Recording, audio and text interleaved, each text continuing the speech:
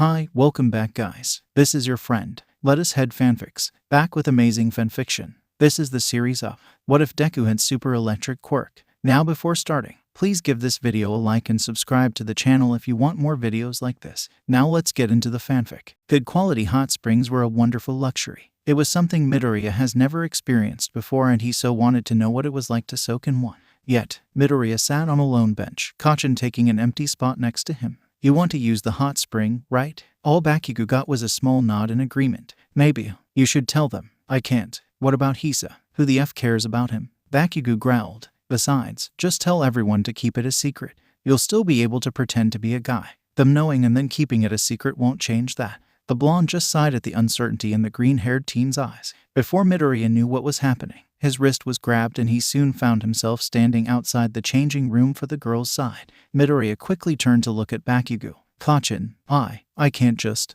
Bakugou aggressively poked at her to get his point across. Listen, I'm not letting that bastard take this from you. If you want to enjoy the hot springs, then you better enjoy them. He's not gonna know and I'm pretty sure you've won the respect of every single one of our classmates. They won't tell if you let them know that. Midoriya found herself being pushed towards the door before hearing Kachin's steps get farther away. Do what you want for once, nerd. When she slowly creaked the door open, she found the changing room completely empty, much to her relief. Though, maybe it would have been better if the rest of her female classmates were here. It felt strange to undress in a girl's changing room. There was no need for Kachin to hide her from sight and it wasn't like she was somewhere she shouldn't be. A part of her really wanted to just skip the hot springs, but she really wanted to see what it was like. Wrapping a towel around her chest, she nervously stepped outside. Midoriya was met with the shrieks of her female classmates and the splashing of water at her face. Yeah, maybe having the time to explain things in the changing room would have been better. With some shouts from Kachin through the large wall that separated the two hot springs and Midoriya trying to explain things, the girls finally calmed down. As Midoriya sat in the warm water, practically hiding in it, the girls all were throwing questions at her. Midoriya really couldn't blame them. As far as they knew, she was a boy. Meanwhile, Kachin was being badgered by the guys about Midoriya being a girl the whole time. You're saying that Midoriya has been a chick the whole time? Kaminari screeched in disbelief. But that means we've been changing clothes with a girl in the boys' locker room. Alright, shut the F up. The explosive blonde yelled. Izu's a girl and she has her reasons for keeping it quiet. Now you all better keep it quiet too or I'll kill you. Who else knows? Ajiro hesitatingly spoke up. Other than me, sheety hair and the half bastard no. The rest of the boys couldn't help but glance at the redhead and cold teen. It was absolutely silent as everyone tried to organize their thoughts. Ada fake coughed to gain everyone's attention. While this is shocking, I am sure we all respect her decision to keep this a secret. Everyone just nodded in agreement. Zero gave a thumbs up towards Bakugou. Don't worry, we'll keep this a secret if that's what Midoriya wants. The boys just watched with held breaths as Bakugou just seemed to silently stare at them with that default angry expression. Thanks. It was so quiet that they almost didn't hear it. So there indeed is light within the darkness, Takoyami commented. I thought I told you all to shut the F up. Kaminari just shot finger guns. Bakugou, we can tell you care. Don't try to hide it. I'm not trying to hide shit. The atmosphere lightened considerably after that. Everyone was getting ready for bed and Midoriya couldn't help but feel so much happier. The girls promised to not say anything and Kachin later approached her to let her know that the boys would keep her secret as well. All of it just made her feel so much joy and relief. To be able to hang out with the girls, despite being self-conscious, was so different. The experience of using a hot spring was a nice bonus as well. Using a futon and sleeping with a group of classmates was something she never experienced before either. In all honesty, it was a little uncomfortable since she was used to sleeping in a nest of blankets by herself. The closest she has ever gotten to this experience was when her mother was still around. Midoriya would vaguely remember those sleepovers she'd have at Kachin's house. Ever since Inko left, Midoriya has never experienced anything like this. It was nice to be herself for once and it was nice to know that everyone was accepting it. A part of Midoriya wonders what it would be like to have this every single day. It was a nice dream. Her phone lit up with a text as she was preparing her futon. When her eyes caught sight of Amajiki's name, she was quick to abandon the futon and answer his text. Amajiki-senpai, Midoriya startled as she spun around to see a smirking Bakugou. Kachin. Bakugou just strolled over and wrapped an arm around her, messing her hair up in the process. Looks like someone has a crush. Midoriya could only give a slight blush in response. It's not a crush. He's just a close friend, she whispered. The short teen didn't feel like starting a commotion. All she got was a quiet chuckle. Whatever you say, nerd. I'm not an expert on love or emotional stuff, but I saw how you darted over to effing respond to him. It was lights out before anyone knew it, and Midoriya found that she couldn't fall asleep. She could hear her friends around her, some of them snoring while others were quiet. She could even glance over and notice a few shift around in their sleep. Yet all she could think about was Bakugou's words about Amajiki. A crush. Another way of saying there are the beginnings of romantic emotions towards another. Did she really feel that way, or was she just a very close friend? Did she really like Amajiki in a romantic way? She wasn't quite sure. Romance was something she's heard about and has seen in her games, but never truly thought about personally. In all honesty, she never imagined she'd ever get to have a romantic relationship with someone. It was all confusing. Besides, as far as Amajiki knew, she was a guy. While the chaos caused by the rise of quirks has also allowed more freedom with homosexual relationships, there were still places and families that did not support it within Japan. Midoriya doubted that Amajiki ever thought about her romantically. There was also the fact of how awkward it would be if Amajiki was into guys only to find out she was a girl. If you're worried, then tell him, a part of her said. She could tell Amajiki the truth. Midoriya was completely sure that her senior would keep it a secret. Yet, doing it over the phone or text was definitely not the best way to lay it out there. Midoriya closed her eyes. After the summer camp, I'll tell him then. Class 1 found themselves being woken up at the crack of dawn. Literally, the sun was just beginning to peek past the horizon, the sky still mostly slightly dark blue. Then he didn't even get the chance to properly get ready. Midoriya could only glance at how Uraraka's hair stuck out with obvious bedhead.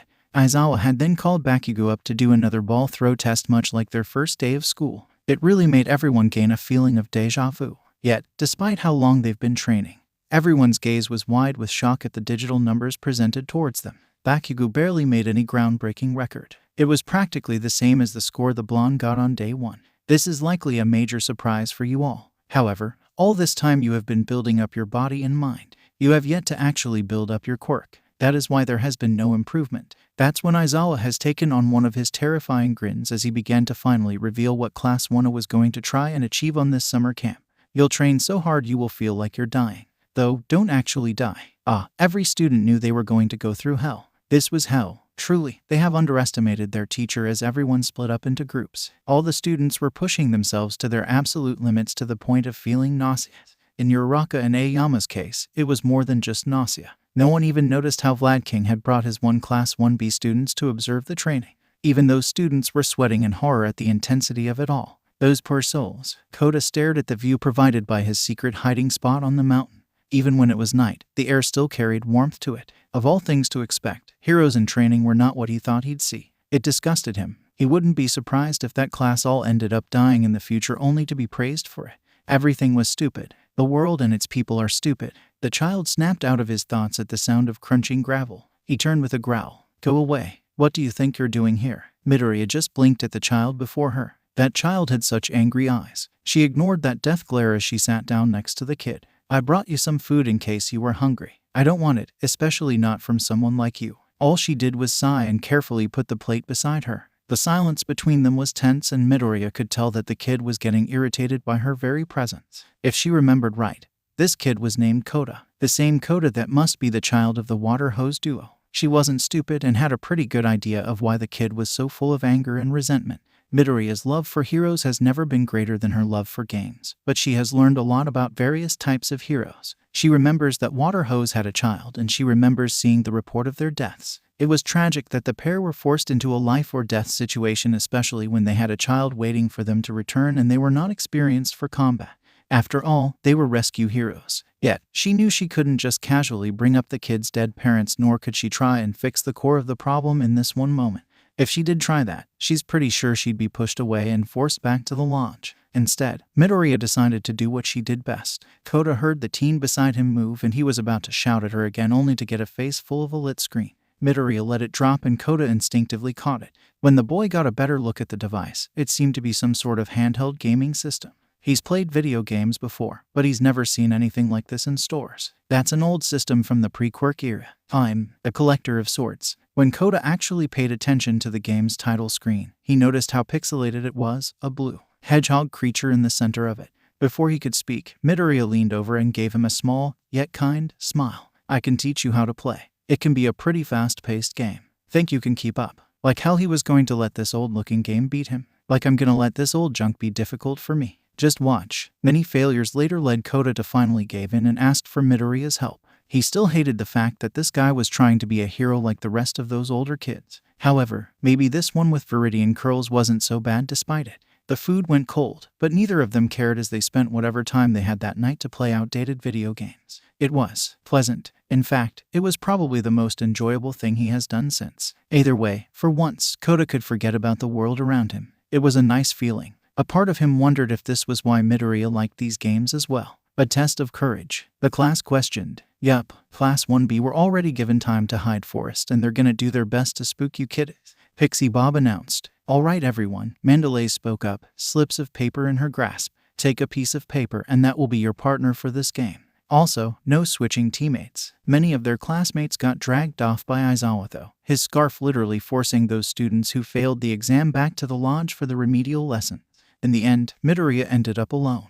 Yet, she didn't mind it at all despite Bakugou protesting that she should have someone to watch her. The green-haired teen did her best to reason with the blonde. Kachin, we're just walking through a forest with other classmates. I'm not going to get into some sort of trouble. With that, Bakugou hesitatingly backed off. The wild pussycats then began to call out pairs to go, waiting a bit before sending the next pair in. As Midoriya waited with the others, her nose scrunched up at the sudden scent of something. What's that smell? It's heavy, like someone burnt food. Midoriya looked around until her emerald gaze caught sight of an ominous blue glow in the distance. However, it wasn't just a glow. Her eyes widened with growing dread when it turned out to be some sort of flames. Pixie Bob. Some students shouted in alarm. Midoriya quickly turned in time to see the hero panic. A glow around her body as she was tugged by an invisible force. She ended up returning, her head being pinned by a rectangular pillar, two villains finally revealing their presence. Well, look what we've got here. The ones with sunglasses and the strange pillar-like weapon spoke up. This, Midoriya's thought flashed before her eyes until settling on the image of that night playing games with Kota. Villains are attacking us. There has to be more than just these two. If that's the case, we could be surrounded. If we're surrounded then, Kota, where's Kota? Before anyone could stop the girl, she sparked with green before running off, the villains unable to catch her in time. Midoriya, Ada called out with worry, his eyes quickly losing sight of his friend. Stay back, Mandalay ordered, the lizard-like villain revealing a strange club made of several blades wrapped together. It was obvious to everyone that Mandalay was just as frustrated about Midoriya running off as the rest of them. Those with Ada could only watch with growing fear. How did the villains know where they were? Aizawa had assured them all that the information of where they were going was closely held and only given to specific and trusted people as well as the students meant to attend. This night was becoming a living nightmare. Not even the sound of cicadas could be heard. There was just the distant crackling and scent of burning wood. Kota, I've got to reach Kota. Midoriya ran like her life depended on it. She barely paid any attention to the small branches that scratched at her face and body as she ran as fast as she could to Kota's hidden location. There was no doubt in her mind that the boy was there. That's what made it so terrifying when she finally breached through another section of shrubbery only to see a muscular man readying an attack against the frightened form of Kota. In a blur, she wrapped her arms tightly around the kid's body as she tossed them out of the way. She could hear the ground cracking and practically feel the breeze caused by that one attack. If I was just a second too late, that hit would have killed Kota instantly. Midoriya took a quick examination of her surroundings, her gaze lingering slightly longer at the sight of her broken phone. Shit, she thought with rare use of language. With her phone broken, she can't even contact anyone and no one else knows where Kota and she were. Any hope of backup was just as shattered as her phone. This was not ideal. The man spoke. She noticed how he seemed to really look at her appearance as if trying to remember something. Say, you wouldn't happen to be a Midoriya Izuku, right? Excuse me. Midoriya was confused but was also highly alarmed. This villain she has never met is recognizing her full name and appearance. That could only mean one thing. This villain was informed by another of who she was. If that was the case, then that meant that someone was looking for her. Yet, who could that be? She mentally shivered at the memory of Kiyoshi Ward's mall, the eerie and smiling face of Shigaraki looming above her. Don't play dumb. I recognize that face. You're on the top priority list. Such a shame since that means I need you alive along with that Bakugou kid. But at least there's someone who I can kill. The man's gaze shifted towards Kota. The moment the kid noticed, he hid behind Midoriya even more. Thereafter Kachin as well. Midoriya thought with concern. She had a feeling of why someone would hunt her down, but she didn't understand why the villains would want Kachin. Why you're the one that killed mom and dad. Midoriya froze at Kota's words and took a closer look at the villain before them. It was the man's mechanical eye that truly jogged her memory. You're Muscular, the one who murdered the water hose duo. She found herself softly speaking out loud with widened eyes. The buff man seemed to grin manically before falling into a short fit of laughter. The man was displaying a sort of joy that came with pride. This villain was proud of the lives he stole. It sicked Midoriya. Ah, glad to see people still recognizing me. Those two were struggling so much against my strength. It was so pitiful really, but their struggle made it all the more enjoyable. Imagine my surprise when I arrive here only to learn they have a brat too. If you move aside, little hero, I'll bring you with me without hurting a single hair on you in exchange for giving this brat the same treatment I gave his parents. Like hell, I'll let you do that. Kota seemed to stare at Midoriya in surprise. In all his time of seeing the teen and spending time with him, he seemed so gentle. His voice was the kind that you could never imagine being raised in a true yell, shout, or scream. It was a soft and caring voice, a voice that felt like it would break and never be heard again. Yet, Midoriya spoke up with such intensity. Meanwhile, Midoriya felt a wave of rare growing anger in her heart. She felt herself remembering the pain the loss of Inko had brought. She remembered how broken Hasashi became, how twisted their loving home had become, and the grief her father and she had gone through. That was from only losing one parent. She couldn't imagine losing Hasashi too when he was still sane. Losing her mother was already soul-shattering. Muscular was not going to lay a single damn finger on Kota if Midoriya has anything to say about it. She'd kill him before letting this kid suffer. Kota, I'll keep you safe. I promise. As much as you may want to see your parents again. They'd be heartbroken if they saw you so soon. I won't disgrace them by failing to protect their pride and joy. She felt a feeling behind her eyes and was quick to focus on her anger to prevent the tears. You are gonna protect him. You're nothing but a scrawny kid. What do you think you're gonna do besides die alongside him? Muscular noticed how Midoriya refused to back down. He grinned, no longer caring if this teen was on the top priority list. I see. If that's how you want to play, then let's play. Midoriya and Kota watched with disgust and horror as several strands of muscle fibers burst from beneath the large man's skin, wrapping around until he looked even stronger than before. Show me your blood. This was not good. Midoriya panted with heavy breaths, barely dodging another one of Muscular's punches. She tried so hard to fight back, her powered-up kicks and punches proving to be completely useless. The best she had was electrifying the villain, but even then, it was a battle. Those muscle fibers not only heightened the man's strength but also acted as a barrier in a way, a protective layer, when she expected the man to be stunned. All she got was the man saying he got a little numbness, but nothing more. Her head began to drip with blood after the punch that she received from that attempt. She needed to give enough of an electric shock that not even those muscle fibers could protect the villain. Yet, there was also the risk that once such a powerful shock reached the man's body, it could kill him. Midoriya really didn't want to add murder to her list of accomplishments. Yet, it was hopeless doing that as well. She drained whatever remaining power was within her broken phone, and even then there wasn't enough electricity stored within her. A part of Midoriya wished she carried some of her games with her even if they might have ended up broken.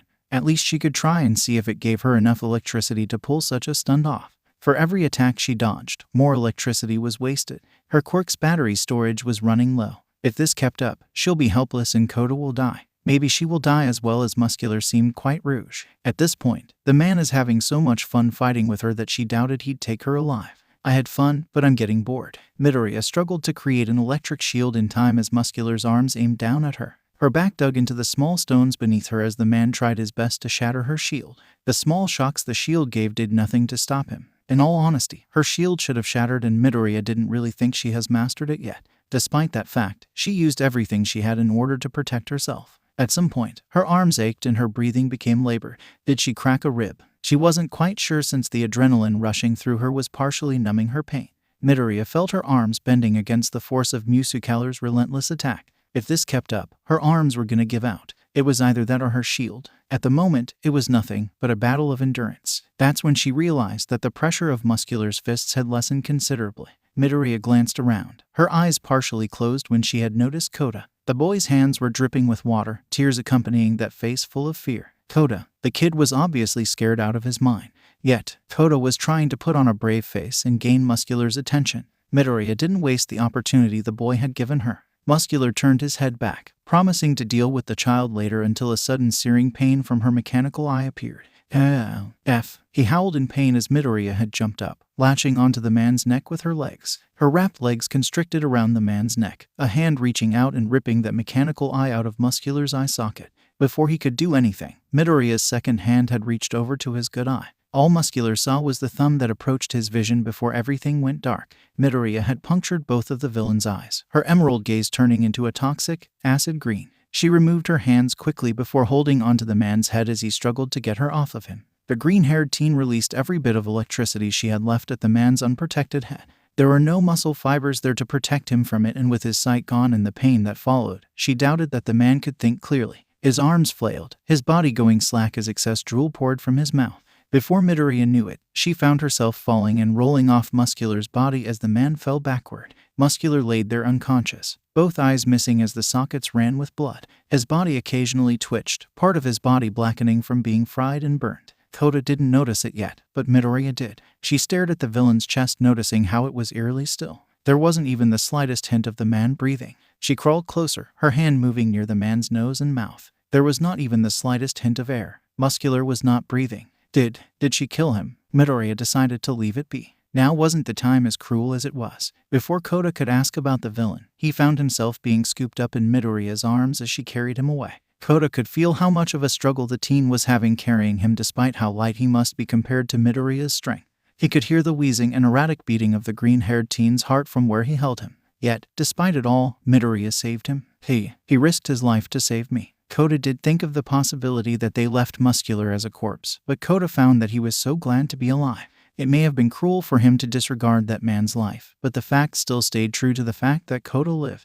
Kota Izumi was alive. The child held on to Midoriya even tighter as he hid his cries, his face hiding in Midoriya's shoulder. All the green-haired teen did was gently pat his back in a reassuring manner. Kota swore that the teen whispered a promise to keep his tears a secret. Midoriya was too kind. Kota was quick to find out. Kota Izumi would live to see another day. Aizawa couldn't believe this. Villains have managed to find them, and now they were being surrounded. He cursed when the heavily scarred villain he was fighting turned into a muck puddle. It could have been the man's quirk, but Aizawa doubted it. If he had to guess, that villain had blue flames as a quirk, while the one the tired hero fought was some sort of fake. Perhaps some sort of cloning quirk. Either way, he needed to find the rest of the students and ensure their safety. His heart pounded at the thought of even one of them being killed. What did they do wrong? Aizawa was absolutely sure Yue had done everything to keep the students from being attacked. Even Nezu was the one to make the plans to keep the location secret even from the other teachers. Hell, as much as he trusted Nimuri and Hasashi, not even he told them where exactly the students were going. Yet, Yue failed these children yet again. Aizawa has failed these children again. That's when he suddenly heard movement, hurried steps approaching him as he prepared to fight, only to see his injured student, Kota, being held to her chest. Sensei, Midoriya, what happened? He rushed over to assess her injuries. From what he could see, she had a head wound and minor injuries scattered all over her body. He wondered if the green-haired teen had any internal injuries. She probably did, with how she held her body up and how it looked like Midoriya was struggling to breathe properly. Midoriya carefully dropped off Kota. Sensei, I managed to protect him from the villain Muscular. There are also two villains, one who took down Pixie Bob from what I saw before leaving to find Kota. Mandalay was fine when I left. There were two villains. One was lizard-like in appearance and dressed like Stain. The other had short hair with sunglasses and a large pillar-like weapon wrapped in cloth. There are blue flames in the distance, so I assume there are many more villains in the area. We are likely surrounded, and I find out from Muscular that Katsuki and I are on a top priority capture list. I have to go and find my other classmates so I can bring them back to the lodge. Aizawa was speechless and managed to swiftly grab the girl's wrist before she took off.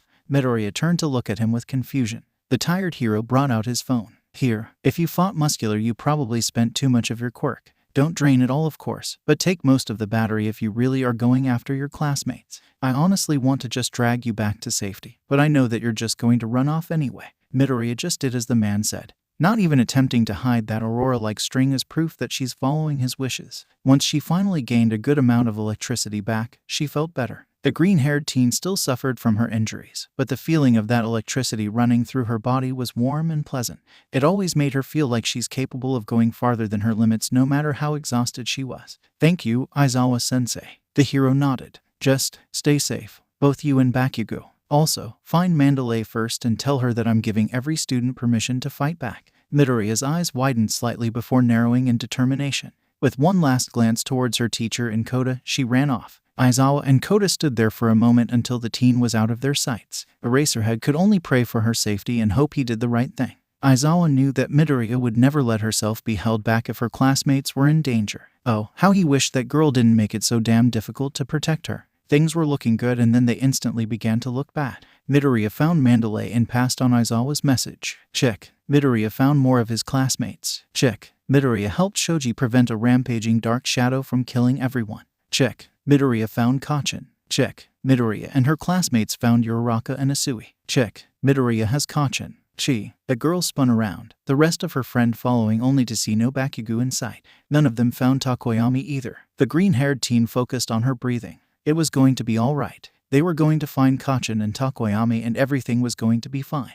Then, the students suddenly met a villain who stood in the trees. He was quite well dressed and claimed to be a magician. Mr. Compress was his alias, the man playing around with 2 glowing blue marbles. All that Midoriya cared about was the fact that the villain was holding Kachin and Takoyami captive within those marbles. Everyone felt a spike of panic once the villain gave a final bow before leaping away at a rapid pace. Todoroki did his best as he released a large glacier as he had done back during the sports festival. They noticed that the villain had managed to avoid capture. Uraraka, Tsu, I have a plan, Midoriya had shouted out. Before they knew it, Uraraka had used her quirk to make the group of Midoriya, Todoroki, and Shoji float. Asui wrapped her long tongue around them before whipping them into the air as much as she could. A frog-like girl winced when her toss had aggravated the cut that blonde girl from before had made on Asui's tongue. The 2 girls could only watch the trio of classmates soar into the air after Mr. Compress. The both of them stared with the hope that their fellow classmates would be able to retrieve Bakugou and Takoyami. Being tossed so high in the air was an unfamiliar feeling to all 3 of them.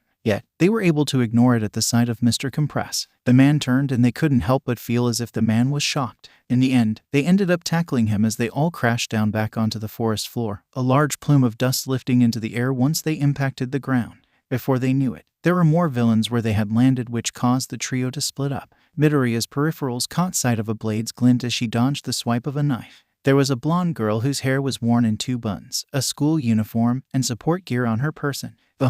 You're Izuku, right? You're much more adorable in person, but I bet seeing you covered in blood would be even more adorable. Midoriya hit her flinch at the use of her nickname Kachin used. It really didn't help that it was said by a villain who was an absolute psychopath. Electricity lit up the green-haired teen's body as she did her best to avoid the other girl's blade.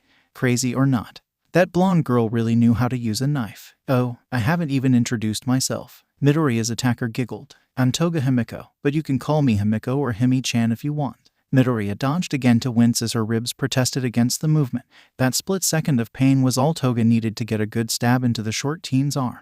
The blonde girl was quick to pin Midoriya down only to be knocked off with a sharp shock of electricity. Midoriya did her best to hold back the burning pain from the stab wound as she rolled out of the way to create distance between Toga and her. Not interested, the green-haired teen found herself saying with a huff. Toga seemed to pretend to be sad for a moment before cheering right back up. Awa, Izu, that's so mean, but I know that we'll get lots and lots of time to get to know one another. I'm sure you'll warm up to me in no time. Midoriya. It was a moment too late when the green-haired teen realized there was the sound of something behind her. When she turned, all she got was a white and black mask in her vision. She immediately let out sparks of electricity, but despite the man slightly freezing up from it, Midoriya still felt the slightest of pokes. Midoriya's world went dark. Midoriya wasn't sure how long she's been here. It was similar to when she transported herself within electronics. But at the same time, it was oh so different. It was so dark. Nothing could be seen, as if she was stuck in some black hole or endless abyss. It felt cramped. It was suffocating and uncomfortable despite how the darkness made the area feel so endless. She couldn't swim anywhere as she could when within electronics. There were no colorful lights on the cool color spectrum made up of blues, purples, and greens. It was endless but claustrophobic. She had never experienced anything like this before. However, at least this strange space didn't tamper with her mind, as she still found the ability to think and feel. It definitely was messing with her sense of time, especially since she couldn't exactly see anything or hear anything. Yet, at least this quirk, it was letting her have her thoughts and feelings. Then, after what felt like a very long time, she felt a sudden pull. It was like her body was moving, but fading from this dark existence. Before she knew it, her world filled with light. Midoriya took a deep breath as if she somehow had stopped breathing for some reason. She could feel her body being moved into a chair. Her breath hitched, the room still too bright for her eyes, as she felt something click around her wrists, ankles, and abdomen. It was not a malleable material, and it seemed to be metal. Her eyes finally adjusted, and the first thing she noticed was that she was in a bar. The lighting of it reminded her faintly of the orange given off by the setting sun. The second thing she noticed was a worried Bakugou staring at her, restrained in a chair as well. When she looked down at herself, the chair she was in was less bulky as Bakugou's. It was much easier to move, but still was quite strong in appearance. Her hands and even her restraints were wrapped in a thick layer of insulation to prevent her from electrifying anyone. All around Bakugou and her were villains. Was this the League of Villains base? Immediately, static reached her ears from the TV in front of her. That's when she saw the face of a man. He seemed old but still had some youth in him. Yet, he had no eyes and even lacked a nose. It was disturbing to see such an injury. The man's face was practically entirely made of scar tissue. However, before this strange man could even communicate a word to her, she disappeared in a flash inside the TV. The rest of the villains tensed but seemed to not be that worried. "Sensei," Shigaraki spoke up. "All is well to Mura. That boy won't be able to get anywhere. I wouldn't be so foolish to not prepare for his arrival upon capture. No matter where that boy travels, he won't be able to contact the rest of the world. Let him have that hope until he realized how futile his efforts are." The villains watched as Sensei grinned. Bakugo could only silently curse at the predicament Izu and him had gotten dragged into. Midoriya was frustrated. Her body pulsed with pain and aches. Her skin wore dried-up splotches of blood from her wounds. Her eye felt like it was being glued shut from the blood that ran down towards it from her head. No matter where she went, she was trapped. There was no way to connect to the rest of the world from within these systems. At the same time, though, that man with the heavily scarred face, she had a feeling he was smart enough to make his own systems that did not rely on anything that was open to the public. The electrical systems, every device plugged into a wall, and even the Wi-Fi access was all separate from the rest of the world. Midoriya instantly knew she had no way to get Kachin and her out of this. At least she could hide in here instead of letting her body physically vulnerable to that bar with the villains. It was a little nice that she could look from within the TV to check on her childhood friend. From what she can tell, the villains were trying to recruit Kachin. Midoriya couldn't help but think about how foolish the villains were. "Are you making yourself at home?" Midoriya startled at the sudden pop-up message. Did the villains, specifically, make a way to communicate with her if she ever hid inside their own electronics? That was. She then felt her body being pulled in a certain direction, having absolutely no control no matter how hard she fought back. It felt as if there were threads of coating that wrapped around her wrists and pulled her until Midoriya found herself within a computer. When she looked out of the screen as if it were a window, that's when she saw that scarred man as well as another person. The second person looked a lot like some sort of old doctor with strange goggles. "It worked. That's good. Leave. I will take things from here." The doctor-like man bowed before leaving the room. "Care to show yourself, Midoriya Izuku? I know you're there." Midoriya sighed, the blank computer screen creating a digital image of her upper body. The scarred man could clearly see the annoyance on the teen's face. "Ah, what an interesting quirk you have. Though, I must apologize for not properly introducing myself." Midoriya hid her distaste towards the man's grin. "I am known as All for One." All for One, she thought. It reminded her a lot of All Might's quirk One for All. Could there be some sort of connection between the two? "Many consider me the king or monarch of the criminal underworld. Unfortunately, I have been reduced to this about 5 years ago in a battle." All for One's expression seemed to be overtaken with a seething rage, before swiftly returning to his polite attitude. "I am sure you have questions." Midoriya noticed how the villain was trying to be diplomatic. That was fine. Something told her that she better just behave unless she wanted to face this man's wrath. Even from within a digital screen, she was not blind to the obvious atmosphere this man held. Midoriya knew this man had the strength and power to command and dominate. She could tell he was intelligent and cunning as well. She knew that All for One was a deadly force. "I was able to find out what your quirk is, and so I made the doctor adjust the systems just for you. After all, we wouldn't let you freely roam our systems if you could take control of it all. Right now, you are just a mouse that walked into a maze. I can simply switch the walls and paths you can go to. There is no escape for you in there. I made sure of it." Midoriya crossed her arms, her eyes slightly distant due to her thoughts. "You still have a body when you do this? No. You can still feel pain and such." All for One grinned. "I do hope you are familiar with the various types of digital viruses." Midoriya found herself frowning in thought. She has dealt with small computer viruses in the past, but she literally has to fight against it in order to make it go away. She didn't like to imagine what kind of horrible viruses this man has made. "I see that you know where this is going. Though, it would be interesting to see your hacking capabilities within machines. Either way, try anything and I'll make sure you suffer. Try to escape it by returning to the physical world and I'll make sure that Tamura deals with you." Midoriya was absolutely trapped. Go to the physical world and she'll be useless, suffer, and be unable to get help. Stay within the digital world and she's being cut off, unable to get help, and is under the threat of suffering from harmful programs. No matter which way she looked, she was trapped just like All for One said. To think that this man was willing to take the time to combat her abilities. Truly, this man is more than just deadly. Midoriya has never felt so hopeless. She had a strong quirk and intelligence as well, and yet, she could do nothing. Midoriya found out that she was trapped within this computer. There were digital barriers that restricted her from moving anywhere else. No matter how much she fought against it, nothing worked. The green-haired teen even tried to empty the place of electricity, only to find her connection cut off at a certain point.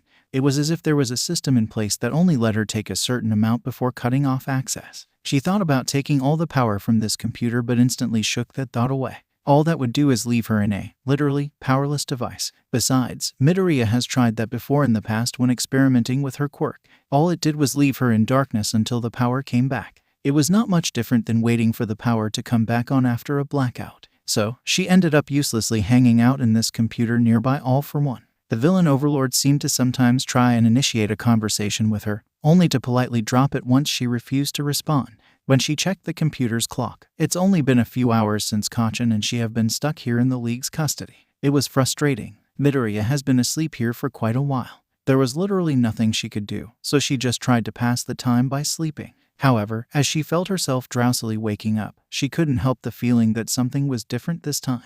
Her emerald gaze looked outside from within the screen, noticing how All for One seemed to carry an aura of interest. Midoriya blinked. Was something happening? That's when she sensed something changing. Closing her eyes, she focused, finding out that there is a clear path leading back to that old television in the bar. A large part of her couldn't help but feel like this was some sort of trap. That All for One is letting her have access to there because he wants her there. Regardless, she had to take the bait because she needs to see Kachin. By the time she swiftly returned to that television, she could see the wall across from it burst and crumble. Midoriya instantly reappeared with a flash of light, the cloud of debris fading enough to finally see a team of heroes. In the front of the charge was All Might himself. I am here. Midoriya and Bakugou weren't quite sure what was really going on other than the obvious fact that the heroes were here to capture the villains and save them. Both couldn't hold back their surprise when the green-haired teen had just suddenly appeared. Midoriya was surprised she was actually let out while Bakugou wasn't expecting it at all. However, it did bring him tremendous relief to see her here and uninjured from what he could tell. Yet, of course, life wasn't so simple. The pair could feel something bubbling up within their throats.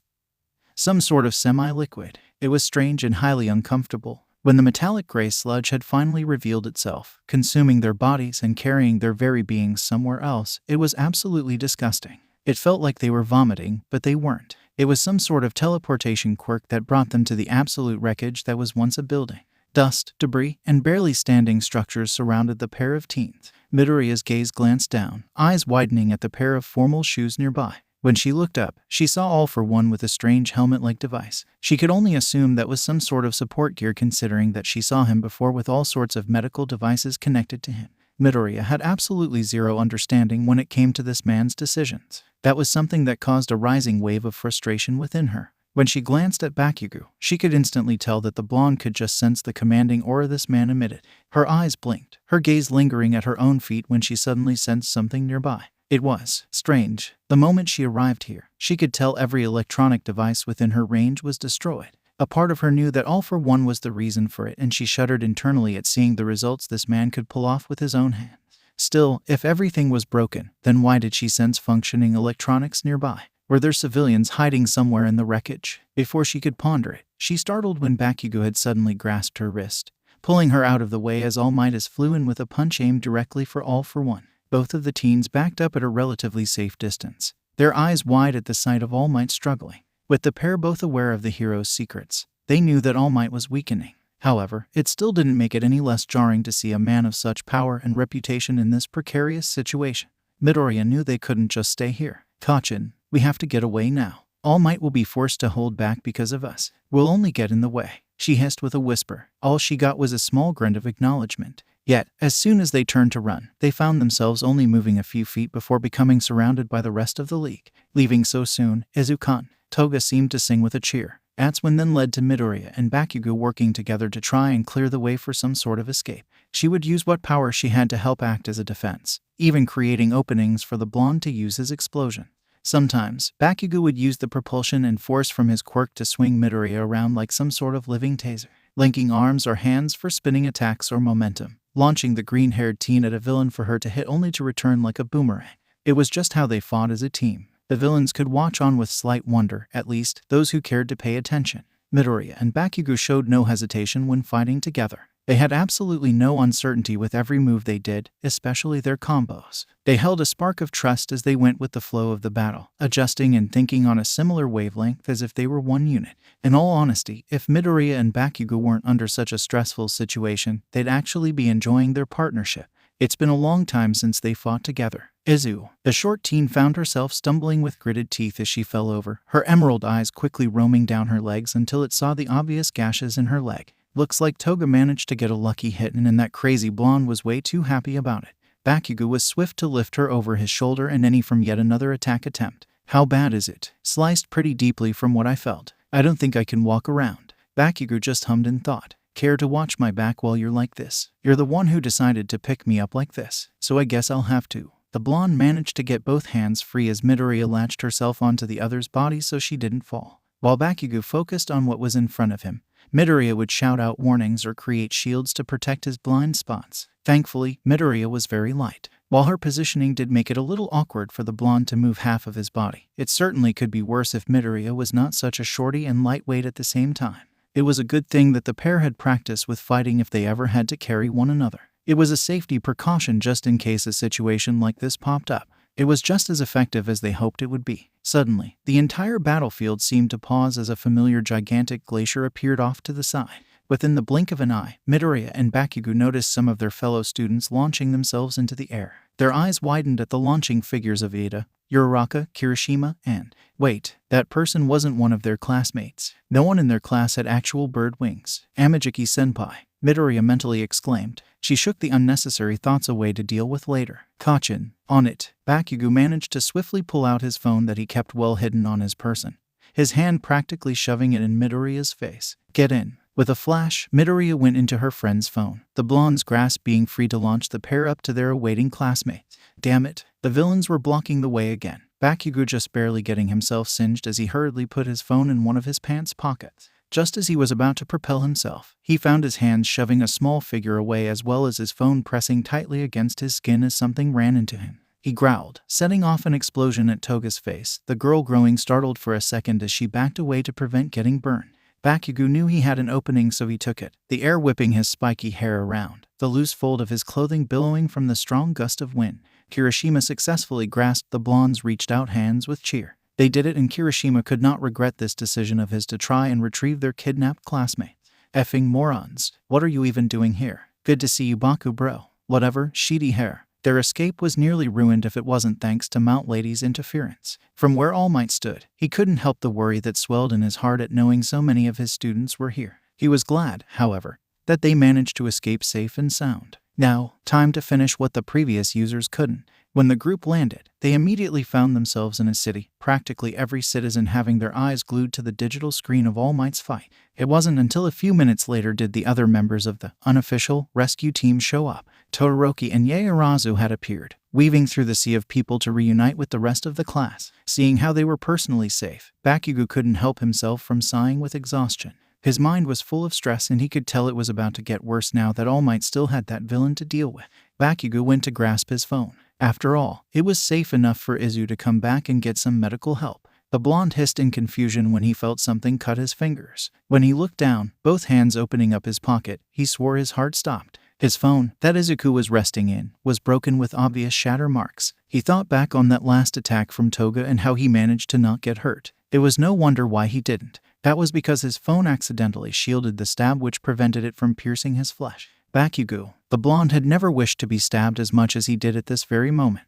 A pair of hands slammed against the surface of the polished desk, the owner's expression twisting into disbelief. What do you mean by stuck indefinitely? Aizawa held back an exasperated groan, his mind straining from the stress of the past couple of days. It has been over about 48 hours since the fight between the formerly fabled All for One and All Might. Over the span of those many hours, the public has been in an outcry of anger and mourning since the devastating battle in Kamino Ward was the symbol of peace's last. Just yesterday afternoon, All Might had made an official announcement of his retirement. That left Aizawa, along with the rest of UAS faculty, to deal with the ever-growing press and parents of the students. That also counted the parents of students even outside of the hero course. The pressuring scenario they have all been forced into has allowed Nezu the chance to enact an idea that had been on the principal's mind for a while now. Aizawa doesn't think it's too bad of an idea, other than the fact he's going to be stuck with troublesome teenagers for longer than he would like. Regardless, if it helps in improving their safety, Aizawa will learn to adjust and manage. Currently,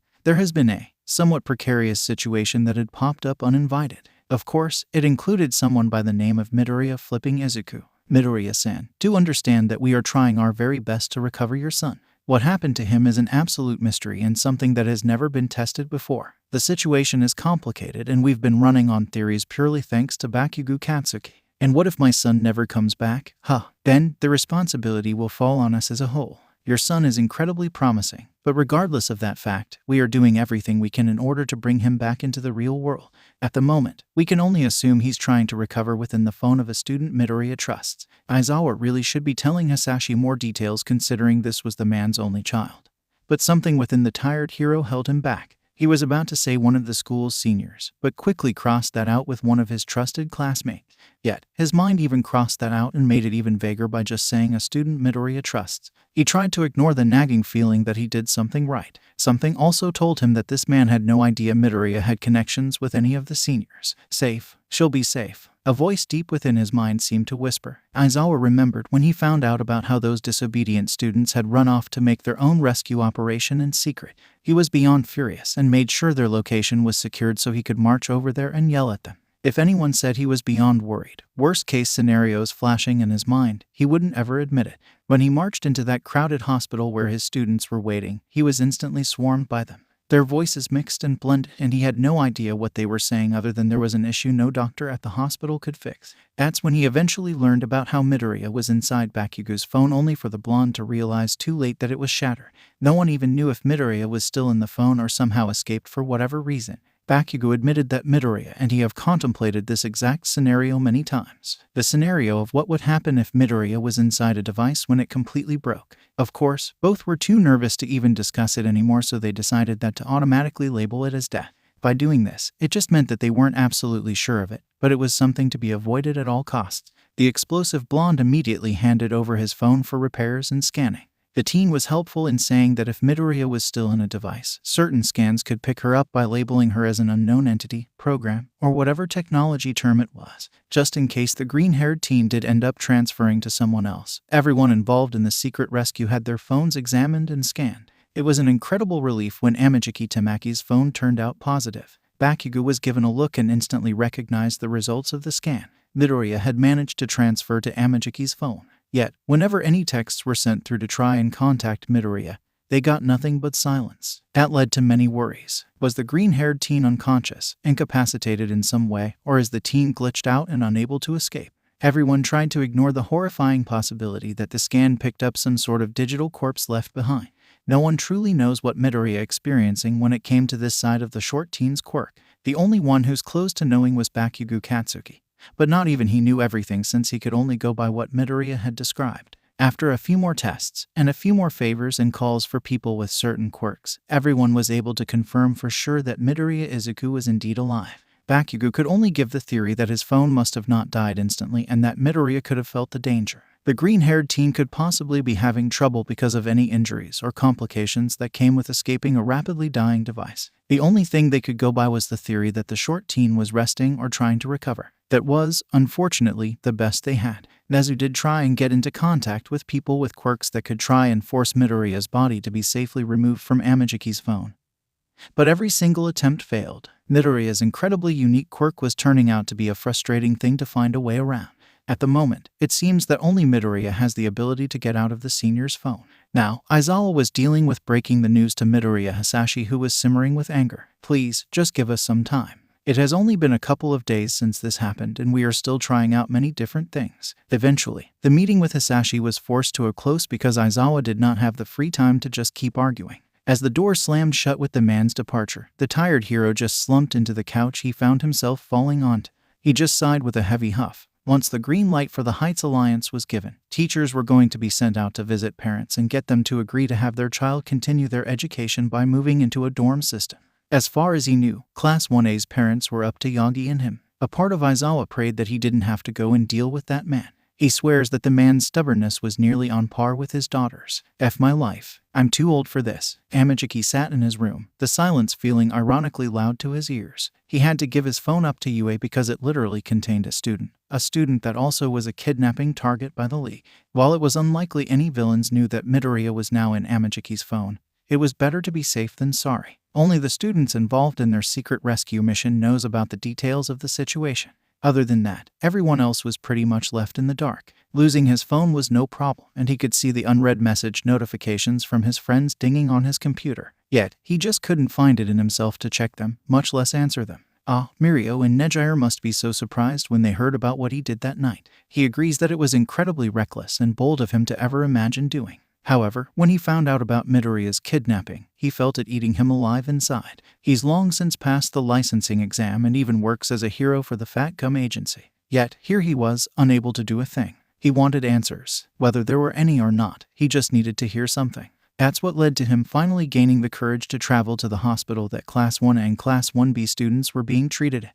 That's when he accidentally ended up overhearing some Class 1A kids talking about a secret rescue mission. Against his better judgment, Amajiki found himself hopping onto that train before it left him in the dust. The elvish teen sighed as he laid on his bed, the screen of the GB color lighting up as he tried to consume his thoughts with trainer battles and gym battles. His heart has never felt this heavy before. Sure, he's felt an absolute sickening feeling whenever Mirio or Nighteye got seriously injured on a mission, but the fact that Midoriya could have died and the fact that the boy was now trapped in his phone felt horrible. No one even knew what to say or do. There were no answers, and Midoriya's quirk was just too unique to find a good solution. Theories, that's all they had. Just theories, probabilities that could mean everything and nothing at the same time. A part of his mind wondered why the green-haired teen chose to escape to his phone. Was it because a part of the other's mind saw Amajiki with such trust, or was it complete chance? A hidden voice within his mind hoped it was the first idea. His heart ached with such a sense of loneliness right now. It already was bad enough when the summer camp meant he wouldn't be able to physically hang out with Midoriya. Hell, he couldn't even call the teen. The most they had was texting, and even that was given many restrictions from what he could tell. The first years really have it rough this year. It was incredible in so many negative ways, and how this year was so much different for UA since its founding. It made Amajiki worry about the future. He just wanted his best friend back. Midoriya wasn't quite sure what happened. The last thing she could recall was going into Kachan's phone so they could let themselves be recused by their classmate. Then, everything felt wrong, as if it was going dark and falling apart, even if she never experienced it before. There was an instinct within her telling her that Kachan's phone was breaking. Dying, everything surged with pain, and whatever was happening was threatening to take her apart. She desperately searched for the nearest device she could escape to, her quirk settling on one. She didn't care what it was or where it would take her. She just went there, a sense of relief following her once she left the dying phone. Midoriya was tired. Her entire being was fatigued in a way she never felt. Her body was numb, and she found herself just barely able to think for herself. Rest. She just needed to rest. So, she let herself fall into a deep sleep. When she finally awoke, she still felt awful. However, she at least had more awareness than before. That's when she decided to check if there was a clock built into wherever she was. Midoriya was surprised when she found that many days have passed. The teen can't even imagine how much her friends and teachers must be worried. She closed her eyes, just letting herself be taken over by the sensation of her quirk. Midoriya was pleased with the feedback she received. She should have the energy to get out. The teen had no idea where she'd end up or who she was with at the moment. For all she knows, no one knows where she is. Nothing would be done though if she just stayed quiet and here. Midoriya felt her body fade into dust that seemed to lift out of the device she was in, her body becoming solid within the real world within an instant. As she left, it felt like something was not quite right. The first thing Midoriya heard once she finally returned to the real world was shouting and the solid floor underneath her. A part of her torso ached with pain, and it wasn't until a moment later did she realize she must have fallen off a table. Looking around with what energy she had left, she noticed a familiar phone resting on a desk right next to her. Was that Amajiki's phone? Midoriya tried to get up only to gasp in pain. When she tried to move, all she got was this agonizing sensation in her right arm. What was wrong? There was also the jostling of the stab wound that was in her leg. She tried to get up, only to find herself falling on her face again. Why couldn't she get up? Actually, why did the floor feel wet? Midoriya tried moving both her arms. The left one was good, but when she moved the right one, all she felt was pain. However, she could still feel it moving. Did she get injured and not realize it? Maybe every time she put weight on it, she's just collapsing from it being weak. For the first time since escaping the phone, she did her best to clear her mind.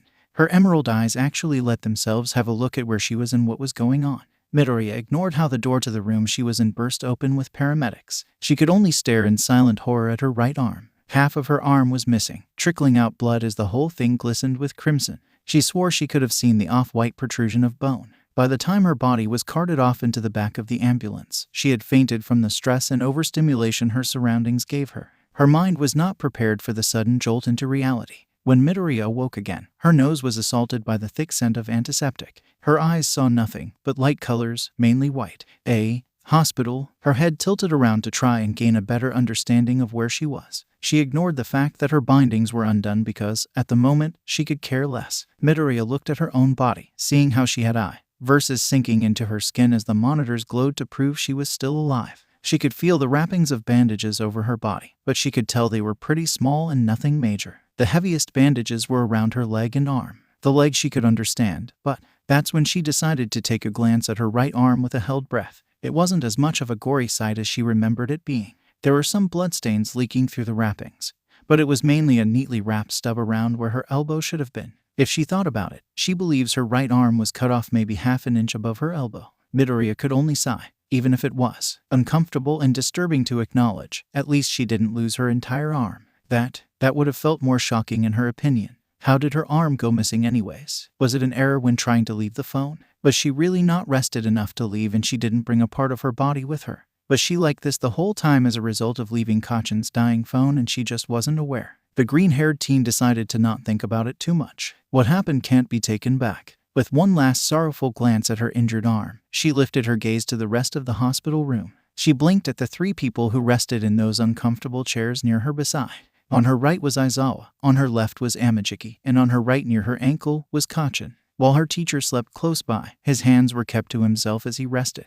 Amajiki was asleep, his body slightly leaning to the side as one of his hands rested next to hers. Meanwhile, Kachan was practically falling out of his seat with how much he is hunched over. His arms were crossed as they rested on the foot of her bed. All it would take is for the bed to move away and the boy would fall flat on his face. A part of Midoriya let off a tiny smile at the three. Midoriya glanced down, her emerald eyes meeting ruby red. Kachan slowly lifted himself up and out of his chair as if he thought he was dreaming. He was unnaturally silent as he walked closer to her, stopping to bend over by where her head was resting. She kept herself still as his rough hands gently cupped her face as if testing to see if it was all a joke. She could feel how his eyes seemed to be piercing the stump that was now her right arm as his body began to tremble. Kachan. Midoriya reached up, careful to not wake Amajiki up as she used her only hand to wipe away the tears that silently trailed down the blonde's face. Damn it, Izu. Why is it always effing you? His voice was quiet and hoarse as if he used it too much, or maybe because he used it too little. I thought we agreed to never let you get into that kind of situation. She could tell that Bakugou looked a little pissed off by the faint smile she gave him. I'm sorry, I really did try, but I'm still here, aren't I? Of course, you're still effing here, just like you should be. The blonde leaned over as he carefully hid his face in the crook of her neck, his sobs practically silent. A hand gently played with her viridian curls. Don't scare us. Don't scare me like that ever again. Please, you know I can't promise that, especially if we're gonna be heroes. Effing humor me, damn it. Don't act like a bastard and just promise me that even if it means nothing. I promise. That's how they had stayed for a while until the other two began to wake up. Bakugou was swift to erase any evidence of his breakdown.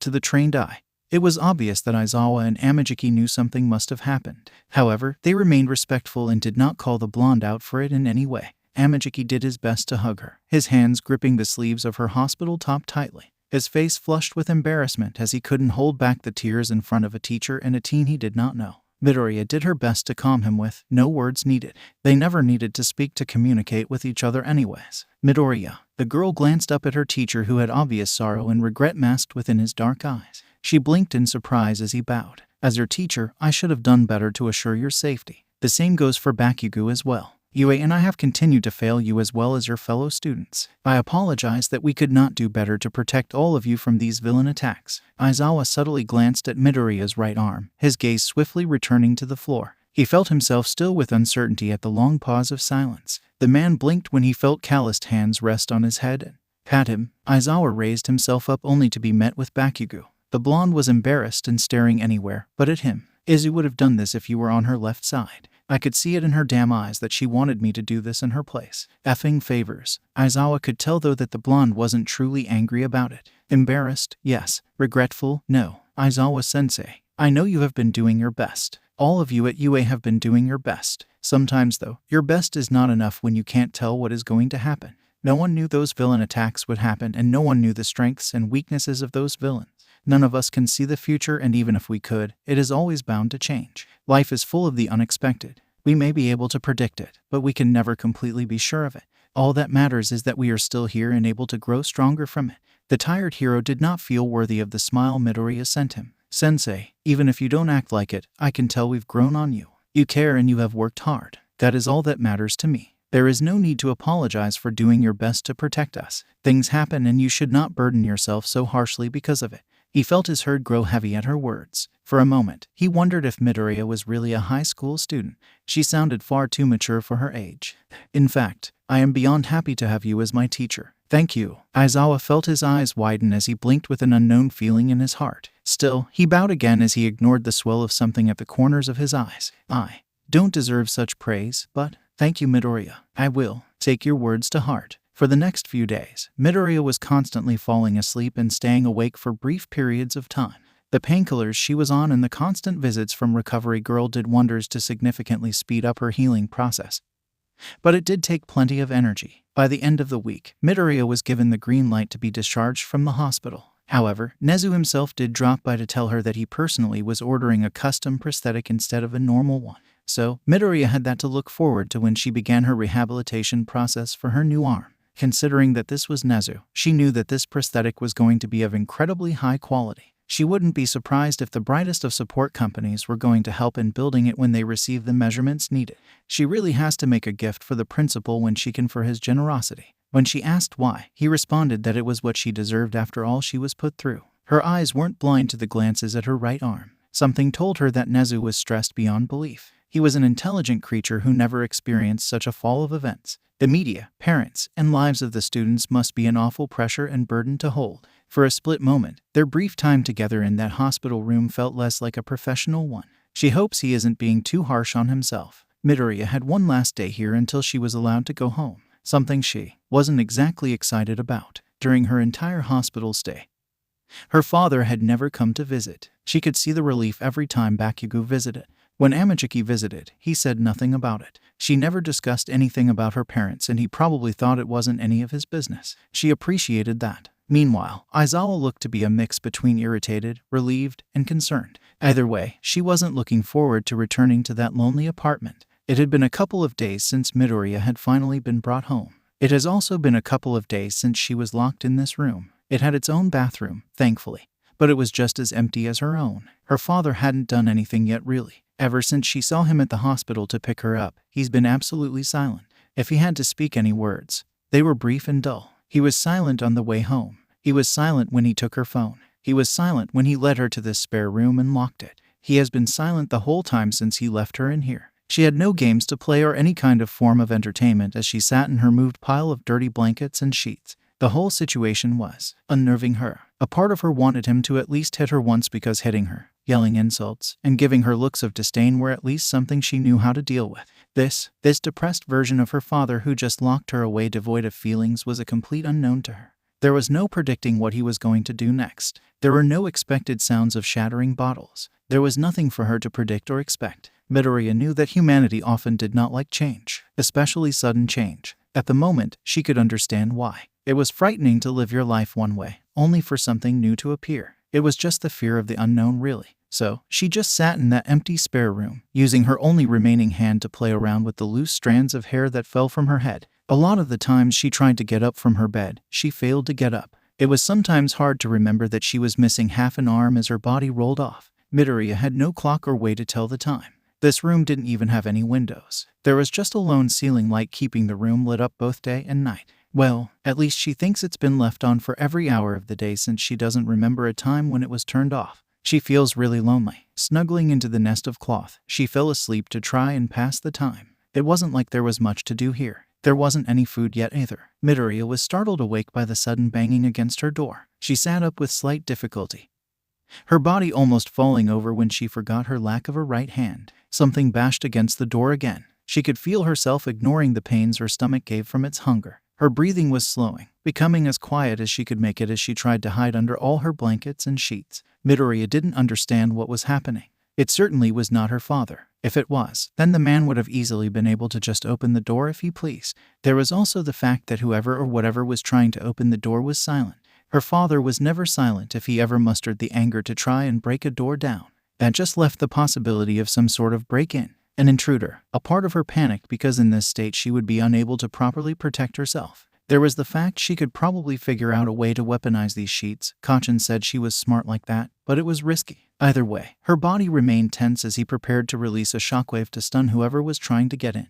Oriya, the green-haired teen, felt herself pause as she blinked in confusion. That was someone calling her name. Again, she listened and heard the muffled sound of what seemed to be her name. It confused her. The yelling held no malice or aggressiveness in its tone. For a split second, she thought she was mistaken. Perhaps it was her father since he was acting so strangely. However, she shook that idea away because she is absolutely sure that wasn't Hasashi's voice. She scooted back as far as she could when the door finally slammed open with a snap, wood splintering and cracking. Dents made their way into the surrounding wall and doorframe. In the open doorway, there stood two figures, one staying in the background on the phone while the other was panting heavily. In their hands was a small metal table. S-sensei, Midoriya. Aizawa breathed out, immediately dropping the table as he rushed over. The girl noticed how the man had his capture scarf around his neck despite the formal clothes and hairstyle. Are you injured in any way? The green-haired teen was too stunned to use her words. She could only shake her head to say no. Good. The police will be here in a bit. Yagi-sen called them. What do you mean? Aizawa looked her in the eyes as he spoke. Midoriya Hasashi has been restrained and is going to jail. Midoriya didn't know what to say or do. She's never felt so confused and conflicted in her life. Her father was being handled by the police, something she should be relieved about. Yet, everything just felt so sudden. It was like being punched repeatedly in the gut. The first one takes all the air you carried, and before you can take a breath to recover, the next hit came. There was nothing gradual about it. Her father was acting strangely, breaking the routine she was so adjusted to, and then she wakes up to her teacher breaking the door to the room down. Now, she's in an interrogation room to wait for the detective handling her case. Her case. She has a case now. You must be Midoriya Izuku. Her eyes widened at the sudden voice. The green-haired teen looked away from the table, seeing Aizawa enter the room with another male with short dark hair.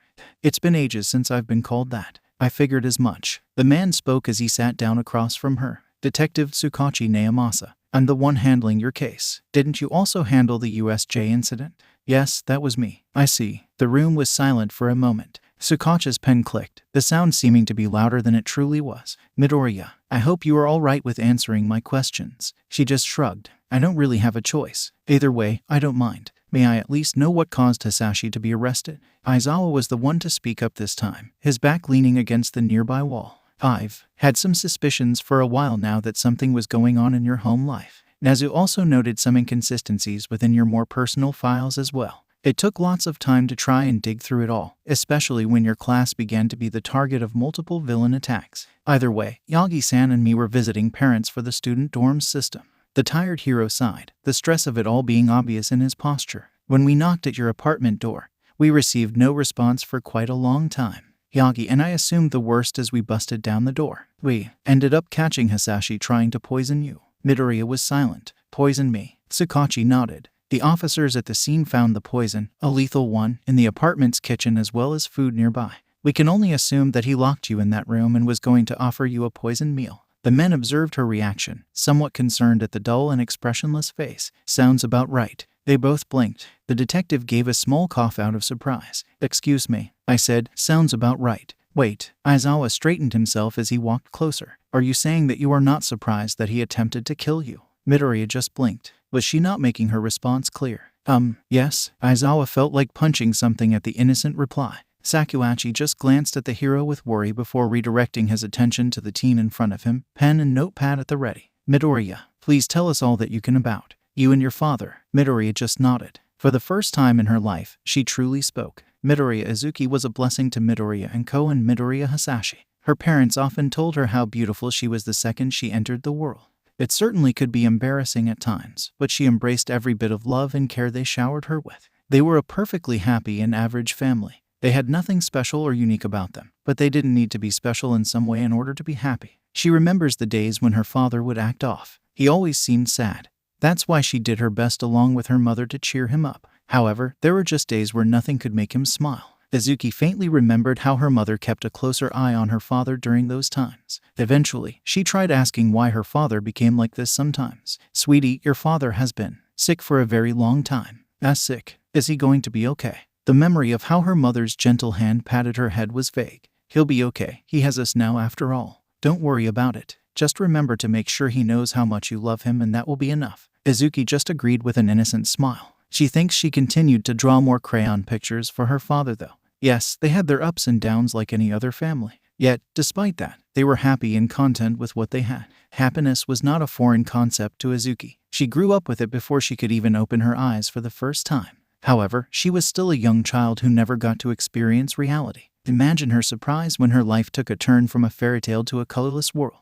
It all began on that day when her mother went to work. The television was on at the time, and while she was still learning how to read, she could remember the image of her mom's workplace. She could recognize it despite the burning orange flames that consumed it. Izuku knew that the orange stuff that emitted smoke was fire. Her mom and dad always told her how dangerous fire could be even if it was a gentle flame on a candle. Fire safety is what she thinks they called it. So she didn't understand why there were such big flames that were as big as a building. It scared her. She never saw anything like it. When her father had arrived, he stared at the screen with horror. Izuku was left in the apartment all alone when her father rushed out the door, the jingle of keys ringing in her ears. When her father came back, she rushed over asking him question after question. Surely he must have left to go get Mom. "Where's Mommy?" Izuku was startled when her father collapsed to the floor of their apartment in tears. He never answered her questions. He just kept crying his heart out until the neighbors sent noise complaints. She didn't understand as she waited past her bedtime for her mother. Inko never came home. About a week later, she found herself standing in a place she's never been to in a black dress. There were only a handful of people who showed up wearing dark clothes like her as well. The air was filled with a sense of sorrow as she watched something being lowered to the ground, a picture of her smiling mother staring back at her. That day, Izuku asked her father where her mother went. She learned about life and death that day and just how unfair the world could be. For days, she remembered how her father was quiet. Everything felt sad and lonely. Wherever Inko went, the happiness must have gone as well. There was no one to look at her drawings, there was no one to watch movies with, and there was no one to talk to. Izuku decided to leave her father alone in the hopes that he'll get better. Maybe he just needs time. She doesn't think she's helping him with how he just breaks down at the sight of her. It wasn't until later in her life did she realize he broke down because she looked so much like Inko. The first time her father ever heard her was an accident. The man had forgotten to lock the door to his room where he drowned himself in alcohol. She hated the stench those bottles emitted. Even if she didn't know at the time what they were, the bottled substance worried her. He got angry and threw an empty one that ended up shattering. She faintly remembered the tears and pain as the glass cut into her soft skin. She barely remembers how her father rushed her to the bathroom where the first aid supplies were. He kept apologizing even if his words slurred. Izuku learned what it truly meant to be afraid. She cowered and stayed away whenever she saw the sight or picked up the scent of those bottles. She felt relief when her father stopped bringing them home until he started doing it again. At least he tried to keep them away. Her father became angrier after that as he slowly declined. He began hurting her more often after that. It was a slow start, almost experimental in nature rather than out of anger. Then, it started to pick up until it became a habit. Izuku was mentally maturing faster than she should have. Yet, she still didn't understand many things in life. All she did know was that something was wrong with her father. At the time, she had no knowledge of what to call it. Izuku just knew that her father was broken. She couldn't find it in her heart to truly hate him. All she could feel was pity, sympathy, and concern through all the fear. She held on to the hope that she could find a cure to fix him. Izuku never did find one in the end. At some point, she learned to give her valuables to Kachin. It was around the time she was forced to act like a guy. She thinks she was around 6 years old when the change was ordered. Her father would judge certain things she owned as too feminine. When Kachin introduced her to video games to cheer her up, she knew they'd probably be accepted by her father. Yet, such collectibles were expensive, so she let her friend hold on to them as a precaution. However, the blonde wasn't stupid despite being a kid just like her, so she eventually had to confess about her situation. Kachin was enraged when he heard about it. Both were too young to know how illegal Hasashi's actions actually were. But the blonde's hand lit up with sparks at just the mere idea that her father was hurting her. He confronted an adult about it, only to be brushed off. There were even patrolling police officers who looked at how young they were and refused to take their words seriously. Izuku wouldn't realize it until years later that any of their attempts to tell about the abuse at the time was likely because she was believed to be quirkless. It wasn't until she was around 10 years old did she finally get the chance to do some research about the treatment of the quirkless population. She found herself disappointed in something else other than her father. Izuku found herself unwilling to easily trust authoritative figures, quirkless or not. They've all disappointed her. Why should she even bother with them? Izuku found that she was better off just staying with her father. She was numb to it by age 8 anyways. It wasn't until her father gave his first genuine threat did she go to Kachin the next time they met, warning him to stop trying.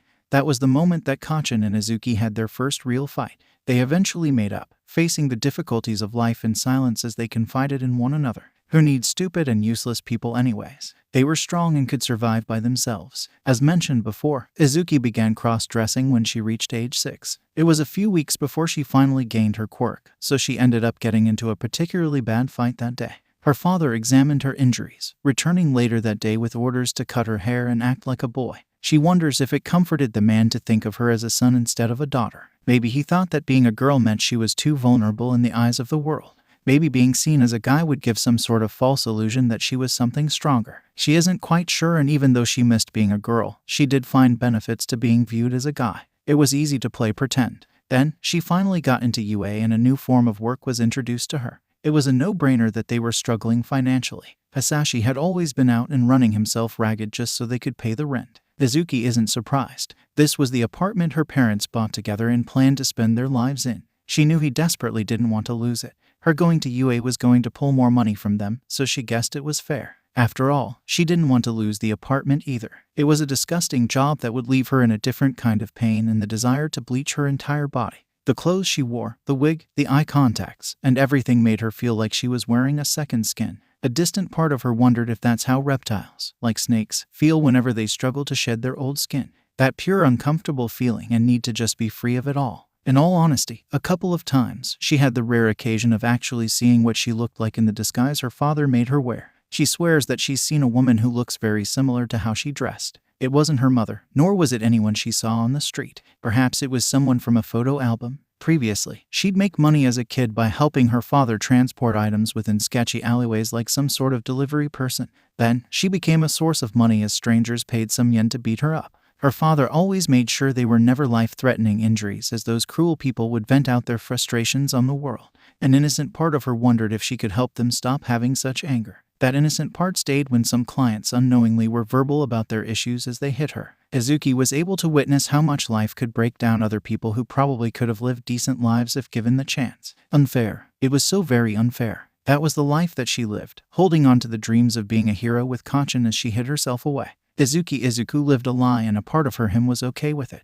Her father was a broken man who lived a young life without love until he met Enko. That was something she was sure of. Even if he did terrible things, the Hasashi she knew before Enko's passing was still buried within his soul. No matter how awful things were, he always made sure she stayed alive. No matter how much he was angry with her, he still showed a tough love towards her. Izuku kept her mother's words close to her chest. She learned what it meant to understand someone. It really was no different than having sympathy for a villain who was given the wrong cards. A part of her wondered what her father would have been like if he grew up with a healthier childhood and a wife that stayed alive. It was a tragic story, a sad one indeed. What a pitiful man he turned out to be.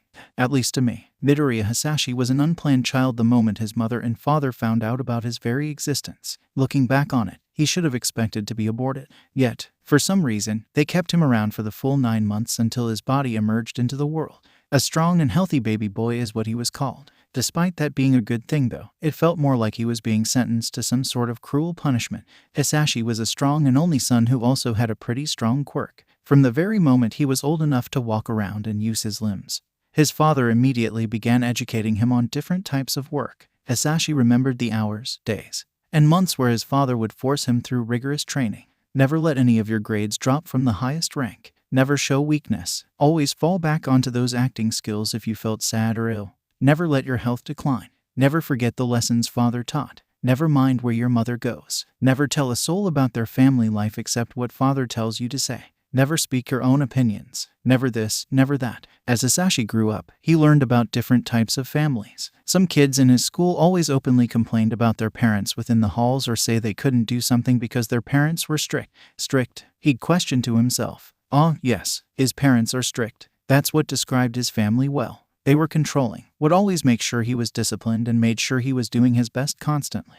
Yes, from what he learned about strict parents, that must be what his parents are. So what if his father was harsh on him? It was because he was being strict. So what if his father hit him? Then, Hasashi was the one who did something wrong and his strict parents would discipline him. Simple as that. So what if Hasashi was told what to say and what to do? That was just his parents being strict. Hasashi could only internally frown at the kids around him who spoke so freely and negatively about their parents and life. Why did they get away with such language and expressions? If they had good parents, then they would know their place and keep their opinions to themselves. Hasashi wouldn't learn about abuse until his last year of middle school. He was always a good child who did everything he could for his parents. He did whatever he could to keep them happy because he owes them. His father told him in passing that if Hasashi turned out to be unhelpful, then the child would have been tossed out the moment Hasashi was born. From the very beginning, Hasashi knew he could have ended up dead. That's why he has to be grateful and do everything right because his father spared his pathetic infant life and let him flourish into a young man. Hasashi had jobs to do. He had to take packages of things and run through alleyways to deliver them. His father told him to never question what was in the packages as well as to never tamper with them. Sometimes, the deliveries were simple and easy. Go to point A and then point B, get the money, and run home in a complicated route just in case he was followed. Other times, Hasashi would scrape by death's door. Deliveries would go wrong. Clients would get angry and ask questions he had no answers to. Yet, he survived the many encounters of dangerous quirks and deadly strangers. Another thing he must always be grateful to his father for. If it weren't for his father's training, then he would have surely died. He barely remembered the time when he saw his mother snuggling against other men he's never seen before. From what he's learned from being in public, that is called cheating. Hasashi approached his father about it one night, only to gain laughter and a pat on the back as a response. It didn't make sense. Cheating was a bad thing, right? He's seen others get angry or very sad about it, so why was his father acting like he told a good joke? Hasashi learned from his father that women who need money will sometimes intimately sell their bodies for money. His father said to not worry about it at all. It just meant that mother had an important role and job in getting money. Without money, they can't eat or have simple things. When Hasashi checked his mother's expressions, he noticed how she was never really sad about her job. That must mean that Hasashi shouldn't be bothered as well. Sometime during his last year of middle school, he learned about abusive relationships and the signs. In a way, his eyes opened. At the same time, though, he found himself locking himself in his school's bathroom with heavy breaths. What did it mean? His parents were just strict, right? Then, why did everything that Special Speaker said match up perfectly with his parents? He found himself staring heavily at his bare arms and torso, his uniform being lifted as he poked at the many bruises and cuts. What did it mean? What did it all mean? Before he became a freshman, he found himself changing. He found himself mentally questioning everything about his home life. He found himself having this new tinge of nausea whenever his parents praised him. He found that his stomach felt worse when he realized that the praise still made his heart flutter with hope. He finally began thinking about how he felt when he had the bubbling desire to do something he wants to do, only to be shot down. Hasashi began to question his own feelings and happiness. When he eventually sorted them out, he wished he never did. His arms began to be littered with scars made by his own hands and a blade. During his first couple of months of high school, he met a lovely-looking girl. She was the one to introduce herself to him first. Inko was her name. A beautiful name. Her hair was silky and took a wondrous shade of green. She had emeralds for eyes that seemed to always sparkle. Even though he was told to never get close to others, he found himself unable to shake the girl off. Even when he tried to act rude or tried to act overly kind and dismiss her, she still kept persistently trying to know him. It was annoying as it was interesting. Why was this girl fixated on him? He wasn't anything special. Then, one day, he had a particularly bad attack. Ever since learning about what abuse was, he found himself suddenly having moments where he just lost control of himself. It made him feel pain. It made him feel like he was suffocating. He thinks he must have fallen and crashed against something in the boys' bathroom. His ears rang with the loud crash of metal. He thinks it must have been the large trash can. Either way, Inko must have been close enough to hear. Her kind heart ignored the fact it was the boys' bathroom. Her face panicked and expecting the worst when she swung open that door. Hasashi could barely remember how horrified she was. Later, she explained to him one day how she found him as a mess on the tiled floor with bloody arms and tears. Inko admitted that she had never felt so terrified in her life. After that, it was inevitable that Inko would gain the help of the police. Before he knew it, his parents were arrested and he was taken under the wing of Inko's family. It wasn't adoption or anything. Her family just had guardianship over him. He was more like some sort of ward. Either way, they treated him with love and care. Within time, he learned what it meant to love and be expressive. He eventually was allowed to court Inko. They would have been described as high school sweethearts, and they married a couple of years once they finished their education. Then, they had the most precious being Hasashi had ever laid eyes on. Midoriya Izuku was born into the world. She was named by Enko because Hasashi didn't trust his naming skills. Life took off and he's never felt so much joy. He still had yet to try again with therapy, but he was still reluctant after his first experience. When he first tried the dreaded thing, he found himself highly uncomfortable. It never got any more relaxed and it felt like the stranger he was talking to was not helping at all. Inko reassured him that there were multiple people he could try again with someday. Not all were good at their jobs and not all were suited for everyone. Hasashi never got the chance once Inko passed away. When she died, he was horrified. He could faintly remember how he kept rereading the news article of how her workplace went up in flames. It made him hate himself because he had a flame quirk as well. Why did his Inko have to die by something he also had within his very being?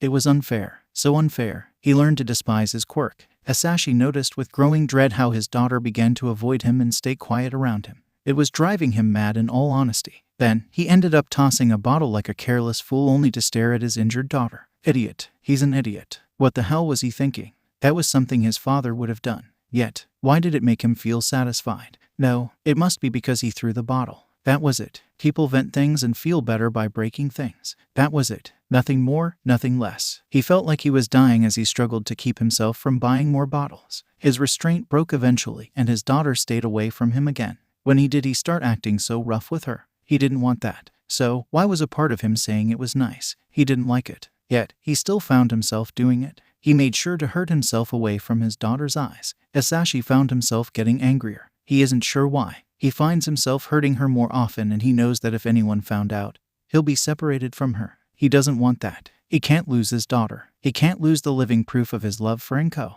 He can't lose the living proof that he was able to have happiness. He wants to keep that happiness. He wants to be able to keep everything precious to him, no matter how much it pained him to use his daughter as his father used him. He made sure she kept quiet. He hated the fact she turned out the way she did because of him, but he just couldn't bear it to be alone. If his daughter was so happy while he was chained by the past, then that means Izuku would leave him all alone. He'll have no one, so he'll give her a reason to stay with him, a reason to not leave him in his pit of misery. Eventually, his thoughts were fine with it. He'll do what he can and he'll make sure he suffers with her. Quirkless. He learned a lot about what the lives of quirkless people were, and it made him feel so angry. He was angry at the world for possibly making his daughter suffer even more. Every time he looked at her, everything burned within him because she didn't have a quirk and she deserved one. Was it because of him? There's no way Enko's genes would allow such a curse.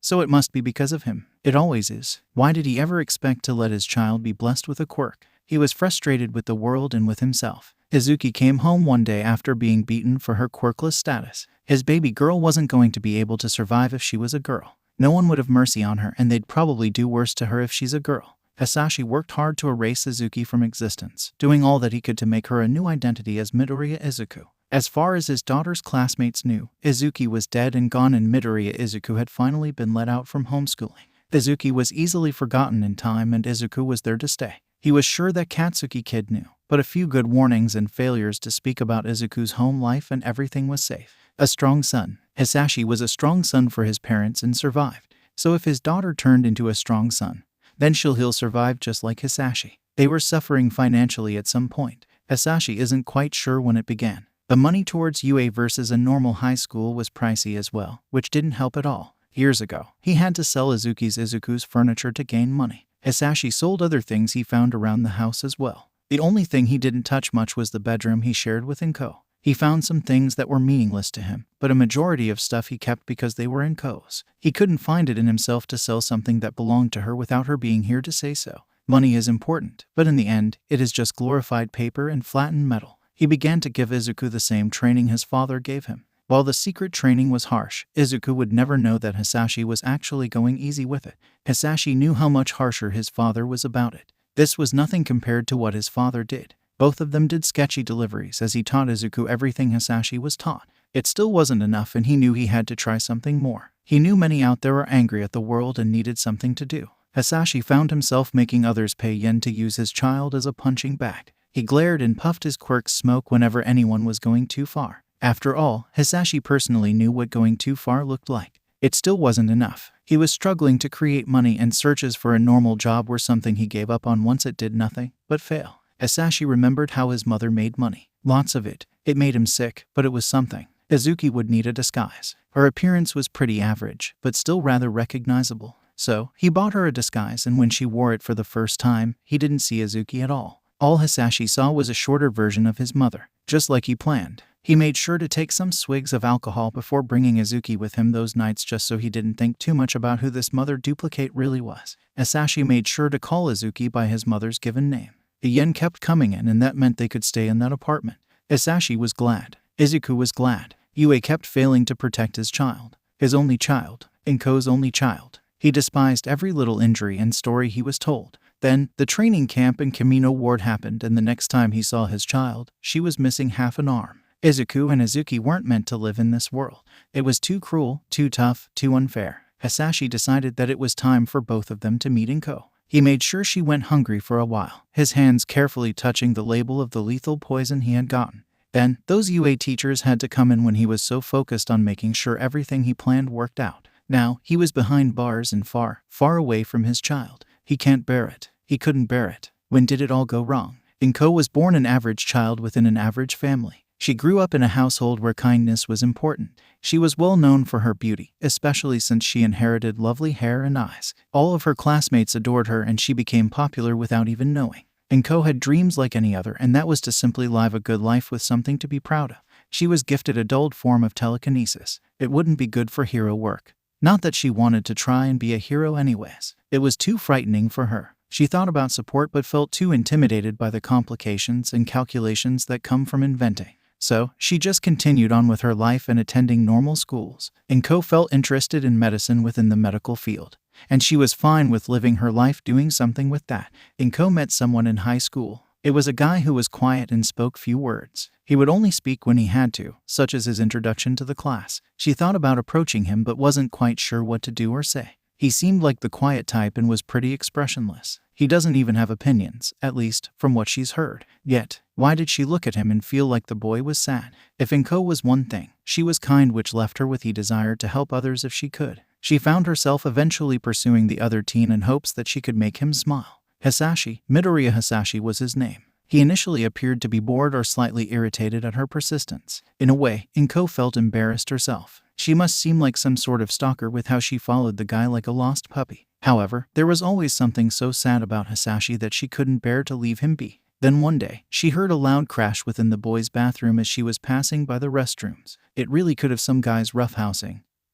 But there was something off about the sound. There was just this feeling of urgency, like something was wrong. Inko had run into the bathroom to see a fallen Hasashi with arms covered in scars and blood. She wished she knew sooner. Inko convinced her family to be Hasashi's guardian since he had no one left. Her parents agreed, slightly hesitant since the teen was a stranger, but still holding a generous heart. Inko made sure to let Hasashi know what love is and what it meant to have a true family. She even guided him to therapy, which didn't go too well. She made sure to see the therapist herself before realizing that the professional was not going to be of any help. Inko assured Hasashi that he can try again with someone else. After all, not all psychiatrists were perfect, and not everyone will have their problems fixed by one person. The mind and emotions of a person were complicated and delicate parts of the human body. It took a long time, but she finally saw Hasashi's first real smile as well as his first real tears. At some point, she knows they began dating. She forgets which one of them was the one to take charge of the asking out. Inko swears it was Hasashi that was the shy mess who fumbled over his words and kept trying to rephrase the sentence. Both of them gained a wish as they dated. They wished for a family, and a family they received in the form of Midoriya Izuku. They lived in a small apartment, nothing too grand. They didn't want anything fancy anyway. They were perfectly happy with what they had. Then, she was forced to leave. She always thought of herself as an optimist. Yet, for some reason, she just knew these were her final moments. Her viridian eyes were squinting, her nose scrunching up as she coughed through all the smoke. She tried her best to stay low to the ground, carefully feeling around for an exit. All the exits were locked or just not opening. She had a feeling that this fire was planned and not some sort of accident. Burning to death. Inko was terrified. She was terrified for the death she was going to suffer and the lives she was going to leave behind. Her family passed away a while ago. Hasashi and Izuku would have no one to confide in if she died here. Hasashi's parents, who knows what happened to them, were gone as well. There was no one who loved Hasashi except for her and Izuku. Inko feared what would happen to Hasashi and Izuku. She feared a future where her husband and daughter have to fight the grief with only each other. No one, not even her young, so very young, daughter understood Hasashi's problems and insecurities like she does. Who will be there for Hasashi once she's gone? Inko could only cry. The heroes and firefighters came too late. Midoriya Inko's body was found in a gory and charred state. For her funeral, she was cremated. Inko lived a short life full of many experiences but left with many regrets. A woman of kindness and compassion who knew when to take charge. She always tried to show the brighter side to things and did her best to not let things bring down the happiness she adored in herself and others. In all honesty, Inko thought to herself if she switched places with Hasashi, She realized that she would never be able to raise their daughter properly if she were to live and he were to die. It wasn't until her final moments did she realize how much she relied on Hasashi and how much Hasashi reeled on her. If one passed away, then both of them may as well have died.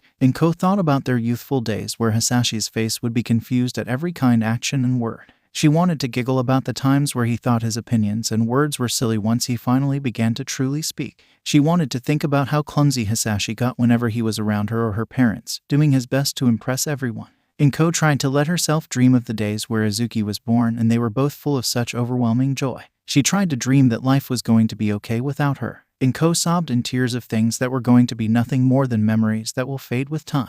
She sobbed about the things she never could do and the things she could never return to. She sobbed about the bleak future that was no doubt going to befall her family just because she was unfortunate enough to die. She sobbed when she thought about her husband and child. She sobbed as she burned and her skin was seared with flames that ate at her body. Not even immense sorrow could extinguish the flames that tormented her. Inko burned away slowly and painfully with no peace of mind as death visited her. The misfortunes of life are sorrowful things no matter how small or large they were. Unfair. It was unfair. Yet, no one has any say and that was that. She can stay with you. As much as my family would be willing to take guardianship over her, I just know you'll be able to help her in ways I can't. Those were the words Bakugou Katsuki had spoken to Aizawa. It has been a couple of days since Midoriya Izuku's interrogation of her home life. Tsukachi even went in to try and get some statements from Midoriya Hasashi, who was, surprisingly, honest and offering no resistance. Regardless, it made the job easier, but it didn't make Aizawa any happier. Every terrible crime and action that escaped Izuku's lips made him want to throw printers out of the damn window. In the end though, no surprises here. The man was going to be behind bars for a very long time. Since Izuku has no other family, Nezu was quick to claim responsibility for the girl since she is a student of UA. While the school is now protecting her, there was still the need for an actual adult to become her personal guardian. Aizawa was going to offer, but held back so he could discuss the matter with the Bakugas. After all, they are the closest to Midoriya. Well, at least Bakugou Katsuki is. The tired hero has a feeling that the girl isn't that close to Katsuki's parents versus the boy himself. Imagine his surprise when he was explaining the situation and his, usually aggressive, student calmly let Aizawa take care of the girl. Are you sure? From the relationship I've seen, you are very close. I'd assume you'd want your parents to become her guardians. The blonde just sighed. Listen, my family and I may be close to Izu, but we aren't the type of people she needs. She isn't gonna budge when it comes to my parents about her problems. As for me, I'm like a brother in all but blood. He leaned forward from where he sat on the couch with serious eyes. What Izu needs is a proper parental figure in her life. I've seen how she's been opening up to you. I don't know why she is trusting you so much, but I just know it's gonna help her. So you better become the best effing guardian ever or I'll kick your ass regardless if you're my teacher and a hero. Mitsuki smacked her son's head at the last few words but politely agreed. She didn't know much about Izuku's situation, much to her frustration, but she trusts her son's judgment. Masaru and her know they won't be able to know more than what they've been told. As much as Izuku has shown trust in them, both adults knew it would never go far. If their son was saying Aizawa could do it, then they just had to believe in it. Aizawa bowed, feeling embarrassed and honored. He really never imagined himself signing up for something like this in his life. But he'd be damned if he let his student go into the world refusing to speak about any issues she's bottled up. After all, Midoriya was his problem child for a reason. Due to the whole situation, Midoriya was informed by Nezu that she'll be taking the first week of school off once it's back and running again. It was disappointing to her, but she just kept silent. She knows that the reveal of her abuse and change in guardianship was going to be a major change for her, so of course, she'd be told to take time to adjust. Imagine her surprise when her guardian turned out to be her homeroom teacher of all people. Since she wasn't moving into the dorms yet, she was living in Aizawa's apartment for the time being. Sensei, where will I be staying? I have an unused guest room here. I cleaned it up for you and even moved your things into there a while ago. Both of them were making their way to this bedroom as Aizawa was showing her around. Eventually, they reached the door to her new room. The green-haired teen didn't realize that she was holding her breath until she finally exhaled, the door fully open. The walls were a light green, the furniture all polished white wood. There was even a simple desk lamp as well as a plain white ceiling fan. The room even had a small window. Overall, it wasn't anything super fancy, which was perfectly fine to her. It was an average room with drawers, a study desk, a bed, shelves, and a tiny closet. Midoriya barely paid any attention to her teacher as she took timid steps inside. Aizawa watched with patient eyes as the short teen wandered around the room, taking in every detail she could. Her hand reached out and would lightly swipe along some of the furniture's surfaces, the area full of her footsteps and the occasional creak of the wooden floor. When Midoriya finally wandered over to the bed, she carefully sat down on it. Midoriya bounced a little, the bed giving some squeaks at the action. Her gentle hands went over the cover, which was a dark blue ash-green color, and even squeezed the pillows for their softness. The decorative pillows were more like plushies than pillows. But she felt herself smile at how the pair of pillows were designed to look like video game controllers. Her actual pillows to sleep on were just a plain white. The sheets were plain white as well. Simple, but nice. It was pretty well done considering that her teacher has no experience in making a room for a teenager. In the closet, she could see some cardboard boxes that held what she was allowed to own back in her apartment. However, her emerald eyes did catch sight of some that were marked with cartoon explosions in Sharpie. Midoriya had a sense of joy buried in her heart, knowing that she could finally keep her valuables with her without fear. So, do you like it? I'm not sure what you'd like, so I just got what I thought looked nice. The tired hero had spoken up, a tinge of nervousness in his tone. I think it's nice. She gave a tiny but genuine smile. I like it a lot. I'm glad. Aizawa spoke, a mental sigh of relief. He knew it was very unlikely, but he honestly thought she'd hate the room. Anyway, I should probably get you an actual dinner instead of letting you fall into my habit of eating takeout and juice pouches. The girl's eyes held humor in them at his words. What will you be making? He just shrugged. Whatever comes to mind, I guess. Why? Do you want anything specific? Aizawa swore he was going to bash his head against the wall at the surprise he spotted in those emerald eyes. Of course, she probably wasn't given the option of what to eat.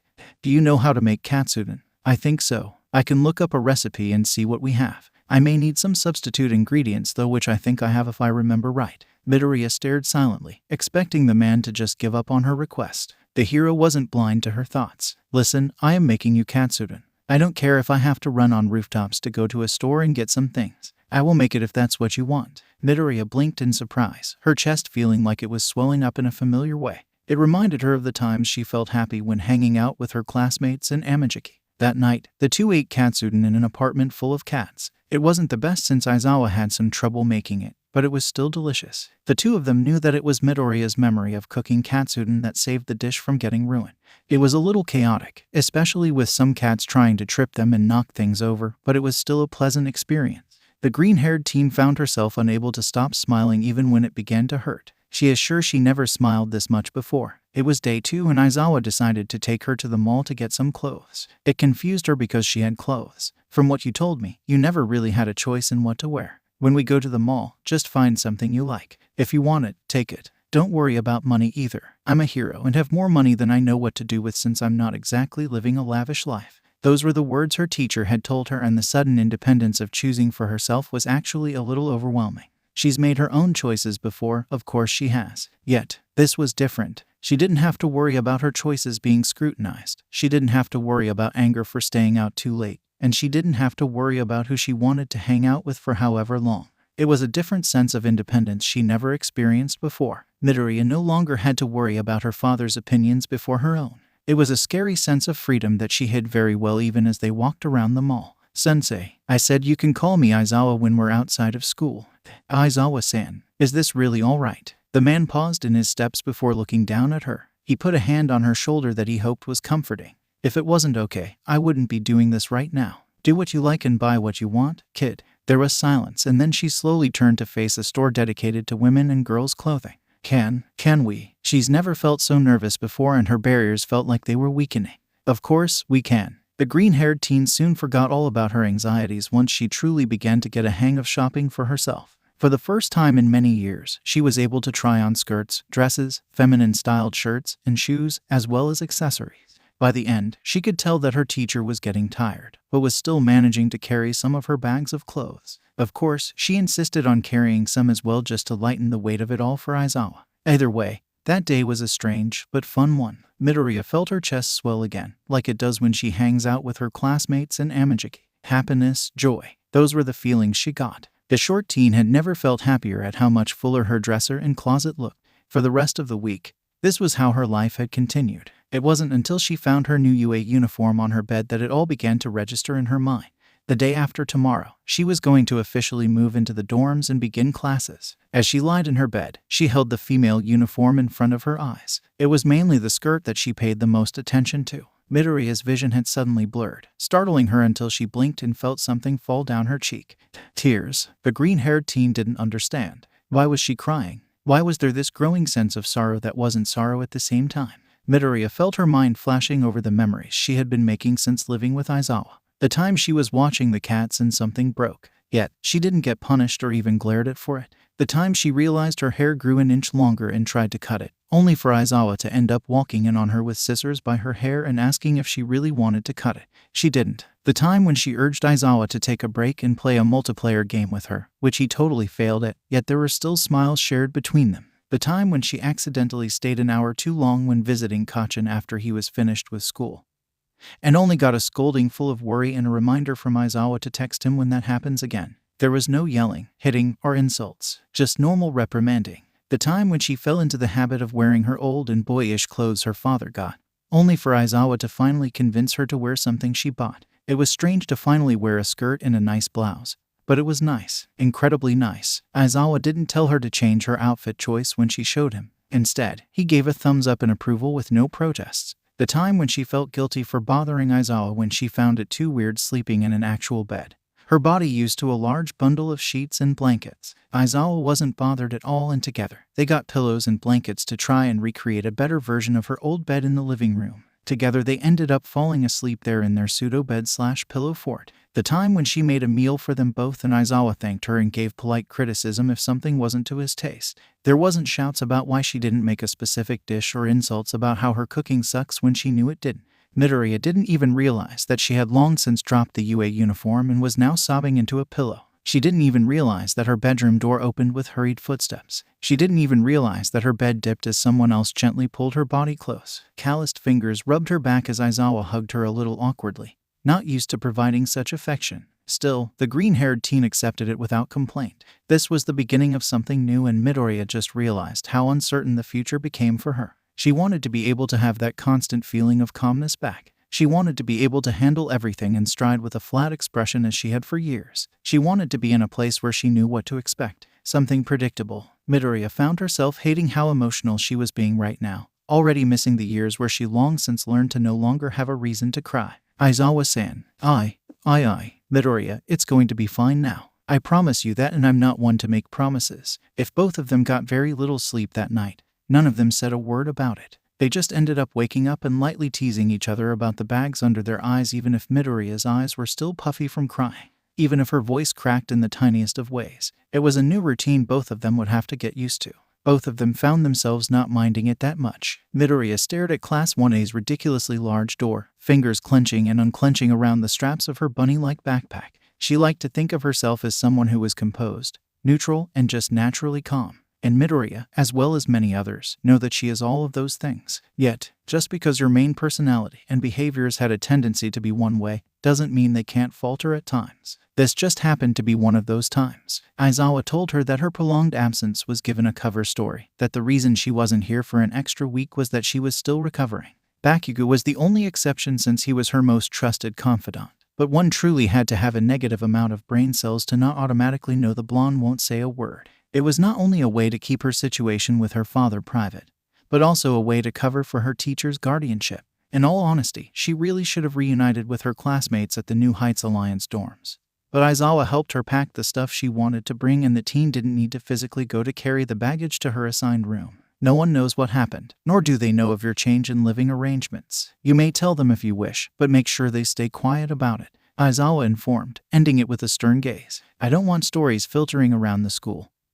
And it could put you at risk since I'm a pro. A pro doesn't live this long in their career without making enemies, underground or not. That is what she was told. Midoriya wasn't ignorant to the stares she received by some students who recognized her when entering UAS school grounds. A lot of people would recognize her despite her rather plain appearance. Her shade of hair always managed to stand out. She was part of Class 1A, and she was one of the league's kidnapped victims. The green-haired teen feels like she would give a lingering glance if she saw herself in the perspective of an outsider, especially since everyone was absolutely sure that Midoriya Izuku was a guy. She can't imagine their surprise and confusion to see someone looking exactly like Midoriya Izuku, who was obviously a girl with her chest, uniform, and gaming hair clips, not to mention that her backpack was one of a kind.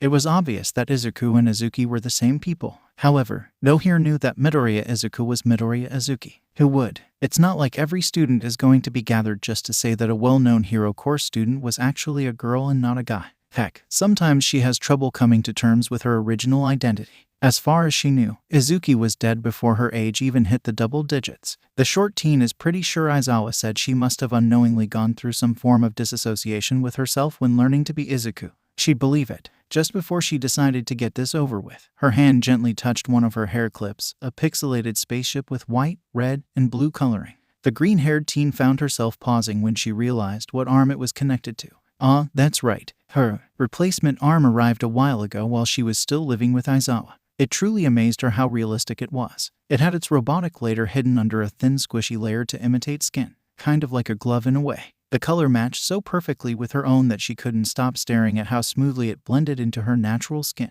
For the rest of her recovery, and even till now, she was still having rehabilitation for it. While she's certainly gotten more used to moving it around and knowing how to take care of it, she knew there was still more to get used to. It also didn't help that Nezu attached a personally handwritten letter that was very vague and suspicious. She remembered how Aizawa's face twisted with annoyance. It certainly felt like there was more to the arm, but she wasn't sure what. Either way, there were specially built-in finger pads that allowed her quirk to function through it, and she found out it has a small storage compartment. Imagine her surprise when she was feeling around the prosthetic only to accidentally press a hidden latch underneath the skin layer that opened up a hatch. Let's just say she was pleased that it was large enough to fit some small game consoles. At some point, she really wanted to know what the thing was made of, so when she managed to see the details of what materials it was built with, emerald eyes widened. Nezu listed materials that were tough as they were expensive. No doubt that this arm wasn't going to be destroyed very easily. She wondered if only a couple howitzer impacts would actually do something somewhat significant to it.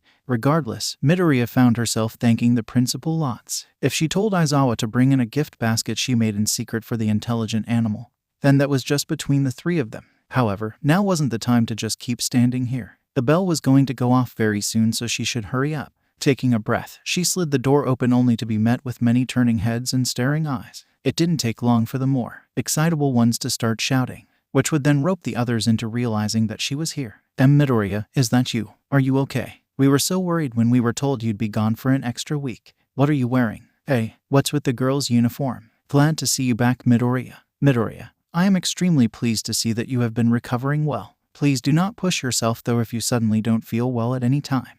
Why are you guys all being so loud? You know what? Never mind. I never needed sleep anyway. At the classroom podium, Aizawa was taking a nap, but Midoriya could tell that the man is still fully aware of the many words and questions were thrown her way, out of the sight of her class.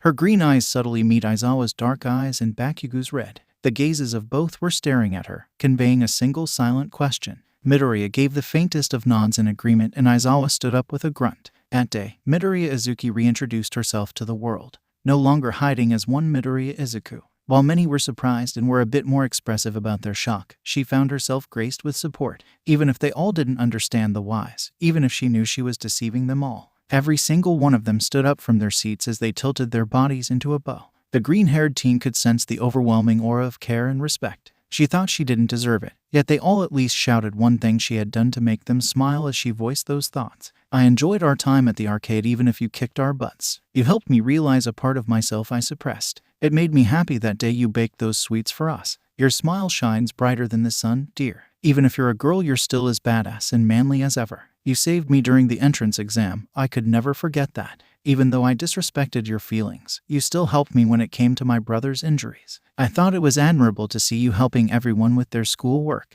If it wasn't for your quick thinking, who knows what would have happened to everyone during the USJ if the teachers were late? Kiro, you spoke to me and even insisted that we be friends. Thanks for that. On and on it went. Not even Aizawa made any attempts to stop it. Even Kachin joined in. I am honored to have you as a student, Midoriya. You are going to go far. Izu, as long as I'm around, I'm going to be the bestest of effing friends you'll ever have. Also, don't give me that look. I don't care if bestest isn't a word. No matter who you need, a friend, brother, wingman, whatever kind of companion sheet, I'll be there for you. Whether it was an unintentional joke she forgotten all about or even the tiniest act or word of kindness, it was brought to light.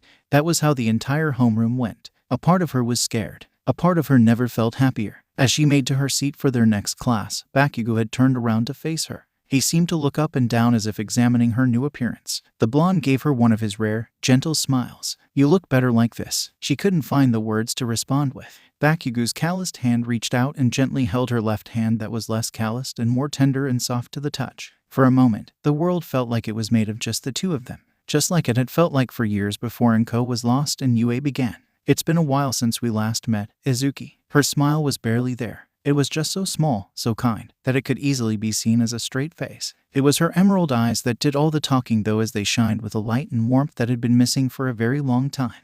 It's been a while, Katsuki. I'm sorry for being gone for so long. A calming breeze passed by the pair as they sat next to each other on the rooftop. For once, they didn't immediately begin playing video games, nor did they go and begin eating their lunch. They were just busy staring at one another as they both struggled to find the words they wished to speak. Yet, they just couldn't find it in themselves to keep their eyes off the other, as if looking away meant they'd disappear for each other's sight. Amajiki could feel how his face grew warmer than usual, how his heartbeat seemed a bit louder as his mind grew hazy and panicked. He could feel the slight sensation of nausea in his gut from his desire to speak the correct words. Yet, despite the many worries in his head, he found his voice leaving past his lips before he could truly filter out what he wanted to say. You look really pretty. Midoriya blinked, her eyes a bit startled even though her face remained neutral. Her mouth opened very slightly as if trying to think of what to say in response. Of course, she wasn't new to being complimented on her looks. Even as a guy, she was complimented and overheard words from the occasional girls in her old school. It was different, but they were still compliments. A short teen wasn't a prideful person, but these were her mother's looks, so she let herself have some pride in her appearance. Still, it didn't explain why hearing such words from Amajiki felt like it meant the entire world to her. The green-haired teen just summed it up to her, feeling proud at the fact that Amajiki, who isn't usually so forward with a compliment, spoke such words in a socially awkward atmosphere. As she stared at Amajiki though, she never got the stuttering mess she expected. Midoriya thought she was going to see Amajiki process his words and start rambling out apologizes or trying to change the subject. Instead, all she saw was Amajiki's face take on a darker hue of pink. It was obvious that elvish teen was beyond embarrassed. However, he was silently lost in deep thought despite how flustered he appeared to be. He wasn't denying, refuting, or trying to make her forget what he said. It was an unexpected change, but she found it was a welcomed one. Midoriya waited patiently, just like every other time. Amajiki seemed to take a deep breath before swiftly reaching for her hand, which also happened to be her left hand. Emerald eyes glanced down at their connected hands with confusion. It made her a little uneasy, but there was also this sense of relaxing warmth to it that just made her not pull away. Midoriya had a feeling it wasn't just because of body temperatures. Mido, Izuku. See, can I call you that? Midoriya nodded her head. Yet a part of her brain wasn't satisfied with just that. Words escaped her without her consent. Call me Izuku and I call you Tamaki. The boy's eyes widened at the quiet declaration. Are you, sir? Yes. There was silence between them, a mix between awkward and comfortable. But both of them could feel the suffocating weight of a need to share words that have remained unsaid. They weren't quite sure what they were. Midoriya felt herself tense slightly when Amajiki pulled her closer to him. It wasn't abrupt or too sudden. The elvish teen even tapped her shoulder to make sure she knew where he was. Silently, she allowed the contact as the short teen let herself lean against Amajiki's side. Her heart felt like it is going to burst. Her mind told her to never leave this tender warmth. It was just Amajiki, her, and the blue skies on the rooftop. That was her current world right now, and she found herself more than fine with it. If Amajiki noticed how she inched a little closer to him, then he didn't say a word nor gave some sort of sign. For a while they just stayed there like that, eventually grabbing their bentos and returning to that sitting position. They ate in peaceful silence. Amajiki's mouth opened for a second, the words right on his tongue and mind. I'm low. Yet, just as quickly as the courage came, it went and died on him before he could get the first syllable out. The amount of disappointment in himself was tremendous, and he was sure Midoriya noticed. However, that was fine. He's felt disappointed by his own lack of courage before, even if this time hurt even worse than any other time. One day he'll get those words out. He just knows it, and he normally isn't sure of anything. The elvish teen thinks back on all the stressful days with the attack of Class 1A, the kidnapping of 2 students, the rumored all-for-one, the casualties and final fight in Kamino Ward, All Might's true form and retirement, the chaos of society, the trapped Midoriya, and then her hospitalization. Amajiki never wanted to speak so badly, but he knew that he'll one day get those words out. He refuses to let them die out. He'll just have to do what his friends, teachers, and mentors have always said to him. Don't give up. Keep trying. You'll get there. You should give yourself more credit. If he couldn't get the exact words out today, then he'll try and try again until he gets it right. He refuses to lose this battle. So, instead, he speaks words that weren't exactly what he wanted, but they were close despite also being far. I hope you realize how important you are to me, Izuku. The girl paused. The girl smiled. The girl's eyes shined like jewels. It wasn't exactly what he wanted, but Amajiki's heart, mind, and soul are somewhat satisfied for now. Aizawa's grip on his phone tightened to the point he swore he heard something straining. What do you mean he's gone? Sukachi's voice was laced with exhaustion and stress. It's just as I said. Midoriya Hasashi just vanished from every conversation anyone's had with him. There were no signs of him even having the desire to escape. With his suicidal tendencies in his records, we all made sure he was observed more closely, and all the man did was lay in his cell, quiet, unmotivated, and no signs of his quirk somehow being used to escape despite the fact that his quirk was suppressed. So, what you're suggesting is that someone likely broke him out, possibly against his will. Aizawa felt himself sitting down as he tried to comprehend the situation. Why? Who would need him? Both Midoriyas were interrogated by you, and they confirmed that neither of them were connected to any criminal organization. At least as far as they are aware. None of them indicated that they made any enemies either. The whole situation is a mess added on top of everything else. I know. How have you been doing since returning to classes? Emerald eyes stared at the patient form of Hound Dog. Midoriya never found the hero too intimidating, though he can be. She learned pretty quickly that when the hero gets too angry, he'll forget human language entirely. Yet, here he was, as the school's resident counselor. I've been doing fine, I guess. It's nice to be around everyone and have something more normal. I see. I heard that your class will be getting their provisional licenses soon. Have any thoughts about it? The short teen shrugged. I don't have much of an opinion other than the fact that my class will be closer to being pro-heroes. Aizawa-sensei just began our training for ultimate moves though. Hound Dog hummed. Do you have any ideas for an ultimate move? Some, but they're a work in process. Sensei said we should at least have 1 or 2 ultimate moves ready, and that this is our chance to make costume changes. I don't think I need to do any real adjustments to my costume, but maybe I'll add something new to carry around in battle. I was hoping if I could try and do some sort of imprisonment move with my digital shields, maybe even some sort of attack strategy that lets me use my shields to get a perfect opening and corner a villain. Maybe even create a cage. Another idea was something a lot more complicated. After all, if I can create digital shields, then perhaps I can make something more. The hero looked at her amused. Care to share? She just smiled back. I want it to be a surprise. I can respect that. Hound Dog nodded. His gaze glanced at her right arm, Midoriya immediately knowing where he was looking. How have you been adjusting? The green-haired teen stared at her prosthetic as she moved it around. I have some little mishaps here or there, but I've got the gist of it down. I was still ordered to take it easy on it until I'm given the green light. Either way, it is incredible. Most would never even realize it is a prosthetic at all from the outside. I heard that Nezu made that custom order for you. Knowing him, he would go all out. Yeah, there was a moment of silence. How has living with Aizawa been? She blinked. It's been perfectly fine. He's been so generous and kind. Not to mention that I can finally help him with some of his bad habits. At that, the man chuckled. Define bad habits. Well, I've been giving him real food, and, if I'm lucky, I get him to actually go to bed. That's better than any of our attempts. I think the only ones who have bothered him enough to try and fix those things are Present Mike and Midnight. Anyways, how has dorm life been? I take it that you aren't exactly used to housing with an entire class of kids your age. Midoriya hummed in thought. It certainly can be. A little excitable at times. Other times, it is actually quite tame, believe it or not. I've been adjusting quite quickly. That's good. Not everyone can transition into dorm life so easily. It can be quite chaotic or nerve-wracking since you're living with a bunch of different personalities. I guess. I'm used to adjusting to new things quickly though. Even as a kid, I never complained that much if something changed in a schedule or something. It's a good trait to have to be able to go with the flow like that, especially if you're going to be a pro one day. Lots of situations call for swift actions and thoughts, as anything can happen on the battlefield. Hound Dog took a breath, and Midoriya could feel the atmosphere take the slightest of turns. It felt a little less lighthearted. How's your life now compared to being with your father? To most, this was a stupid question with an obvious answer. However, even if it sounded ridiculous to ask such a thing, it was helpful. A way to organize one's thoughts and verbally state what should be considered obvious enough to stay quiet about. A way to gauge and sort through feelings, to make them be put into the air, and be heard by the owner's own ears with their own voice. Midoriya didn't mind the simple question. It's more peaceful. In what ways? Emerald eyes stared at the ceiling from where she sat. There's a lot less yelling, a lot less pain, and a lot more consideration. Any scolding isn't that extreme and would be considered normal. I also get a lot more breaks and time to relax as well. There are also a lot fewer insults. What do you think of your father? Pitiful. It was spoken immediately and without resistance. Why is that?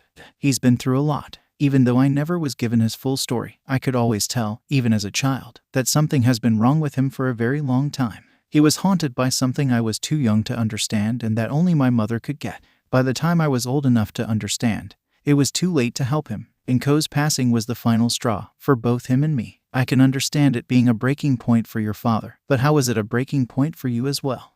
Enko passed away when I was really young. The moment she died was when all of our happiness vanished. In a way, her passing wasn't much of a breaking point for me. Perhaps those were the wrong terms. I'd say her passing was more of a point of no return kind of thing. Hound Dog stared at her. Is there a reason why you refer to your mother by her given name? The hero's eyes gained a tint of sorrow when he stared into those emerald orbs. Midoriya held an unreadable expression with eyes just as dull. Yet, her lips had a tiny smile despite how contradicting it was. I would find it quite difficult to refer to someone as a family, friend, or romantic partner if you barely remember them. If you could, would you like to remember your mother? That depends. Depends on what? Midoriya's aura felt too calm for such a discussion in Hound Dog's opinion.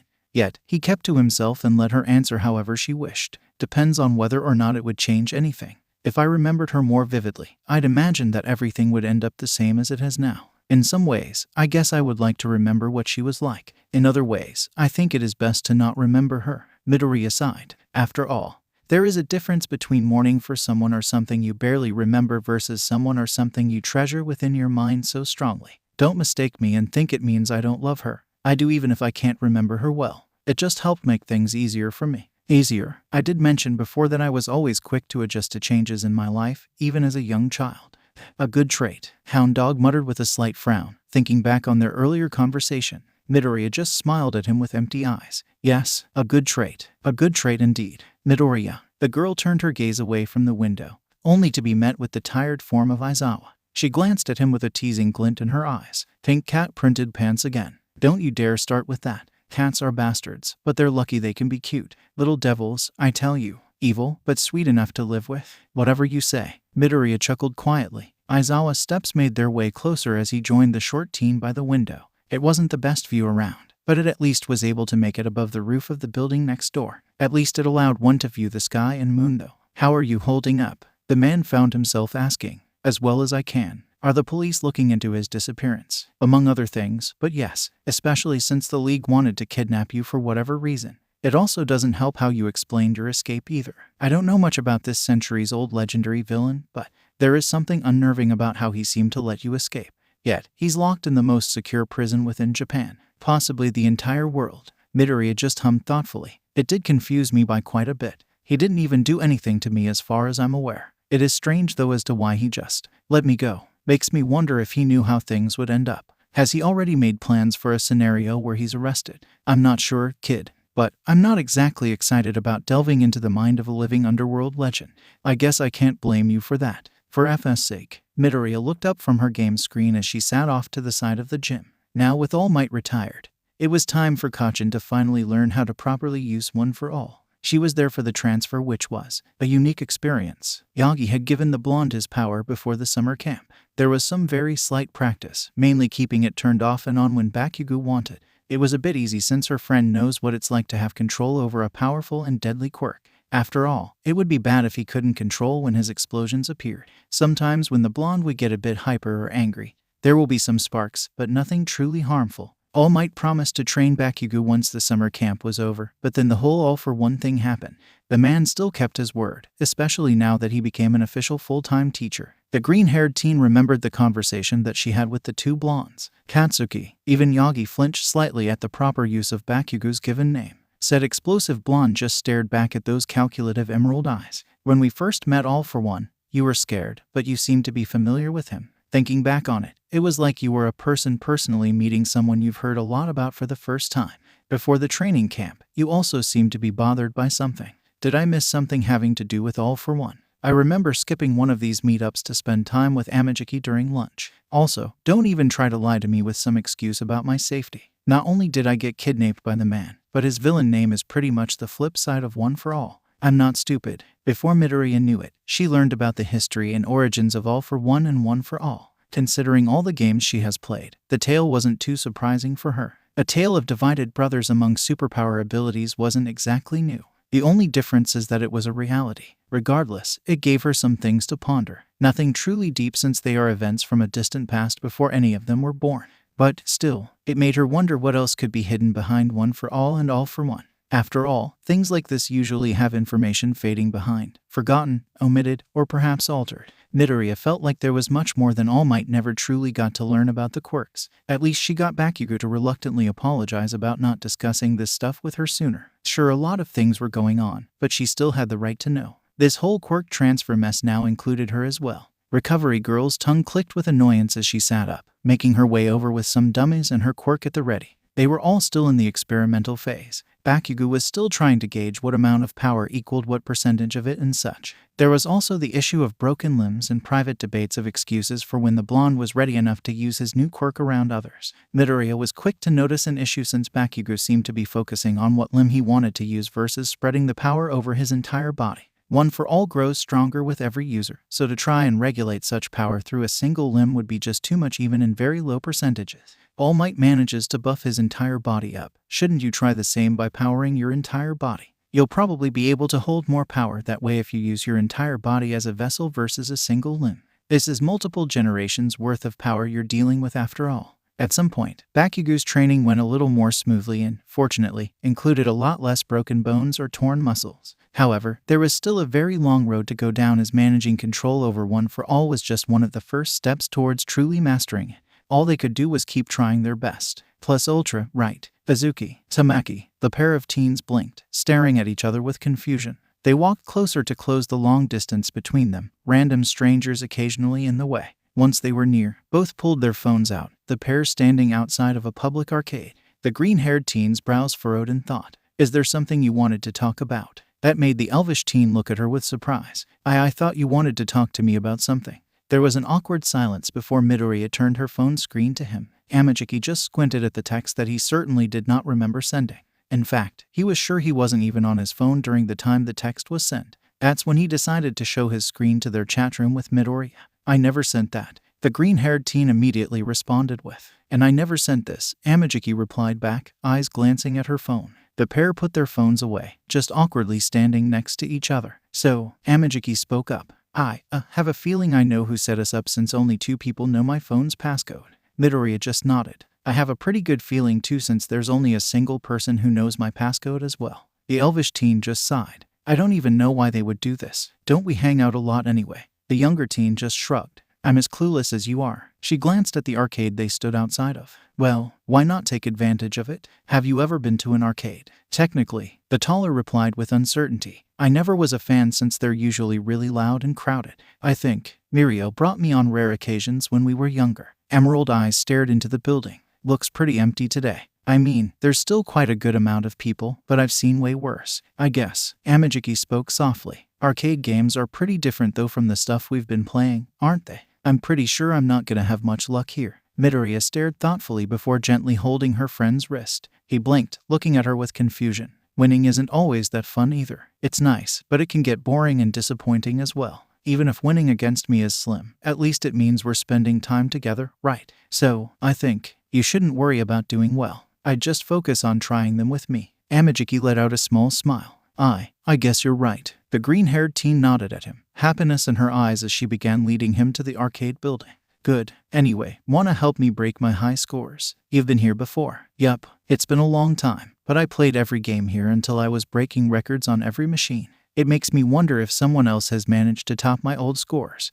I'm not sure how helpful I'll be with that, but I'll try. The smile he got in return was brighter than the sun and full of such pride directed towards him. Maybe you should try a lot of other things in life, Tamaki. The warmth in his chest, the temperature change likely being in his mind than in reality, grew with fondness. Amajiki glanced at that smaller and thinner hand that carefully pulled him along by the wrist. I think I'm already trying for something probably too much to handle, he thought with a barely visible blush. Love isn't exactly an easy thing. Ada waited in a respectable and patient silence, finishing his quick prayer. He didn't know Inko that well, so he lacked in the ability to really share many words at the woman's grave. He just stared at his surroundings as his green-haired friend continued to pray quietly. From the moment Midoriya spoke of Inko, he instantly had a feeling that Inko was likely a family member. After all, Ida recognized that familiar light in his friend's eyes whenever she shared the small tales she could remember. When it came to finally visit the woman's grave in person for the first time, all he needed was a glance at the name and the dates to know that this Inko was Midoriya's mother.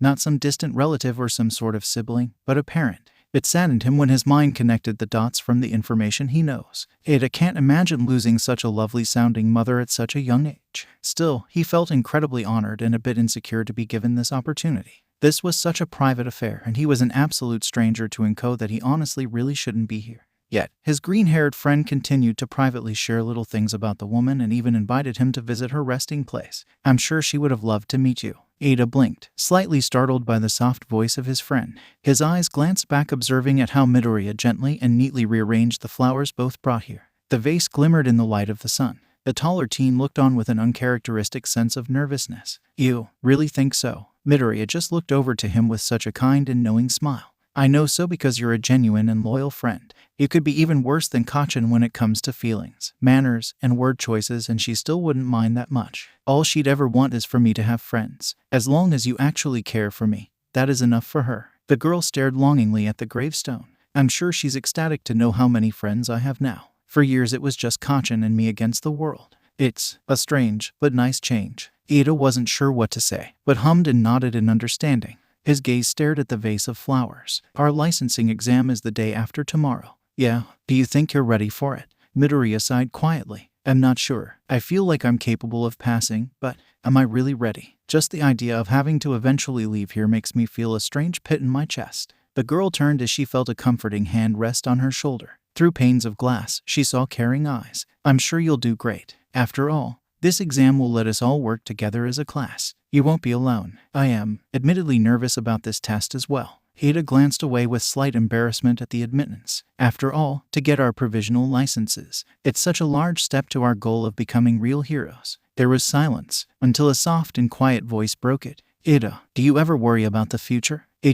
Well, of course I do. I'm sure a lot of people worry as well. It's always so uncertain after all, even if some can predict it to scarily accurate levels." "Why do you ask?" Midoriya slightly bit at her bottom lip as she stared at her feet. "I just wondered, I guess. I think I've been worrying about a lot of things lately, to be honest. Sometimes, it feels like I'm in the eye of a huge storm, remaining ignorant of the chaos around me until I walk out by accident only to be swept away." Light-colored walls surrounded the small space, the sun filtering through the window as a dainty plant glowed under its rays. A woman sat on her neatly made bed, snow-white hair framing her face as gray eyes looked on with joy. Emerald eyes stared back with curiosity. "So, you're the one Shoto had spoken so highly of?" Todoroki glanced out the window in slight embarrassment, sitting in a chair nearby. Midoriya just gave a nod and smile. "It's a pleasure to finally meet you, Todoroki-san." The woman's eyes glinted with amusement. "Oh, please, just call me Rei. After all, you helped my Shoto so much. I'm forever in your debt." The green-haired girl blinked in surprise. "Ah, there's no need to thank me. I just did what I thought was right. If that's the case, then you'll make an excellent hero and a fine young lady." "Mom," Todoroki sighed, turned his gaze over to a shy Midoriya. The girl would have looked expressionless if it weren't for the emotion in her eyes and slightly hunched posture. Rui just gave such a loving smile at her son. "I'm sorry, but I can't help it. She's such a wonderful girl. I bet the rest of your friends are just as wonderful." Todoroki just blushed with embarrassment. "The others are certainly something." Again, Midoriya is the reason why I even cared to try and know the rest of my class better. Meanwhile, the green-haired teen hid her face with her hands at all the praise. She stood up before heading to the door. "I'll go get us something to drink. Be right back." When the door finally closed, footsteps fading into silence, Rei's smile fell slightly. She turned to her son with a knowing glint in her eyes. "She's hurting like us, isn't she?" It wasn't a question. Todoroki looked at his mother with a confirming nod. "I don't know the full story, nor do I want to pry for details, but she has been in a similar scenario. As far as I know, she's safe now. A while back when she first came back to school, I spoke to her privately to see how she was holding up. I could tell she wasn't lying when she said she was now safer." Rei's smile turned a tad sorrowful, hand reaching out to rest on top of her son's as she leaned from her spot on the bed. "Even if we don't have the full story, at least she is able to recover now." Mother and son stared at each other's eyes with a silent conversation. It didn't need to be said that Todoroki was going to help his friend as she helped him. By the time Midoriya came back, the atmosphere had lightened considerably, leaving no trace of the private conversation spoken minutes earlier. Todoroki and Rei made sure the green-haired teen's visits were full of joy. At some point, Rei felt as if she was partially raising a daughter, and Todoroki felt like he had a sister other than Fayumi. The hospital felt a lot less confining once Midoriya appeared. Todoroki was glad for that, hoping that his mother could one day leave this place. But, for now, just having Midoriya around was enough. "She really is a wonderful person. Awa, she's so adorable." Tamaki, you didn't tell us she was this cute. Nighteye chimed with giddiness, fingers poking at Midoriya's curls with a bright smile. Amajiki just sighed. I've shown you and Mirio plenty of pictures of her because you guys asked. Well, yeah, but pictures are different from the real thing. Nighteye focused for a moment, tongue slightly poking out in concentration as she did her best to try and flatten a viridian curl. The moment she let her fingers go, the lock of hair just curled right back as if nothing was done. She has such pretty hair and these curls are so mysterious. It's like they're alive and they refuse to be straightened. Does she have some sort of hair quirk? Oh, wait, nope. I heard she had some electric quirk or something. Could this be because of her quirk cause Static does funky things with the hair? Oh, did I ever mention how popular you're getting, Midoriya-chan? Lots of people talk about you. Some are even predicting that you'll probably be part of the next big three once we third years graduate. It's like history is repeating itself because the other two spots are predicted to be that spiky blonde or white and red guy. It'll be like successors or something. Midoriya just blinked slowly at the girl's energy. Emerald eyes glanced over at Amajiki and Tagata. The pair of boys just sweat dropping with simultaneous shrugs. So there's no real stopping this. Oh well. That was the day Midoriya officially met Amajiki's friends. Of course, there was a small incident that began because of Tagata using his quirk on his arm to avoid banging it against a table by accident. That soon led to a spark of questions, the green-haired teen's analysis mode activating. Amajiki only stared at how much she was speaking, almost with as much passion as when she speaks about games. Nighteye seemed to fully accept how much more talkative Midoriya became, soaking the buzzing energy up with her own excited rambling.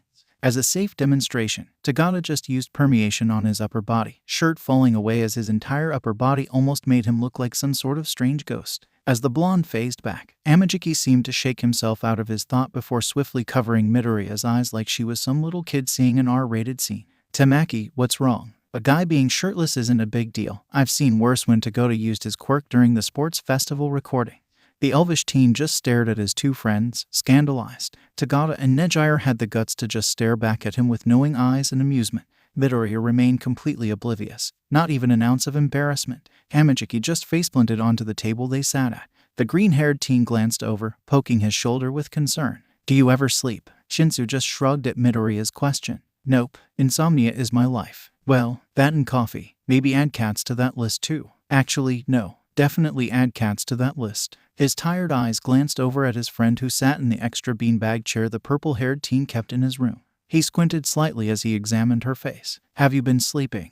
Sometimes. The purple-haired teen nodded and hummed before taking a small gulp of coffee. Let me take a guess. Nightmares? Midoriya blinked. How? I know my ways. Take it from Insomnia-sensei. The girl's eyes lit up with amusement as she raised a brow. Insomnia, sensei, really? Shinsu just moved his flattened hand to rest it against the side of his coffee cup, continuing to do a mock bow. Yes, cause I know of all the shitty things that keep one up at night. A cat climbed onto his lap as if being summoned. The purple-haired teen just stared down at it, like this big little guy who likes to suffocate people to death with face hugs. Midoriya watched as her friend brought his phone out, the action having slight trouble due to the cat pawing at the phone. She felt her phone buzz and ring with messages. When she looked, she was sent an overwhelming amount of memes and cat pictures and videos ranging from cute to funny. Wah, take it from an expert and trust me when I say it has helped me make it through those sleepless nights.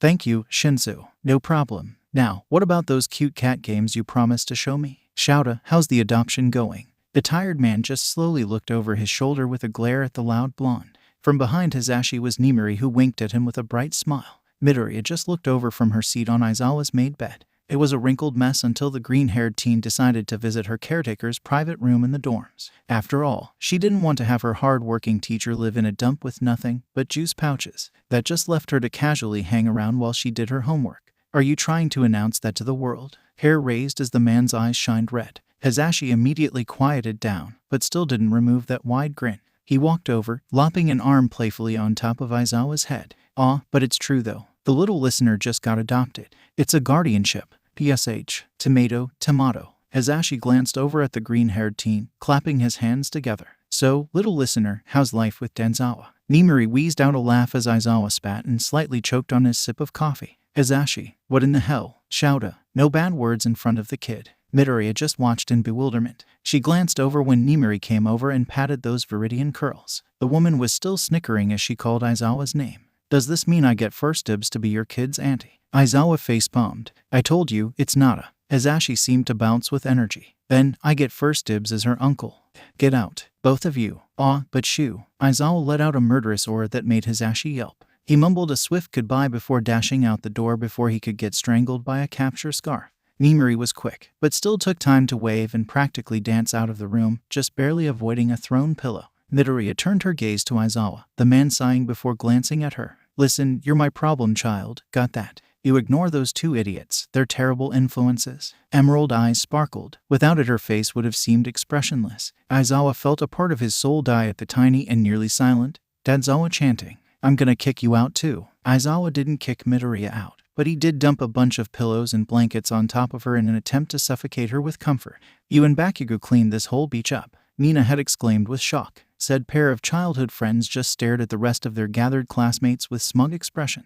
I think I heard this in a small news headline, Kiro. I didn't know it was you two though. This place was well known for being a complete trash dump for a long time. Sato just stared at the clear view of the ocean, the sun's glow sparkling against the water. Either way, it's incredible. Kaminari looked like he was getting more exhausted just thinking about the amount of work the childhood pair must have put into this project, and it was all done about 10 months before the entrance exam. Dudes, I looked up this place and this place was a serious dump. How? They worked hard. Todoroki's monotone voice spoke up, foot moving around the glistening grains of sand that remained free of litter. This is coming from the guy who literally remodeled the structure of his dorm room the day we moved in.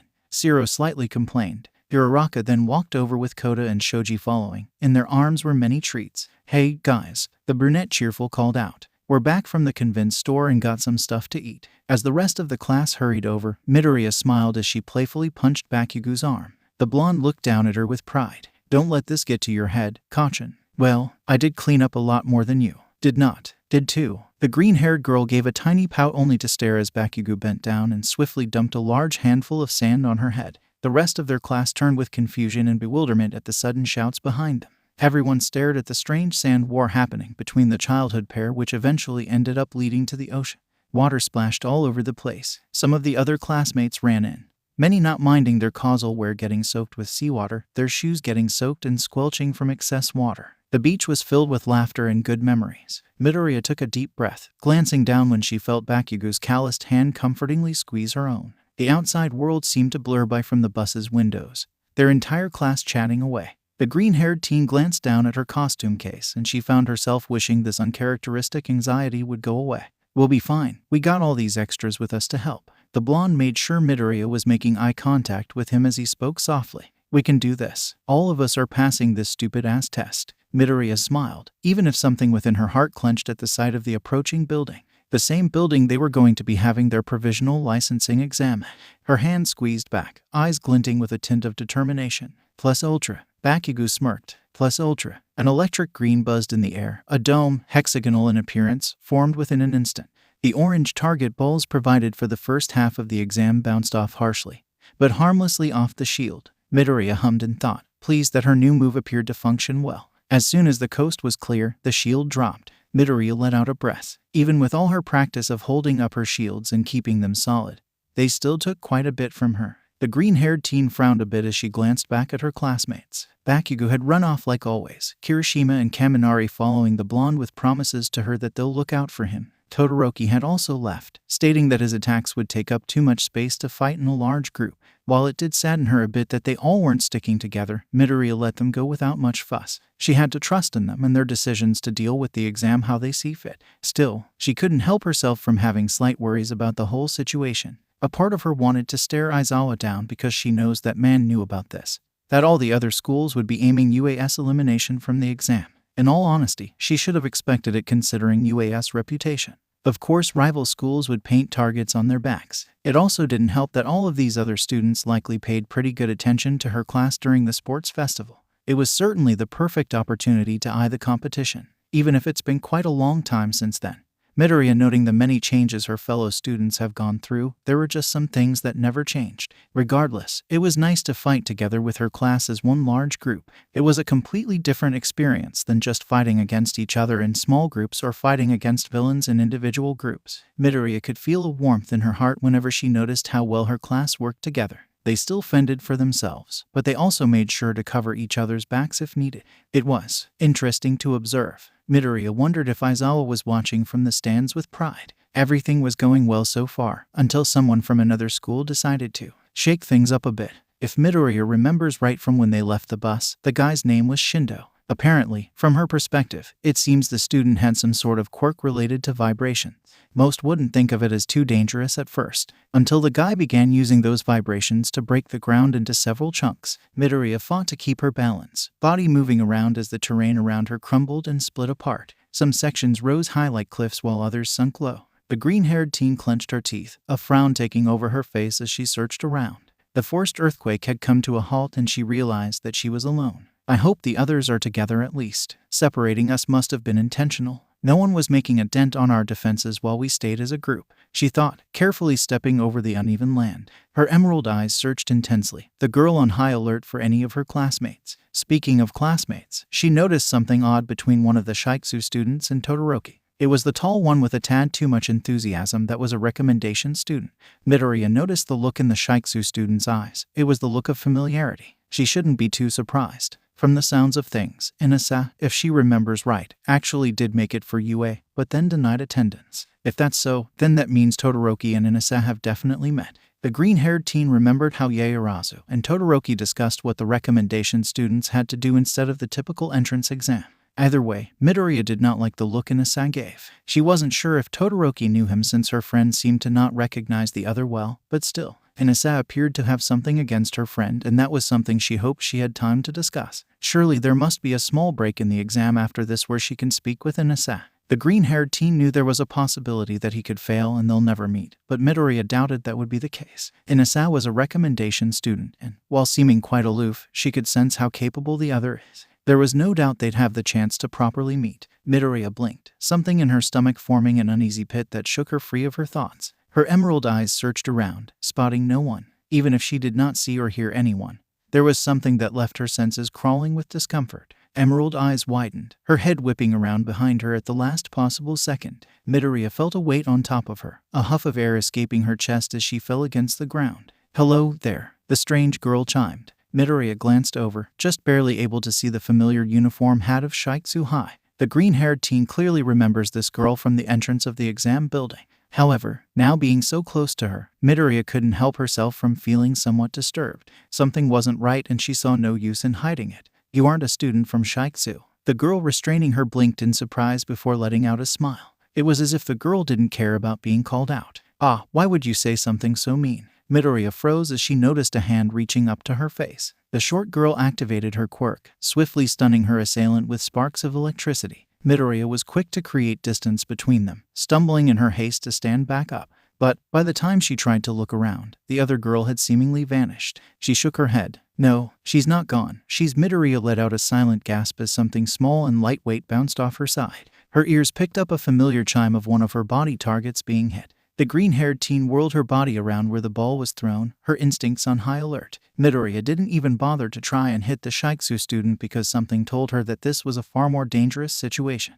No one was there and Midoriya held a breath unknowingly. There was a slight sting on her cheek, droplets of blood pouring through. Midoriya immediately ducked to a crouch, her legs kicking out and making swift contact with her attacker. The green-haired teen stepped back, her mind processing what just happened as the Shiketsu student got up after being kicked down. Emerald eyes narrowed, knowing that what had cut her was not any sort of weapon. In that case, the only explanation was that a nail had been what cut her. It's not that far-fetched. Nails can be shaped to be quite painful, especially if treated like a weapon. That wasn't what caught her eyes, though. It was the stance the Shiketsu student made when cutting her. Midoriya recognized those movements. "You're a villain, aren't you?" The other's aura changed instantly and Midoriya tensed. "Oh, you're so smart, aren't you, Izu-chan? You know, I think this is the first time someone has really caught me." Toga cheered. The green-haired teen didn't care about the villain's theatrics. "The real girl. What happened to her?" Toga hummed. "Oh, who cares about that? Maybe I'll tell you if you give me some of your blood." Midoriya backed up, pieces fitting together in her mind.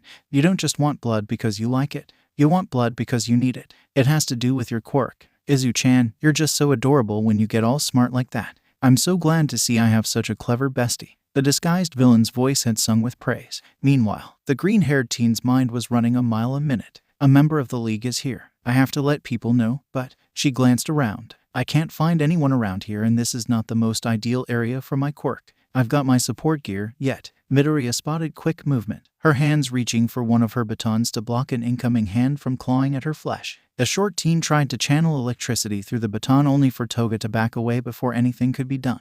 Midoriya just barely dodged an incoming kick aiming for her head. With a glow of green, Midoriya let out a small shockwave of crackling electricity that Toga could not back away from in time. With a very brief moment, the green-haired teen formed a shield dome around the villain to trap her. As much as Midoriya didn't want to, she took the opportunity to run off and try and find others. If Toga came here to stay hidden, then there was no way she'd risk exposing herself while surrounded by security. It would do no good to just stand there waiting for someone else who'd likely try to take her out of the exam before realizing a villain was here. It also didn't help that Toga would likely wear down and break past her shields in time. Midoriya cursed at the fact that she didn't have her phone on her due to the exam. She didn't want to risk breaking it over a test after all. Looking around for something to connect to or speak through wasn't possible either.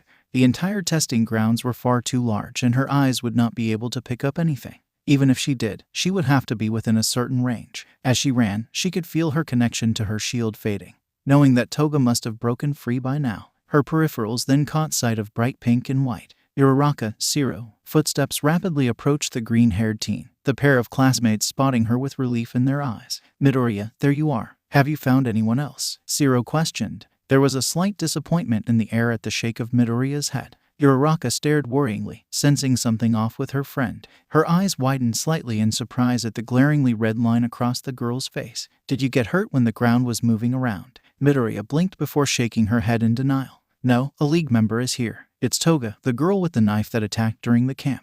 Uraraka appeared slightly ill at the memory. She's here. The brunette hissed quietly, feeling as if speaking too loudly would bring misfortune upon them. Zero and Midoriya winced at the girl's response. Everyone in Class 1 had eventually learned about the attack Uraraka and Tsu had to fend off against during that night. What do we do, then? Surely we can't let a villain walk around freely. Zero responded with worry. Midoriya frowned. I tried trapping her in order to find people, but she's out of my range now. I would have tried contacting someone, but I have nothing to use my quirk on. I couldn't just stand there either. Damn, Zero muttered. Uraraka stared down at the target markers on her body. Maybe if we hurry and pass this part, we can tell the people working here. Those that pass leave the exam grounds. Midoriya sighed. I guess that's the best we can do. Let's get to work. Aizawa huffed with frustration, Midoriya standing by his side with concern. Word of a league member hiding in the guise of Shiketsu student Kami reached its way to the exam proctor. Only those from UA and Shiketsu were allowed to be informed of the development.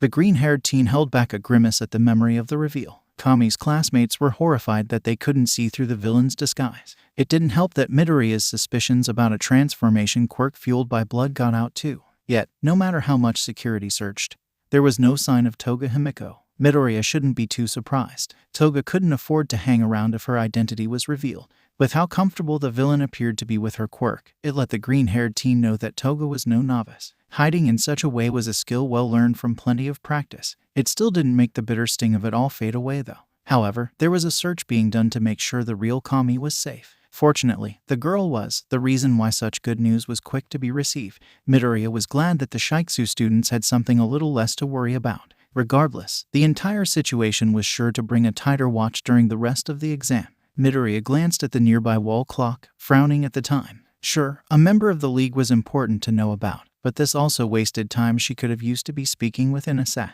The green-haired teen did not want to continue this exam without speaking to him. There was certainly something going on between him and Todoroki, nothing good at all. Everything all right. Midoriya blinked, looking up at Aizawa. The tired hero would appear quite indifferent to anyone who didn't know him, but she could tell the man was concerned.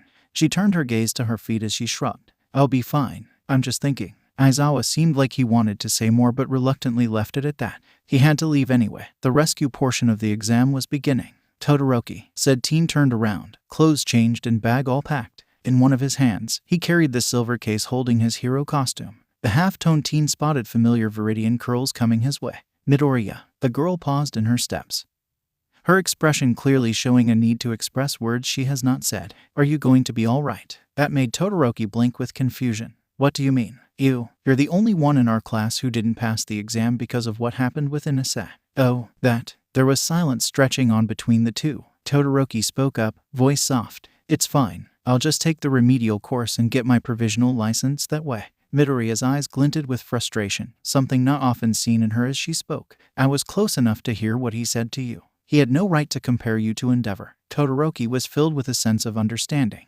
Midoriya, it's fine. He couldn't have known, and I wasn't exactly the nicest to him when we first met. But you've changed. People change all the time, whether it's temporary or permanent. So many changes can happen since those recommendation tests. Just because you're a Todoroki shouldn't give him the right to keep comparing you to your father. It's not fair to you. Midoriya's voice had gone quiet as she spoke. The other could only sigh, walking close to place a comforting hand on her curly locks. It was both our faults. He doesn't know about my situation. He already doesn't like Endeavor, and I was being an ass to him in the first place. We should have been able to put our differences aside even if they were unresolved. It may not be fair, but it's just how things go. Besides, I'm a little less like that older self every day. Our argument during the exam was enlightening in a way. Midoriya stared up at her friend as he spoke. A frown settled on her face. I'm not like how I was at the start, and I'm still letting my father hold me back, but I'm getting there, Midoriya. I wouldn't have gotten as far as I have if it weren't for you. The green-haired teen released the breath she was holding.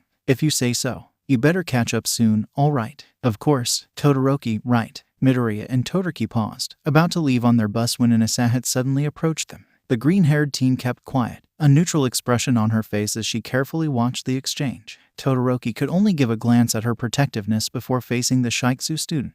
He did his best to not seem too rude after all this. Is this about the exam? If so, then I'll take most of the blame. He noticed how Midoriya raised a brow at his words. Not because they were false, but because she hoped Todoroki knew what he was doing. Neither of them wanted to end this final conflation with negatives. Inasa blinked as if not expecting the words. His face remained impassive for a moment, eyes distant in thought before his voice spoke clearly. Todoroki, I will accept the blame on my part as well. As future heroes that was unbecoming of us. However, that's not what I wanted to discuss. He took an awkward breath, eyes full of resolve. I wanted to let you know that you'll become an excellent hero one day. You have skills that I blinded myself to just so I could argue. And perhaps I misjudged you. Midoriya's calculative gaze focused on Inasa before her eyes widened by a barely noticeable amount. She internally sighed. So, he overheard us earlier. Anyways, have a good evening and let us do our best from here on out. Inasa exclaimed with a stiff bow. Todoroki blinked, not sure what to make of it before giving a slight bow himself. When both stood straight again, Midoriya could see the brief smiles on their expressions. Inasa seemed to be even more pleased by seeing a smile on Todoroki's face besides the teen's default indifference.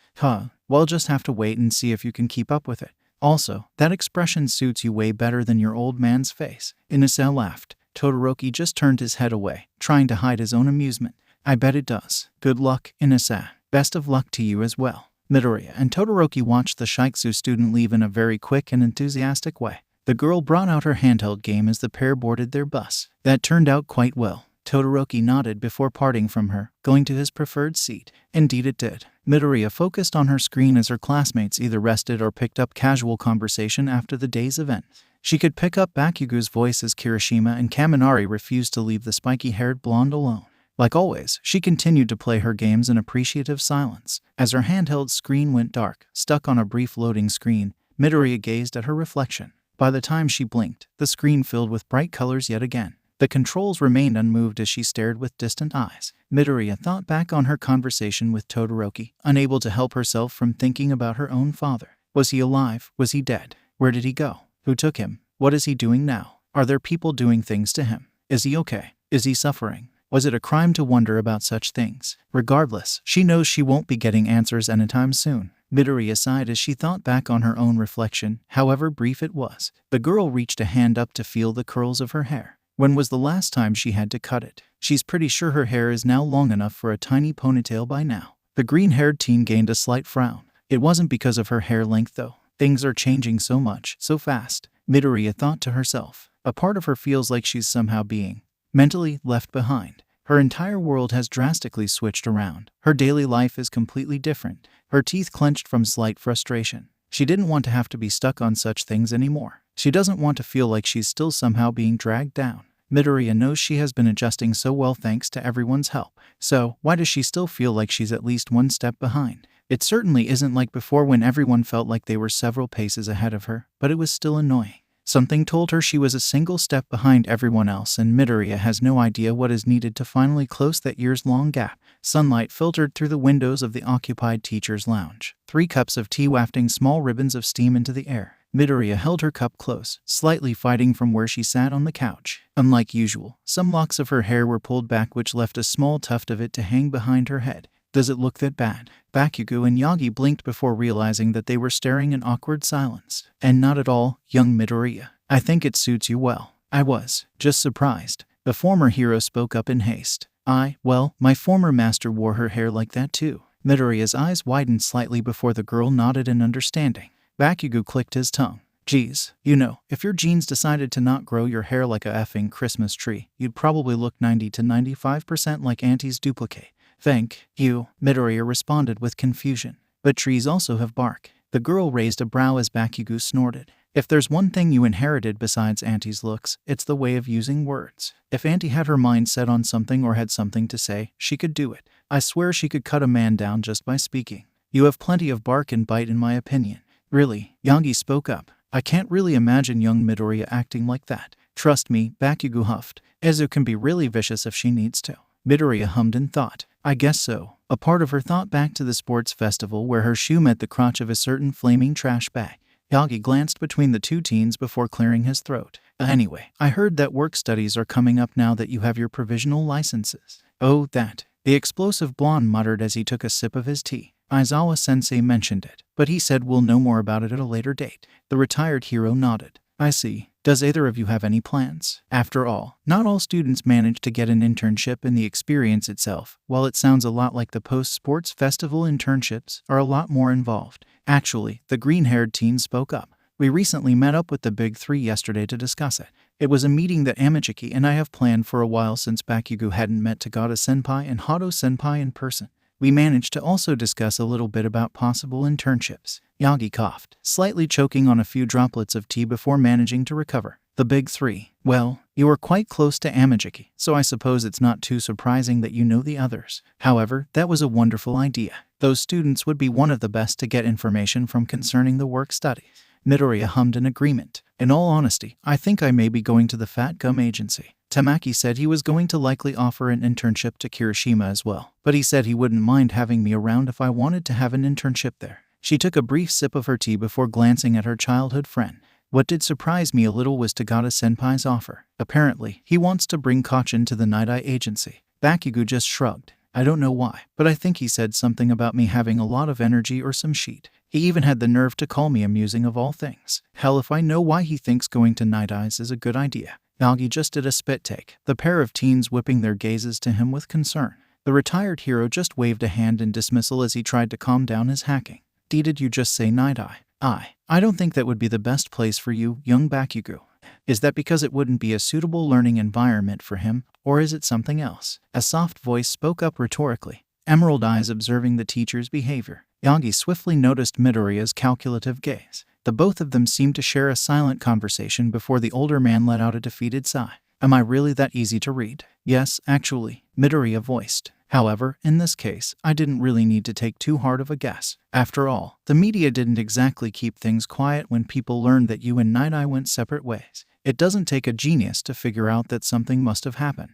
Bakugou sighed. All right, what's the drama about this time? Did you two get into some stupid disagreement or something shitty? Or, the spiky-haired blonde leaned forward slightly, arms resting on his knees as he looked at Yagi. Does this have something to do with One for All? For a moment, the silence stretched on. The atmosphere grew heavy as the retired hero pinched the bridge of his nose with a heavy sigh. It was as if the man had rapidly aged by several years just by mentioning the topic. It was concerning in all honesty. The former hero seemed to be taking the time to choose his words. The situation was complicated. Define complicated. Midoriya pressed with a slight frown, gaze piercing for an explanation. Bakugou stayed silent, though it was obvious he was sharing the same sentiment as his childhood friend.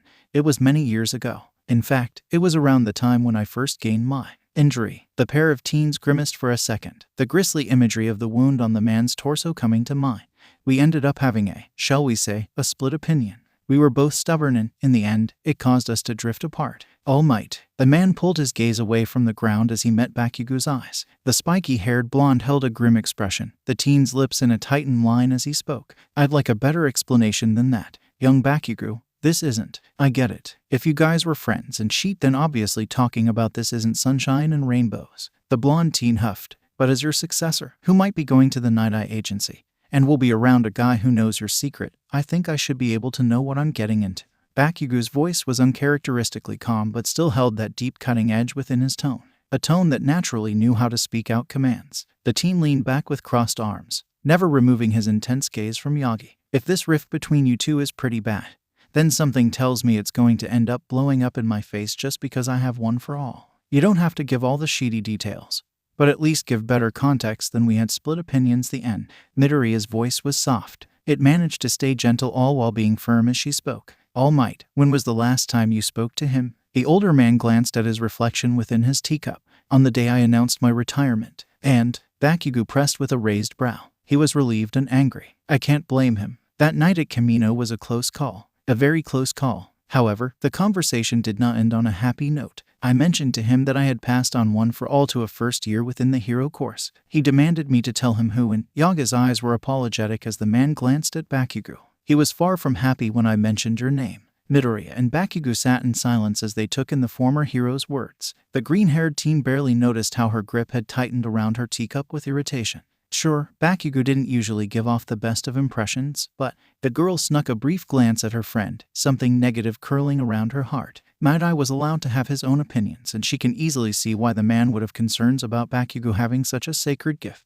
However, he could at least give her childhood friend a chance. From the sounds of things, it seems like Nighteye outright rejected Bakugou just by hearing the name. Midoriya faintly thought back on all the information she could remember about the pro-hero, Sir Nighteye. The man always carried a commanding and serious aura, all while maintaining a businessman aesthetic. He was a smart man for sure and knew how to stare the press down if needed. Most people would consider the hero as a serious worker who had the ability to intimidate those around him. A no-nonsense type as well. Despite the man's efficiency, very few actually see him in the front lines. Even fewer in the past years have even seen the man use his quirk. If Midoriya remembers right, Sir Nighteye possesses a very rare and unique type of quirk. As far as she can recall, it had something to do with seeing future events. Other than that, the green-haired teen cannot recall if there were further details on the ability. However, if Nighteye could see future events, even if she doesn't know the quirk's limits, Emerald eyes blinked open with clarity. "He saw a bad future for you, didn't he?" It was rhetorical. Yagi stared in shock and awe. It took a moment of registering the girl's words before his tense muscles relaxed. "Of course, perceptive as ever I see. I don't know the limits or details about Night-Eye's quirk, but the lack of people seeing him use it in recent years and its ability to somehow gaze into the future. It's not too hard to piece together." Bakugou huffed out a curse. "Shit, let me guess. He probably saw you dying or something." All the retired hero did was sorrowfully nod in confirmation. "He wanted me to retire, but I couldn't. Not when I was still capable of saving others. I understand that he was worried about me. After all, I had no successor planned and my health had severely deteriorated. Even if my time as a hero would be limited, it still meant I could still be the symbol of peace that people needed. How could I just leave people in the dark like that when there was no one else close enough for the citizens to switch their gazes toward? And then, Nighteye told me that he saw my future, about 7 or so years into my future to be exact. That was when he told me I would one day die a gruesome death. Even then, I didn't retire. 7 or so years," Midoriya muttered quietly. "Then, that means..." Yagi looked at the two with a grim expression. "It means my end may be near. Though, in all honesty, I wonder if my death flag was supposed to happen during Kamino. It sure felt like I could have died then, but there was just too much I would leave behind." He smiled at the pair, however slight it was considering the conversation. "I couldn't help myself from thinking about all the students I've seen here, of those who would carry the future. I couldn't help myself from thinking about you and your classmates, the potential that has so much farther to go." And the retired hero turned his smile to a stunned Bakugou. "I couldn't help from thinking about what my death would mean for you. My predecessor, my master, she perished in a fight against all for one before my training could be completed. There was just no way I could do that to you. I didn't want to repeat history like that." Bakugou just stared out the window, ignoring the way his chest seemed to squeeze at the mere thought of All Might dying in a gruesome way. "But what if Kamino wasn't it? That means you won't even live long enough to see us graduate." "That is a possibility," Yagi spoke softly. The silence that evening was deafening. A sour and bitter feeling encompassed at 3 of them at that moment. However, one thing was certain. If All Might was doomed to die in a different event, then they would do their best to change it. No one was going to simply accept that the future was set in stone. The heavy door leading to the dorm's rooftop swung shut, the metal clicking as it closed. Stars littered the sky, mere pinpricks among the abyss that made up the night sky. From such a height, Midoriya could feel the faintest of breezes blowing by. The area of the rooftop was quite large as she walked toward her friend, her slippers nearly silent among the concrete. Without a word, she came to a stop in the center of the rooftop as she sat down next to her childhood friend. Bakugou glanced at her before staring at the sky in contemplative silence. The green-haired teen just waited patiently, trying to keep her mind busy by counting the stars. She would have brought a game, but she knew that the nature of this meeting was just not appropriate for it. Emerald eyes briefly observed her friend with concern. "Izu, am I too much?" Midoriya blinked, turning her gaze to her feet. "What do you mean by that?" The blonde was silent, brows furrowed with an expression of deep thought. It was as if Bakugou was trying to figure out the answers to his own question. "For years, it's always just been us, you know. But now, it doesn't have to be, and it really hasn't been. You got your friends and I got mine. It's just..." He clicked his tongue out of irritation. "We're like siblings, yeah. But even siblings with a strong bond can just be too much for each other, and with what happened between All Might and Nighteye." Midoriya finally switched her gaze over, meeting Bakugou's own eyes head-on. She wasn't quite sure what to do with vulnerability glinting in those red eyes. "We're both so stubborn, and I just wonder if our care for one another could end up turning into something unpleasant. I'm not like you either." Bakugou glanced down at himself. "I always shout and yell, and I always just need to keep having an outlet for all this energy I have. I can be aggressive even when doing something helpful. I just wonder if I'm being too much of a brother to you in, like, a protective sense. Or maybe we're just naturally drifting apart anyway since it's no longer just us." Slowly, Bakugou gently reached for her right arm and she let him. Their gazes were focused on the realistic, but synthetic skin that made up the exterior of her prosthetic. The blonde's calloused hands carefully rubbed over the artificial material with distant eyes. "Nezu gave you this, right?" There was a huff of humorless laughter. "He sure as hell went the whole 9 yards with it. You could barely tell the fake from the real. It even has built-in sensors to make it simulate your body temperature too, if I remember the manual right." Midoriya just hummed an acknowledgement as she watched him examine it. It was a moment of peace that rarely happens with her friend. As concerning as it was, it also carried a calmness with it that wasn't necessarily bad. "I'm sorry." The green-haired teen tilted her head slightly in question. Bakugou seemed to slightly curl up on himself. You wouldn't have to have something so close to the real thing if I wasn't so careless. Kachin, it was my stupid idea. You could have just climbed on my back or something. You didn't have to be carried in my phone to make our escape. There were other ways I could have carried you that allowed me to use both arms to control my trajectory. Maybe one of us would have gotten a bad stab wound, maybe even a scar, but..." His grip tightened. "No one would have had to lose a limb. Then, there just had to be that all-for-one a hole that ended up killing so many people. To think I could have been in All Might's place that night. I know that bastard somehow knew I had one for all. He could have just killed me before I even learned how to turn the quirk on. You could have lost." Before Bakugou could finish his words, every sentence causing his frown to deepen, eyes to darken, Midoriya had firmly grasped his arms. She pulled them aside so she could pull the blonde in close for an embrace. Bakugou just blinked, only registering how those viridian curls tickled the side of his face, his chin resting on her shoulder as his body was slumped forward in her hold at a slightly awkward angle. "Your phone case is a lot bulkier and higher quality. That isn't exactly because you wanted to keep your new phone from breaking, right?" The green-haired teen could feel how her friend's body tensed with a held breath. She smiled sadly. "You've been acting a lot more distant too. Is that part of the reason why you ran off on your own during the exam?" "Shut the F up." Such vulgar words, and yet the bite to them were hollow and empty. Midoriya just sighed apologetically. "Sorry, whatever, nerd." The girl reached a hand up so she could mess around with the spiky locks of blonde hair. Despite how sharp her friend's hair was, it was quite soft, almost like a weird explosion of fluff. It was a bit fitting though, considering how Bakugou even makes his hair like this. He literally dries it with his own explosions after all. "You know, everything's all right," Midoriya spoke up quietly. "Sure, it was bad, but it could have been a lot worse too. Besides, no one can account for everything that could go wrong. What happened when I was in your phone? We never dared to experiment with that. Anything could have happened." She glanced at her right arm for a moment before turning her gaze away. "I mean, I obviously wouldn't wish to ever lose a limb or any part of me, but if you want to say that you forgive me and all that fluffy shit, then just say it." Bakugou spat with a slight pout. Midoriya's smile turned even more genuine at that. "I don't blame you, and there's no reason to blame yourself. Simple as that. It may not seem like it, and a lot about that night could easily cause self-blame, but no matter what you say, it wasn't anyone's fault. Could things have gone better? Yes. Were there things we could have done differently? Yes. Can we change it? No. Did we have complete control over how it played out? No." Bakugou could feel Midoriya hold him tighter to her. Not even her prosthetic felt as fake anymore, the blonde just taking in the care within his friend's voice. "And you're not the only one who's sometimes stuck in the days where it was just us. A part of me does miss it. Yet, it wasn't good for us to stay like that forever. Not when the reason why it was like that in the first place was so bad." Even if we do drift a little bit apart, we wouldn't completely drift away. Neither of us would allow that. And if we had a really bad argument, we've survived too much to let that keep us away for too long. We won't end up like All Might and Nighteye. You sound so sure of that. Of course I am. All these years, we've always just been Izu and Kachin. We aren't them, and the circumstances and bonds are different. Besides, do you really think I'm going to leave All Might and Night-Eye's relationship like this? No, we're going to fix it. And how in the hell do we even do that? Bakugou snorted. We'll find a way. We always do. There was silence until Bakugou huffed out laughter. He slightly pulled away, his face visible as Midoriya smiled back. Both of them ignored their own tearful faces and just focused on their sappy smiles. You're just gonna kick their asses into gear until they talk about feelings and shit. Maybe. That's just the rough draft though. Effing nerd. You and your scheming. You can count me in. Midoriya just poked his cheek, ignoring his playfully offended expression. Did the feelings bomb finish? Oh, shut up. What about the bomb of doubt and bomb of guilt? Izuki, I'm good. Bomb of depression. Alright, I get it. I'm a secretly emotional piece of shit. I get it. The rooftop echoed with laughter and shrieks as Bakugou tackled the poor gamer, her wild viridian curls being roughly swiped around.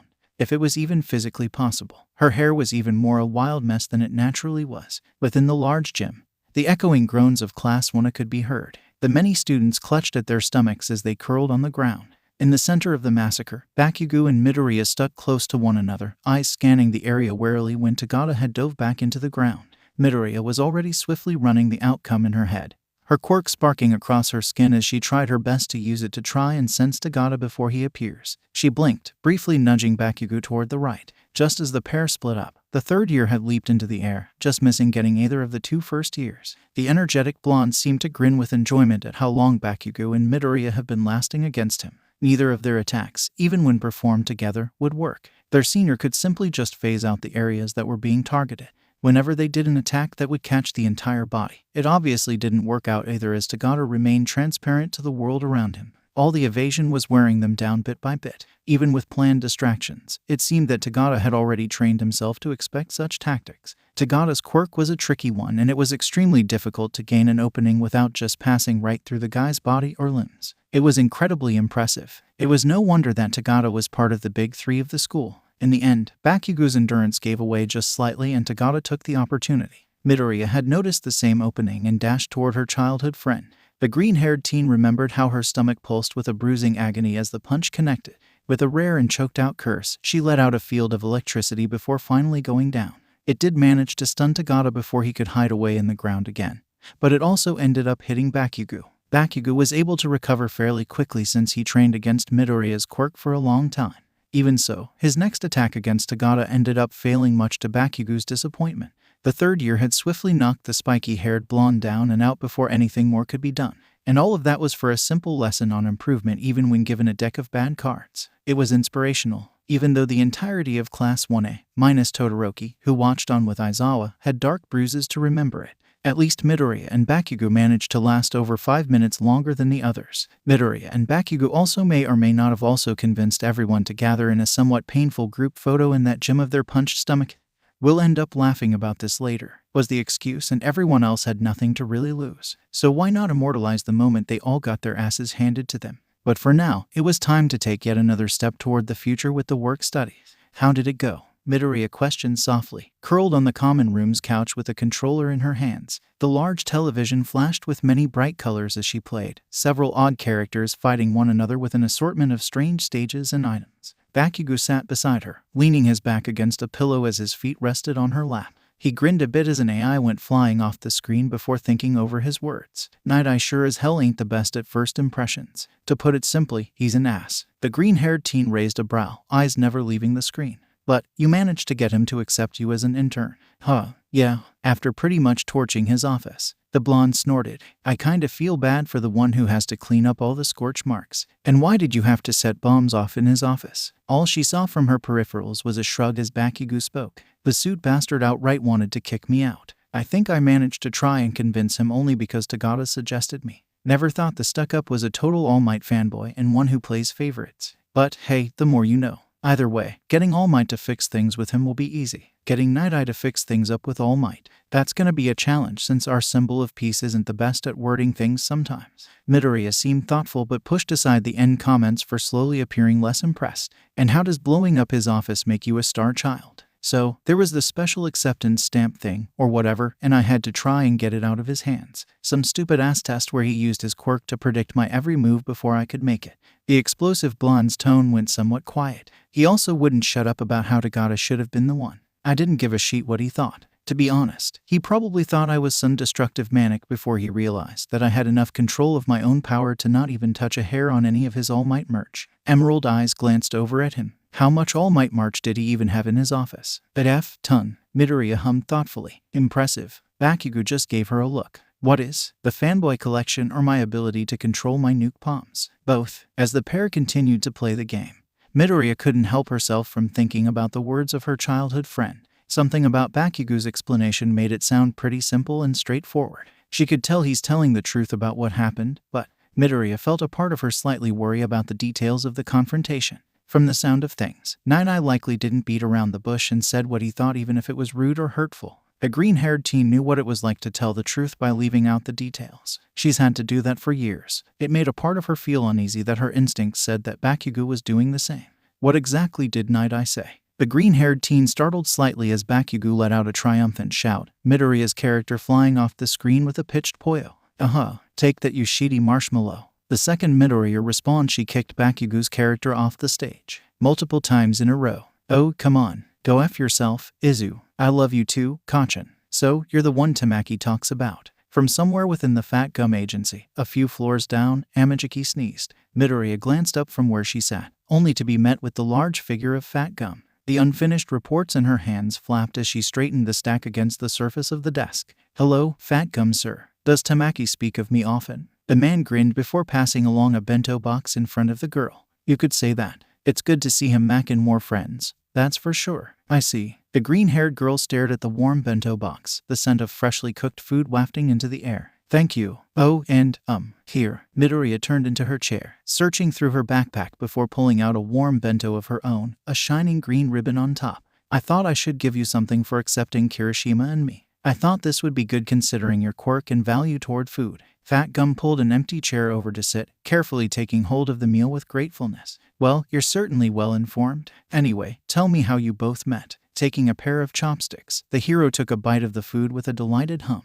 The green-haired teen blinked, confusion in her eyes. The large hero swallowed before pointing his chopsticks toward her and into the air. I mean, you and Tamaki. Don't think that I'm not gonna want to know about the girl he's taken a shine to. Midoriya's expression remained flat despite the growing blush on her cheeks. We're good friends so. Fat Gum's grin seemed to appear slightly teasing as he spoke. Trust me, he's taken a heck lot of a shine to you. He's even been chankin'. I'm pretty sure everyone here has noticed our resident shy guy becoming a bit more open than usual. His eyes became tinted with appreciation and knowing. And something tells me it's all thanks to you. Midoriya had no response for that. With a cheerful grin, Fat Gum gave her a thumbs up. Regardless, the both of you have my approval. Yeah. Now, how'd you get so close to Tamaki? This stuff's important, you know. The blanketing darkness was a mere afterthought among the luminous lights of the city. The ambience was full of a buzzing sound as crowds of civilians walked by with plans and lives of their own.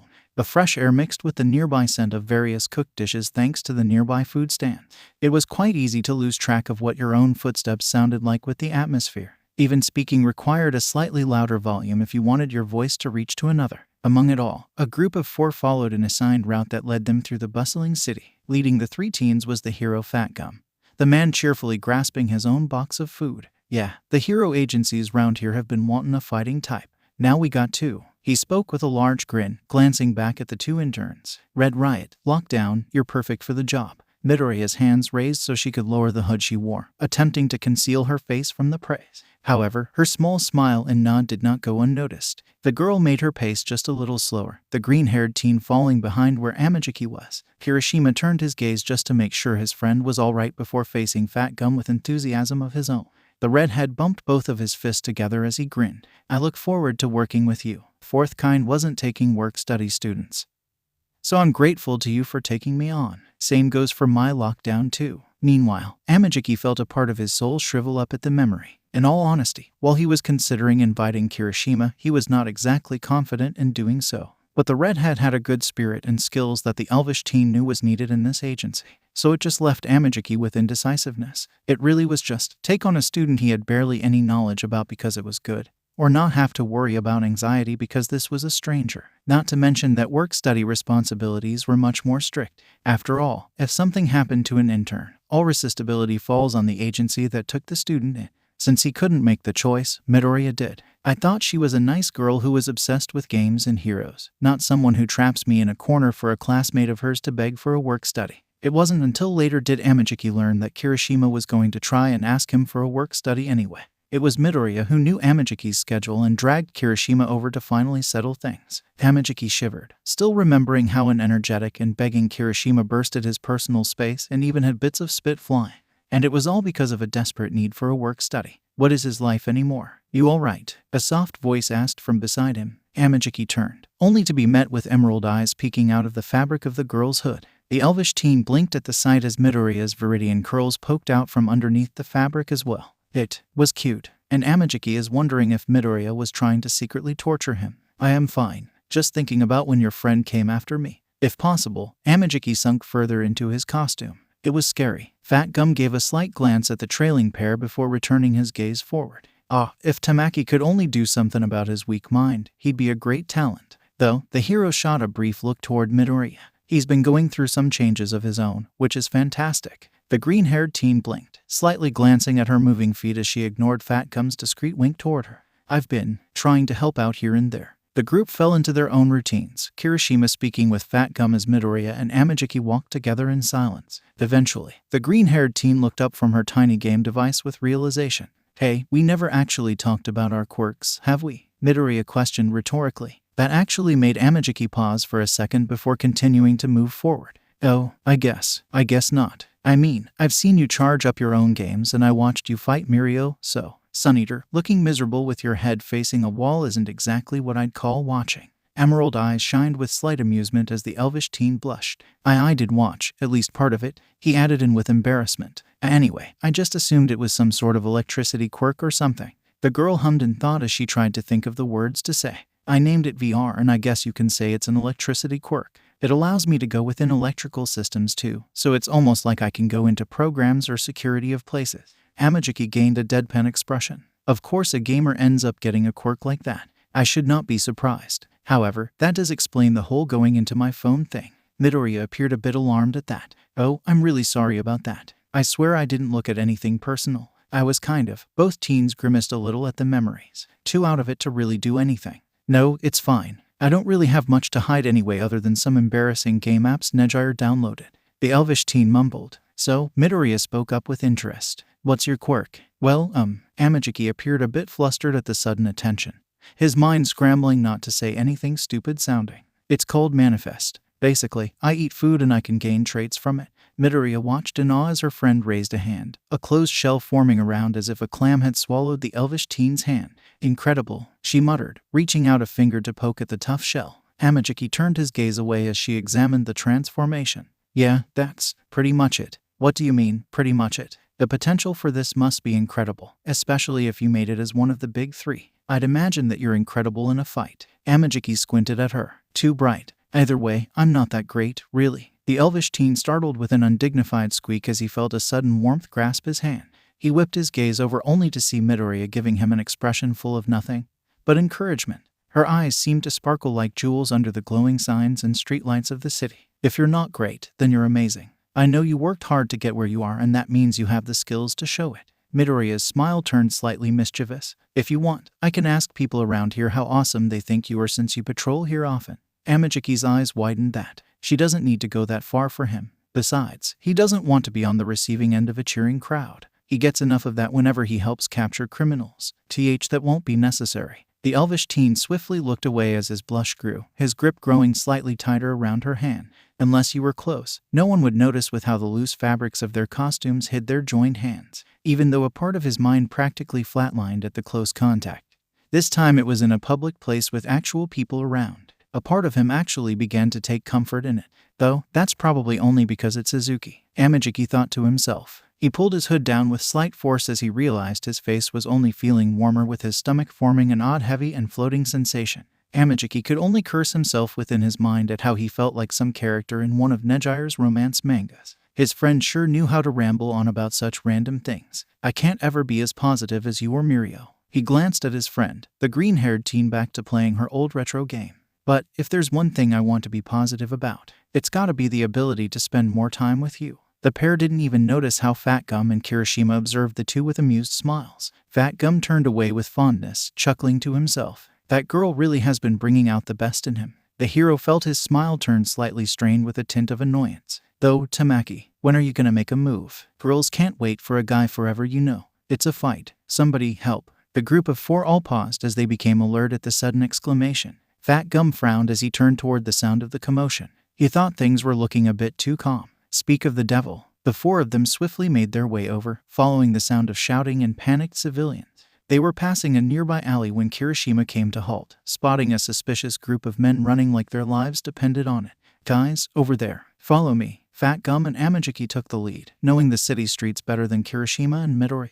In mere moments, Fat Gum managed to run ahead, taking a shortcut down a short alley. It was just on time as well, the gang of men being cut off before they could even move out of the way. The hero's arms engulfed the group tightly, Quirk taking hold. By its fat. Oh no, I'm sinking. Fat Gum simply tightened his hold, determined to not let the troublemakers escape. I'm Mr. Fat, here to make you sink. Before the hero could blink, one of the criminals managed to activate their quirk and slip away. Fat Gum's eyes widened slightly as he tried to trail the fleeing villain with his eyes. Damn it, what are you doing anyway? Your quirk's the same as Edge's. The fleeing man was like an odd wisp in the air as he swiftly flew for safety. Just as he turned his gaze forward, after making sure Fat Gum wasn't chasing after him, he let out a startled shout. Almost like whips in the air, Amajiki activated his quirk. The many octopus tentacles grappled onto the villain, creating a successful capture. What's with this octopus? Immediately, Amajiki's mood seemed to dampen. That's mean. From behind him, Kirishima and Midoriya just watched with brief deadpan expressions. No, wait, that's not an insult. He's talking about how it looks. Kirishima spoke up. Midoriya slightly bounced on her feet with a tiny fist bump that barely raised above her shoulder. Do your best, Sun Eater. The encouragement seemed to be enough as Amajiki swiftly spurred back into action.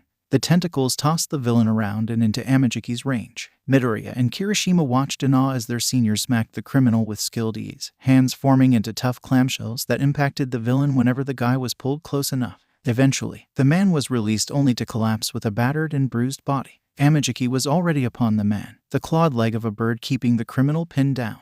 Amajiki glanced at his back, only to sigh. I didn't need the wings. Kirishima and Midoriya just stared, completely impressed by what they saw. Wow, the redhead muttered in awe. That was awesome, even if I didn't get to do anything. The elvish teen looked away as the other praised him. I wonder if I did okay. Midoriya wandered into Amajiki's vision as she smiled. Of course you did. Your ability to react and use your quirk in combat.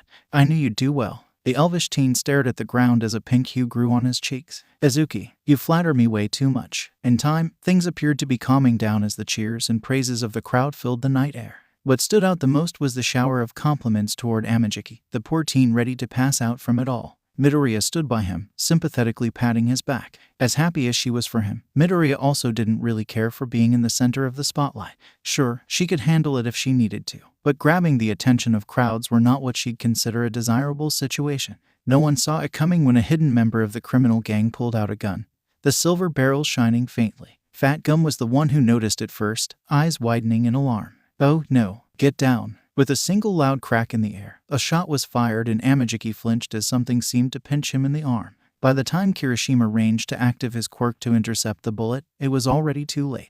The redhead slowed, realizing this as he mentally cursed at being too slow. The sound of panic quickly filtered throughout the area, the armed criminal shouting about a brother of his to run away. Midoriya could care less, and she was sure the others felt the same. The green-haired fell to her knees as Amajiki collapsed. Her hands were already pushing his body, so he was at least sitting somewhat straight. Emerald eyes swiftly scanned for the expected bullet wound and blood, her gaze locking onto how Amajiki held a hand over his arm. The girl gently, but firmly pried the hand off to take a look, only to take on a confused expression. There was no blood, nor was there any sign of a breach in the outfit's fabric. Instead, it was a metallic cylinder painted a shining red that was probably as small as a coin. To think that all of this was happening in mere seconds. What? She muttered, carefully plucking it with pinched fingers. As she swiftly turned the object around, her eyes immediately caught sight of the hair-like needle. A part of her heart sank as she wondered what the odd bullet might have injected or taken. Move. Fat Gum's voice had suddenly barked out. Midoriya startled. A second shot ringing out only for Kirishima's skin to harden.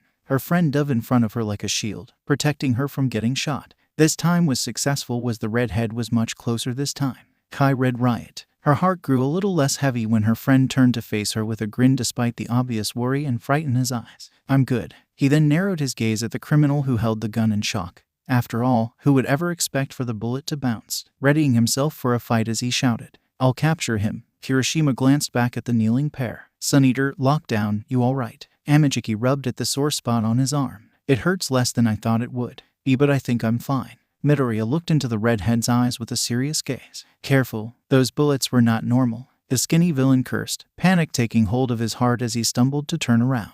Get out of the way. He dashed through the city streets, away from the heroes while nearby civilians moved out of the way due to their own fear. Before Midoriya and Amajiki knew it, Kirishima was already running after the guy. I'll chase him. The elvish teen sat up a little straighter, hand outstretched. I'll catch him with my octopus. He froze as his quirk struggled to activate. It was like fighting against some sort of force that kept his transformations at bay. It won't activate. Midoriya stared with worry, instantly able to figure out the issue. Some sort of quirk suppressant loaded within a bullet. Fat Gum jogged up, watching the running from of Kirishima with growing concern. Wait, don't go running into things. If you're not careful, it might come back to bite you. Kirishima didn't run back or pause. No one was sure if it was because of the teen's determination to catch the villain or the possibility that the words did not reach. The large hero turned to face Midoriya and Amajiki. Sun-Eater, lock down. If you're unhurt, then I'll leave this place to you. Other heroes will be here soon, so work with them. He was already prepared to follow Kirishima only to come to a stop at Amajiki's response. I'm not hurt, but my quirk won't activate. Fat Gum faced the elvish teen with bewilderment. Is a racer here or something? The hero barely managed to blink when a flash of viridian green locks swiped past him. He reached out a hand only to see how futile it was. Midoriya was already speeding up as electricity powered throughout her body. She would catch up to Kirishima in no time. Lock down, not you too. Fat Gum and Amajiki could only stare as the girl ran off into the many streets in the city. Amajiki glanced down, gaze catching sight of a small bit of red only to realize that it must be the bullet that was shot at them. He examined it with his eyes alone, his expression turning sour at the sight. The chase ended up leading into an alley that was nothing more than a dead end. By the time Midoriya finally caught up with Kirishima, the redhead seemed to be having some sort of conversation with the criminal. She turned her quirk off but still stayed alert as she approached, not wanting to accidentally zap anyone or anything conductive. Kirishima gave her a glance, his posture trying to support the battered villain. From just that one glance, she had a feeling of what was happening. The atmosphere was quite somber as the man rambled on about his own woes relating to personal strength. It made a part of the green-haired teen sigh quietly. It was saddening how the world works and how simple ideas can become so twisted. Regardless, the law required this man's arrest and that was something that had to be done. Midoriya seemed to pass on a silent message to her friend to wrap this up and finally restrain the criminal. Kirishima just gave a firm nod. Then, the criminal's arm shifted and Midoriya's vision was at the perfect angle to catch the sight of something shining red and silver. If I followed my bros, then I could get a hold of power. Midoriya was only a few paces in front of the criminal, her quirk sparking around her legs as she hurried over. Get that away from him. Kirishima froze at her sudden command, not expecting her voice to become so strict and loud. He was in the worst possible position as he had yet to actually notice the cylindrical object in the criminal's grasp. For a guy who can become a Hertusei, he understands without thinking.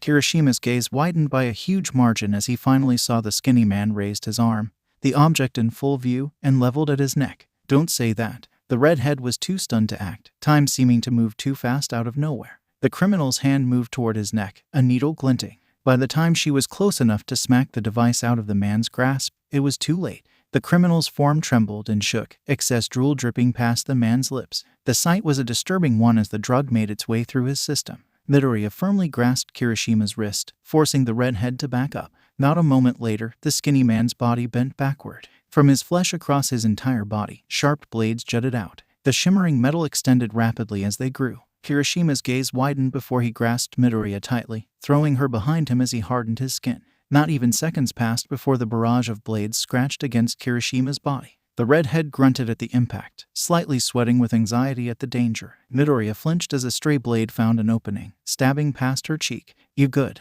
The redhead quickly questioned. Just a scratch. Kirishima wanted to desperately make sure his friend was okay, but couldn't afford to look away. Can't you shock him or something? Midoriya's gaze was rapidly scanning their surroundings. It's not that simple. It's likely that his blades will conduct. I can't risk it with you and civilians around. Civilians? You've got to be kidding me, Kirishima muttered worryingly. This was going to be a lot more complicated than any of them thought. Midoriya can't end this quickly because of electrical risks. And with all these blades, the mere impact of them pushes even him back. Not to mention, Red Riot, your arm, Midoriya's voice called out with concern. Kirishima glanced down, only to spot a crimson stain that was definitely not a part of his costume. Only then did the red head actually process a stinging sensation and the break in his flesh. It's stronger than my hardening. The pair were soon forced to move as one, Kirishima being careful to keep Midoriya behind him as they moved to a somewhat safer spot. If it can cut even you, then my shields will be useless. This isn't good, we lack a proper defense. Midoriya spoke bitterly, teeth clenched as she risked looking past Kirishima's arm at the drugged villain. Kirishima frowned. Then, we either take him down or we wait long enough for help. It's also possible we could outlast the drug. But that's all to chance. We don't know how long that Quirk enhancer lasts for. The green-haired teen spoke in thought. Another wave of blades was already reaching out toward them. Kirishima's fist tightened. All we can do is do our best.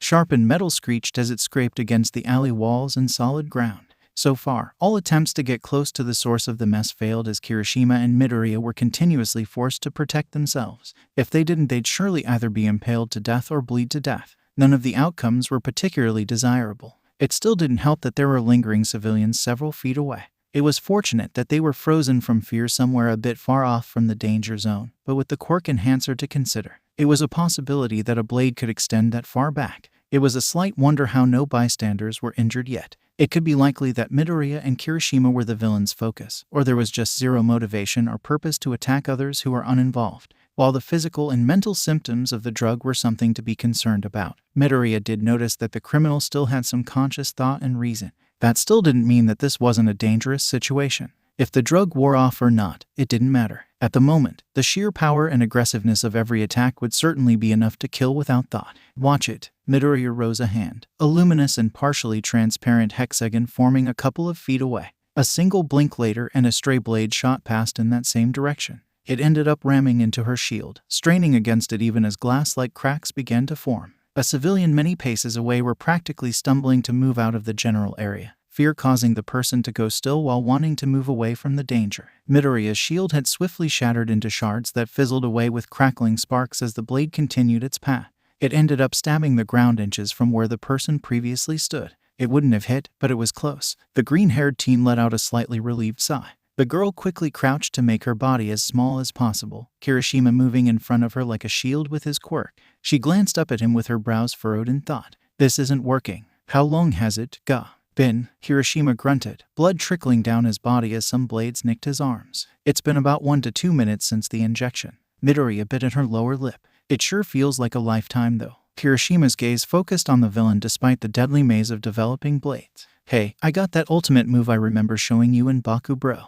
Think it'll work. If it doesn't overpower the drug's effects, then you could end up. We have to try. You can use those shields to help. Midoriya blinked in surprise. What? But you've seen how easily they break. Sure, they may break, but it'll be enough for me to run through if I move left. An incoming wave of sharpened steel turned toward them, too many to even count. Both of them swiftly turning to dodge to the left, doing their best to stay together. Lock! Midoriya shouted in pain as she stumbled. A blade spotting past her as it sliced an inch into the right side of her waist. Another blade went by as it nicked her left thigh from her outstretched leg due to running. Kirishima was quick to back up a few steps to cover her, reaching a hand out behind him to give her some assistance. Is it bad? No, I can still move. Just some lucky shots. Kirishima gulped, an idea forming in his mind.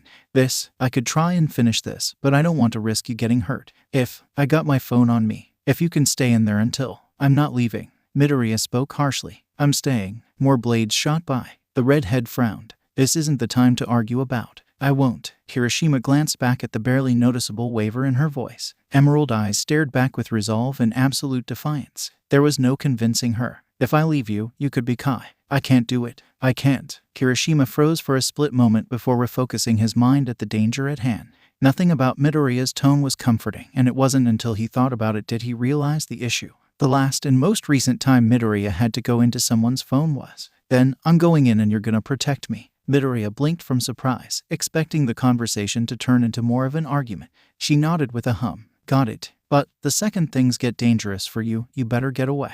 Got it. Kirishima's stance changed, his breathing turning heavy as the flesh of his body slowly turned more solid, more durable than normal. The hardened chunks of flesh became more detailed, his quirk and body being pushed to the max as he strengthened his body. Midoriya focused as her quirk picked up the glowing lights from buildings and the lights turned on within the city streets nearby the alley. She activated her quirk, pulling on the electricity as if they were strings. If she wanted her shields to have more power, she was gonna need the extra power sources. I'm good to go, Kirishima announced to her. Midoriya nodded, quirk sparking around her. Ready whenever. Here we go. Red Riot, unbreakable. Kirishima charged ahead ready to brace the incoming blades. The villain appeared surprised at the sudden foolish display, blades darting over to impale the redhead. Except, this time, not even a scratch was made even as the blades impacted Kirishima's body. Instead, the metal bent, growing at awkward angles or chipping until some even broke. The skinny criminal's confidence vanished at the sight. Meanwhile, Midoriya mainly focused on damage control. Her shield occasionally stopped some blades so Kirishima had time to run through without too many obstacles. While the weaponry can't cut, they were still solid matter that Kirishima couldn't pass through with quick ease. She made sure to move out of the way if needed, her speed and agility making it easy. It was even easier since the attention was barely on her, but on Kirishima instead.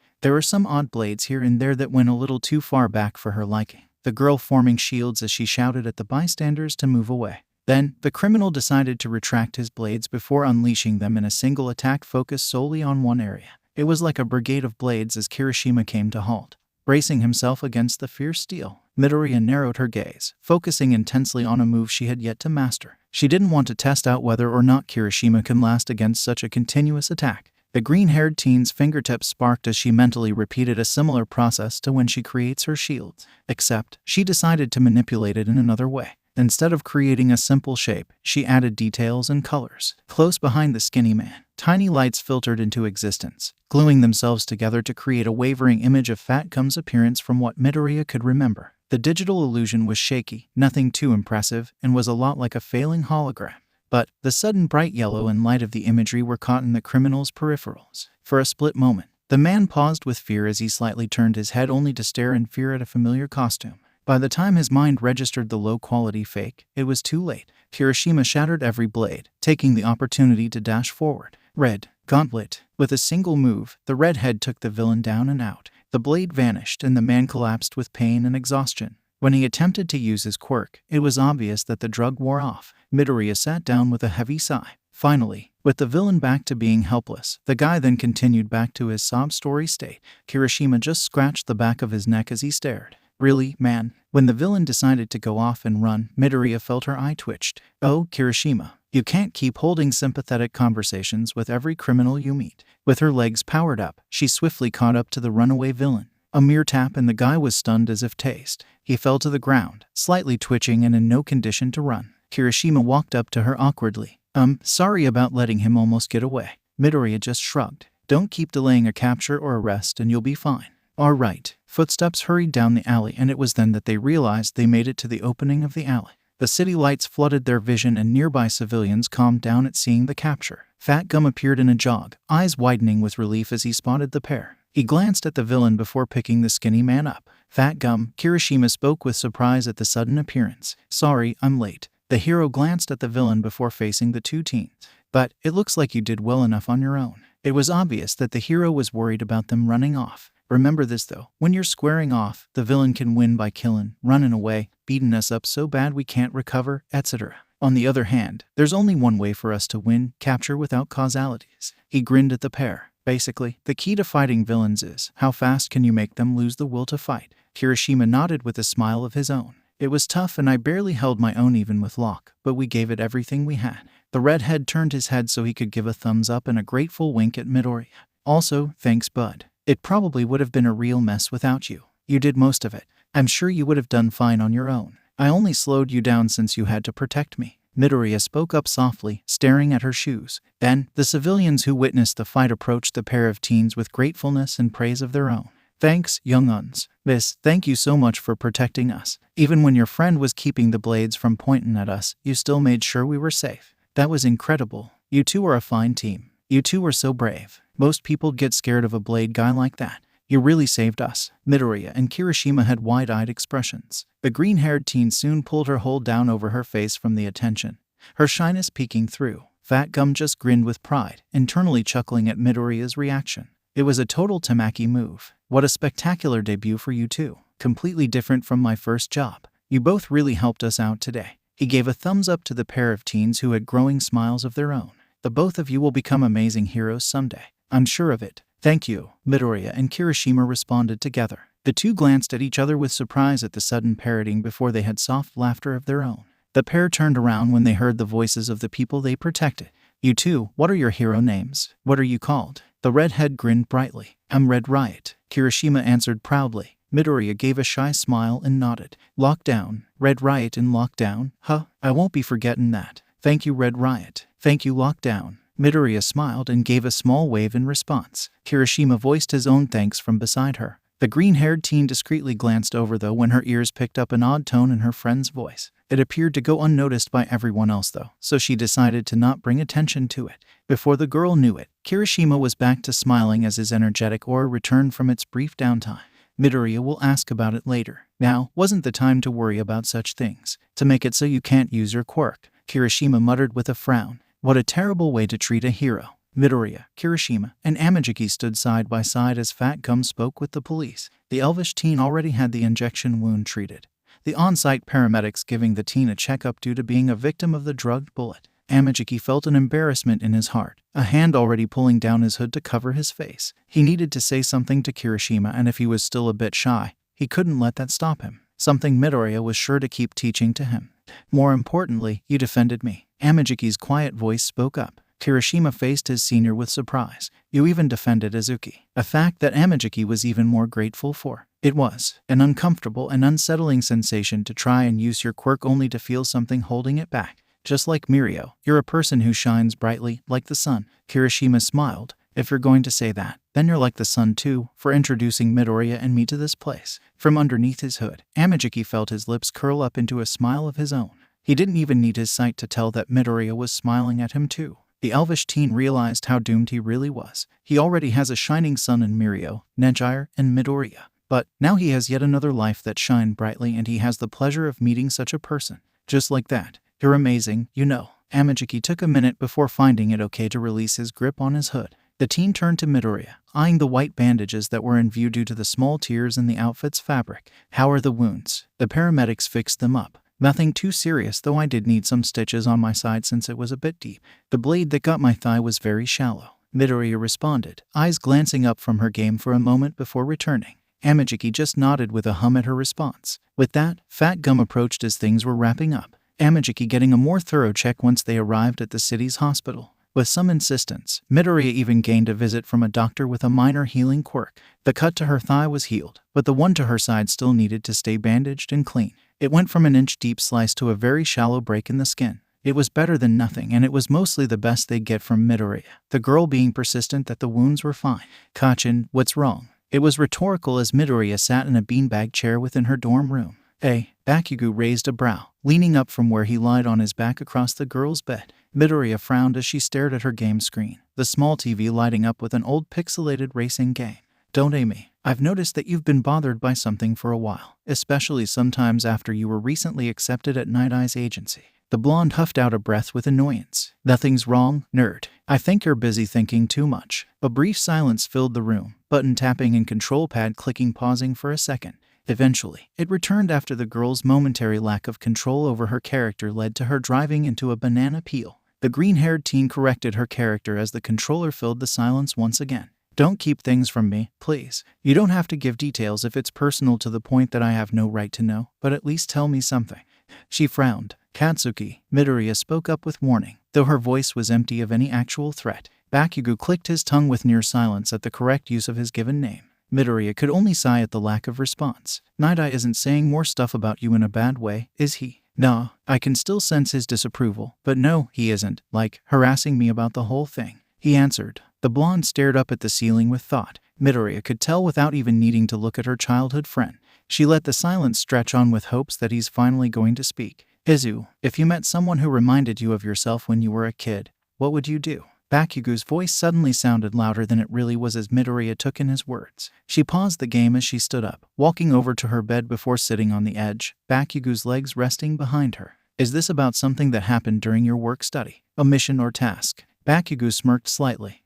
Nighteye would probably kick my ass out of his agency if I told you, but screw him. I trust you more than anything. Despite the somber atmosphere, even Midoriya gained a tiny smile at that. It was during a patrol. Kota ended up bringing me along and we ended up finding this little kid. She'd definitely stand out in a crowd with that silver hair of hers and red eyes. Bakugou rambled, voice flat as he spoke his thoughts. Midoriya made sure to listen closely. She sounds pretty. Anyway, the kid ran into me and when I went to help her, she was all terrified and shit, scared out of her damn mind just by looking at her for a second. The blonde frowned, teeth clenching at the memories. Damn it, Izu. She looked so much like you. And the effing bandages. Her entire arm, both of them, was effing covered in bandages like some mummy. Bakugou slowly sat up, staring his lap with narrowed eyes. She was like you when I found out about what Hasashi was doing to you when we were only little brats. Hell, she even looked ready to run when I tried to help her stand up. It would take a drunk moron to look at her and say that she was fine.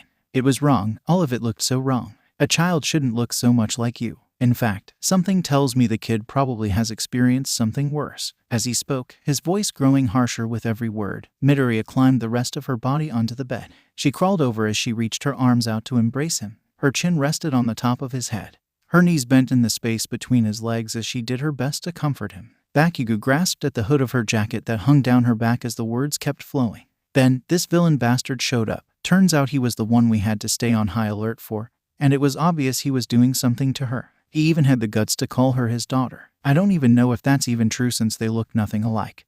But it still sickened me. Daughter or not, F him. He tried to lead Kota and me down an alley, likely to do some shady shit. He'd probably get away with killing us before the kid went running back to his side like a puppy. Midoriya inhaled sharply at that. From the sounds of things, she could have easily lost Bakugou mere days ago. You didn't get to save her. I should have done something. The blonde muttered. Midoriya just tightened her hold on him. Maybe you could have, but it sounds like it was a complicated situation. But, from the sounds of things, Nighteye is investigating this villain, right? So he won't be getting away with that girl. You couldn't save her then, but you can save her at a later time.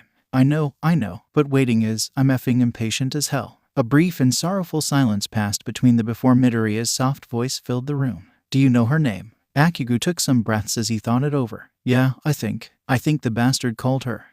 You'll save her. I know you will. You better believe it. No way am I leaving her with beak face. Midoriya raised a brow. Beak face? Did he have some sort of mutant quirk? No, he just had this weird-ass face mask. Reminded me of a bird beak and those creepy effing masks. What were they called? Something like plague masks or some shit. Either way, awful fashion sense. I see. The green-haired teen was thoughtful for a moment before she de-iced to slowly part herself from her hug with Bakugou. She paused when he gently held onto her arms. Not yet. I'm still too tired of this messed up shit in this whole crappy world. Midoriya nodded and silently continued to embrace him for as long as it took to calm him down. Don't breathe a effing word about this. You did not hear me just ask for more hugs. Whatever you say, Kachan. All too suddenly did the world feel dangerous. Bakugou and Midoriya swore there was some kind of storm brewing on the horizon without anyone noticing. It was a disturbing feeling. An abused child, the sudden appearance of Quirk erasing drugs. The future had suddenly turned all too bleak. An office door creaked open, footsteps making their way inside as the door swung shut. Nighteye sat at his desk, papers neatly organized in piles as the faint glow of his computer screen reflected off his glasses. He didn't look up from his work as he spoke. May I help you, Sir Nighteye? A soft voice spoke up. The arrival gave a slight bow in greeting. I am Midoriya Izuku, a student of UAS Hero Course and a member of Class 1A. Nighteye raised a brow, glancing at the girl before returning to his work. You aren't here for an internship. You already work under the Fat Gum Agency, so what brings you here? Midoriya stood up straight, expression flat, but determined. Sir, Tagata-senpai brought me here. I was hoping we could have a little chat. No one spoke a word as Midoriya sat down in a nearby chair. The soft clicking of keyboard keys quietly filled the somewhat tense silence. Never glancing away from his work, Nighteye gave an inaudible sigh of impatience. You said you came here to speak, yet all you've done is hang around in my office for the last 7 minutes. If you just wish to waste my time, then you better leave. Midoriya's eyes remained focused on her game's screen. Well, it's because I'm not sure what to speak about first. There are just quite a lot of dialogue options at the moment. Who knows what route they'll take me down? And what exactly are these conversation topics? Nighteye asked with a flat tone. Let's see. The girl spoke up thoughtfully. There's your big Yakuza investigation. At that, Nightaye's gaze narrowed a bit. There are your issues with All Might. Nighteye held the slightest of frowns. And there's the issue of One for All's rightful successor. The keyboard typing came to a halt. Emerald eyes glanced up to see the hero's reaction, her expression blank. So, take your pick. Nighteye seemed to glare at her, turning in his chair to finally meet her gaze head-on. You shouldn't know about any of those subjects. Too bad. Now, I'm not leaving here without talking about them all. But I'll give you the honor of picking which order. The man's tone was strict as he spoke. You are in no position to force me into such confidential subjects. I believe it is for the best that I would become one of your most valuable assets for your investigation of Chiaki-kai. I wouldn't be so quick to kick me out, Midoriya said. Nighteye rose a brow at the interruption. Oh, and what makes you say something so bold? Midoriya saved her game, powering the device off. My quirk can make infiltration incredibly simple, especially since the modern world relies so heavily on technology to keep them safe and make lives a tad easier. The green-haired teen gave a slight smirk. Just lead me to their bases and I can, literally, slip into their systems without them even being aware. Before you know it, I'll be back with maps, routes, documents, or whatever you may need to take them behind bars.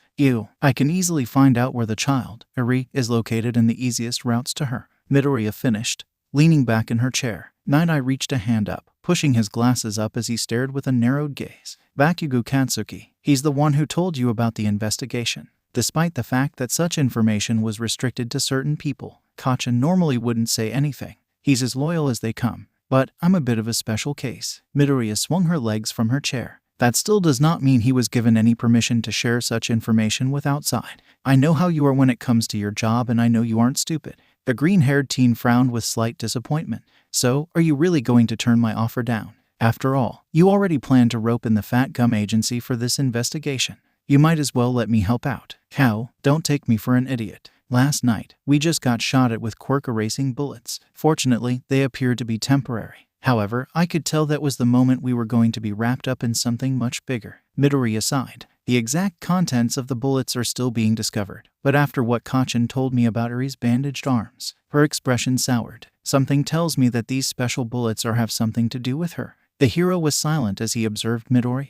As much as he'd like to argue against her, he couldn't. Her words weren't false, and if her quirk could do such tasks so simply, well, he was going to involve the Fat Gum Agency, and Midoriya happens to be part of the group that will be brought in on a future meeting. He really couldn't just refuse her help. Speaking of Kachin, I heard that you've had concerns about him inheriting One for All. Midoriya spoke softly. Mind telling me the details as to why that is? Nighteye clasped his hands, his chin resting on top of them. He remained seated at his desk. I'd like to know how and when you learned about One for All. The day he offered to pass One for All to me. The hero paused at that. I was his chosen candidate, and on the day I decided to finally give an answer, I brought Kachin with me. I didn't want the power, but I knew someone that would put it to good use for a better future. Nighteye was slowly glaring daggers at her by now. So, you're the one who decided it was a smart idea to give him One for All. How could you convince All Might to make such a mistake? I'd like to know what exactly unsettles you about Kachin. Midoriya said. I know he can be aggressive, but I know him better than anyone. Which also means that I know he's good enough. He's a walking disaster just waiting to be set off. He's my brother and you don't know a damn thing about him because no prescription is going to make you see the good in him. The hero clenched his fists tighter, jaw tight as he spoke. That kid is too reckless and too violent. He has no smile that can comfort society in the same way All Might's could. That's why Mirio is the best choice. Bakugou lacks the traits needed to become All Might's successor. Midoriya simply glared back, tone turning more venomous. He can seem like a thoughtless and reckless idiot at times. But he's not stupid. No matter what, he's going to become one of the best heroes out there because that's his goal. Nothing is going to make him turn his back on it. Who would take comfort in someone who brings destruction? This is power versus comfort, and Bakugou is far from comforting. Are you just so effing obsessed with All Might that you can only imagine his successor as a duplicate? Throughout history, people take over the same roles, positions, and jobs in life, but are they always the same or close to it? No, there are people who can be the complete opposites, but they effing get the job done just as well. Who said All Might's successor had to be like him? There's more than one way to achieve the safety society needs. There's more than one way to bring a brighter future. That's Inu. Kachin has the potential to become a protector. He can bring comfort because his power can be used to save. He doesn't need some charming smile to prove himself. Hell, he doesn't even need to have the best charisma to sway the people. He's a hero, damn it, and he'll do what a hero does. He saves lives and wins battles. No matter what you say, Kachin cares more than you could ever believe. I will not allow you to keep blinding yourself because of your own opinions, and I will not let you put Kachin down for being a symbol in his own way. Get out. I'm not leaving. The pair stared each other down, both of them standing by this point as a temporary silence filled the room. You still care about him, right? Why else would you still be so concerned? The green-haired teen's voice was quiet, but it sounded too loud. You're Quirk. You can see the future to some extent. You saw his death, and because of that, you both fell apart. You don't know a thing. I sure as hell do, because All Might told me himself. Her anger slightly melted away with sympathy. He isn't angry, you know. He still cares. It isn't too late to talk to him properly. A tense silence followed once again. Neither backed down from where they stood. Nighteye adjusted his glasses, the office lighting glaring off of the lenses. We are done here. Leave. Midoriya stared. I may not have your quirk, but I can tell the nearby future is going to become dangerous and bleak. It doesn't have to be that way. If we try, we can change it together. I told you to get out. The girl paused before letting out of a soft sigh. She began to make her way to the door, backpack hoisted onto her shoulders. You better say what needs to be said just in case. Unsaid words. Words that will never reach its destination and target. That can hurt a lot. I don't agree with many of your opinions. I'm only trying to help, even if it's not pretty. Then again, lots of things in life aren't. Get the F out of my office. Farewell, Sir Nighteye. May the future be a changed one. She stepped past the doorway. Her voice was soft as the door closed behind her for the final time. Yet, Nighteye still managed to hear her, because I'm already not liking where it is going. The door to the hero's office shut with a quiet thud. Nighteye was left there alone. The heavy atmosphere refused to leave, even long after Midoriya's departure. Are you sure she should continue her internship? A voice with slight static spoke up from within the phone's speakers. A sigh full of exhaustion filled the empty room. I don't want to. I really don't want her to keep up her internship. But if I try and stop her, especially with the upcoming investigation with the Nighteye agency. His grip tightened around his phone. She'll find a way, and I refuse to let her do something illegal. I know it's irrational, but is there really any stopping her? Eraserhead. Sometimes I really hate it when you're right. I'm already taking part in the operation. There's no way I'm leaving those kids alone, Tsukachi. I have a bad feeling about everything going on. Are you sure the hospital incident is related to her? There's no doubt about it. However, I fear it may tie back to the League of Villains. As far as we know, they are the only ones who ever made contact with Midoriya. They even went out of their way to make her a kidnapping priority. On top of that, there was her father's odd disappearance, and then a League member sneaking in and making contact with Midoriya via the provisional licensing exam. Aizawa grimaced at the truths. Shit, this isn't looking good. Please, make sure to keep an eye on her. That's really the best we can do if the alternative is her sneaking off on her own. I know. It occurred days after the provisional licensing exam. A pair of notes with printed text was left behind within a lab. 2 different vials of blood were stolen, the blood preserved as a part of a Quirk registry. No fingerprints were left behind, and there was no handwriting to identify. Both small cards held simply thank yous. The racks the vials were taken from were listed under the names Midoriya Inko and Midoriya Izuku. The halls were empty, filled with silence as she made her way to the soundproof door of the support studio. Her shoes paused before the sturdy door as she raised an arm to give the steel some knocks. For a moment, she was a tad confused as to the lack of response considering the time of the school day. There shouldn't be much noise within the studio at this time, she was sure of it. Perhaps she didn't knock loud enough. Before anything could be done, the door blasted off of its hinges with a bang. The sound rang within the halls, no longer restricted within the soundproofed studio as dark smoke billowed out. The short teen blinked, barely phased as she felt her body being pushed back to the floor from the force. A weight landed on top of her, the girl letting out a slight wheeze of air, only to cough when she breathed in some smoke. Oh, someone's here. A cheerful voice spoke. Footsteps came from within the studio, approaching the damaged doorway. Hatsum, I told you. Power Loader stared as he realized there was another student roped into the incident. Oh dear, Hatsum, you better help that student. Right, I got it. No worries here, Power Loader sensei. Hatsum stood up from where she landed on top of the student, before offering a hand. Her golden eyes lit up once the smoke cleared away enough for her to see who had come by the studio. Ah, it's been a very long time, 10 million. Midoriya took the offered hand, her expression blank before a tiny smile appeared. It has been a long while. The green-haired teen glanced past Hatsum to spot the smoky studio. I see that things haven't been boring with you around.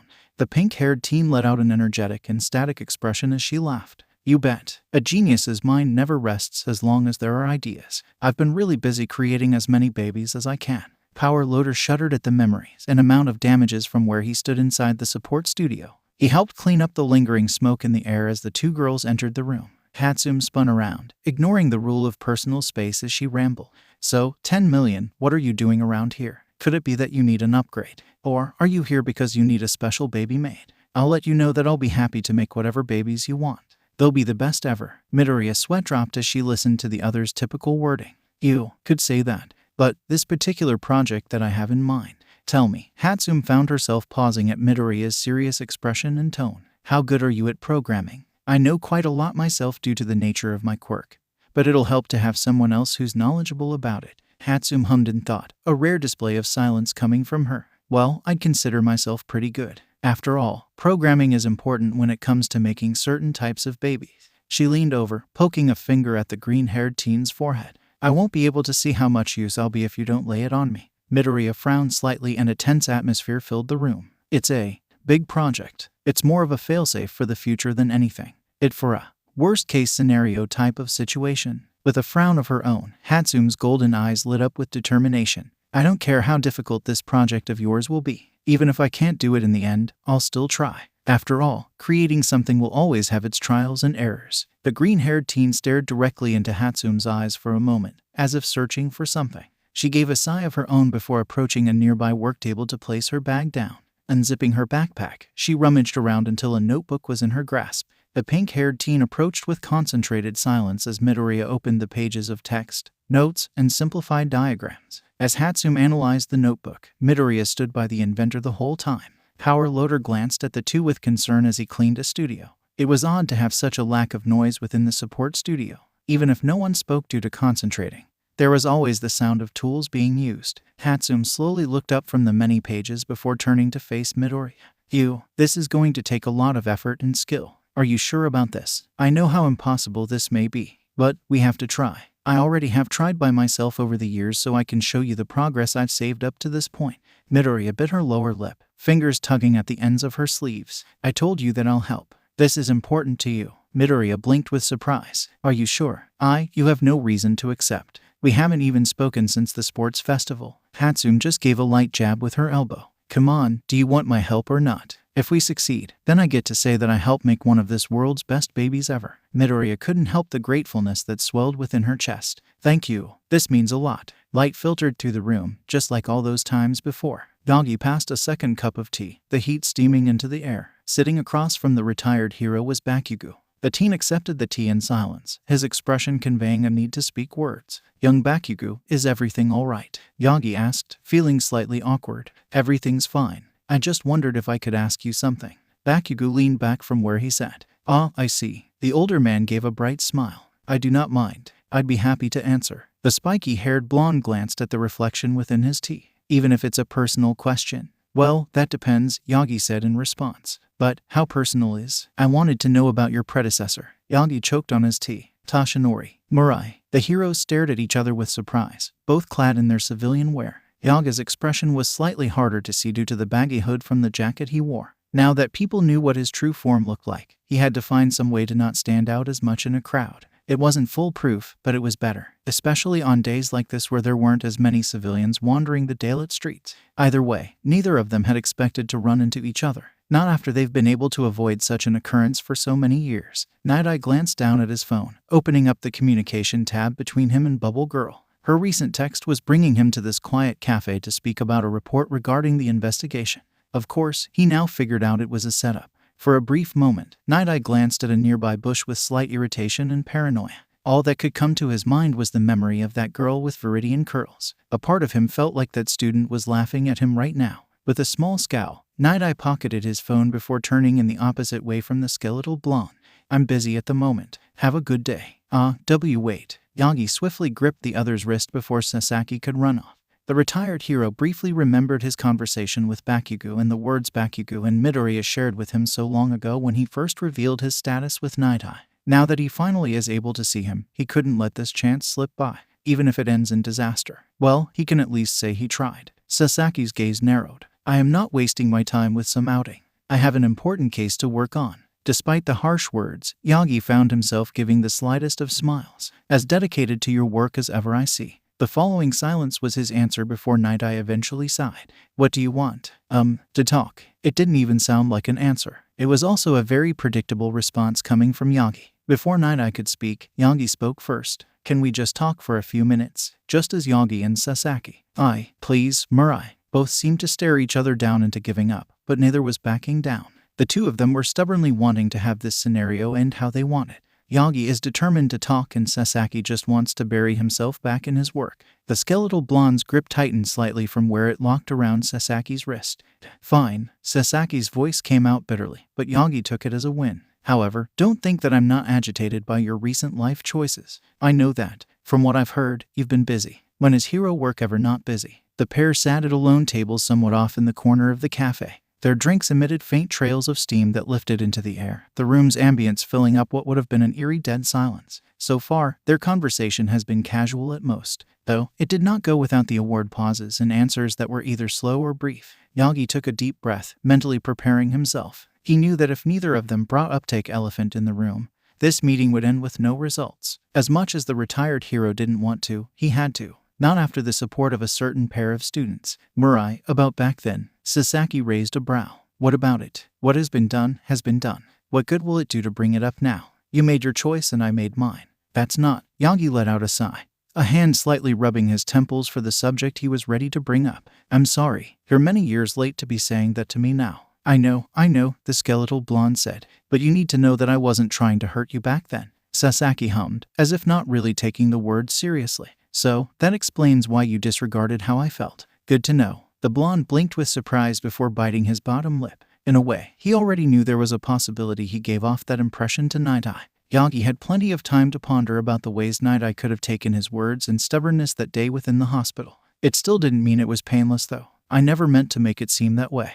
I've always cared, all the way back then and even until now. I never meant to hurt you. I just wanted to do what I saw best for the people. And destroying yourself and digging your own grave is considered the best option. Sasaki's usual monotone had gained a tint of anger. Yagi tried to not grimace at the sudden change. What was I supposed to do? Was I really supposed to give up everything when I still had the ability to fight? How many people would have lived in fear and doubt without me? How many villains would have risen with confidence? How many people would have died in those many years if I decided to quit then and there? What would happen if Kamino happened and I was not there? The blonde gave a small gesture to the area around them. Look at the world, look online, sense the aura in the air. All of it has been going downhill since my retirement. People are still learning to live without me as a hero. I knew I needed a successor, but I couldn't put all that weight on someone so soon. I wanted it to be gradual. I wanted them to gain spotlight so that mine isn't missed nearly as much once gone.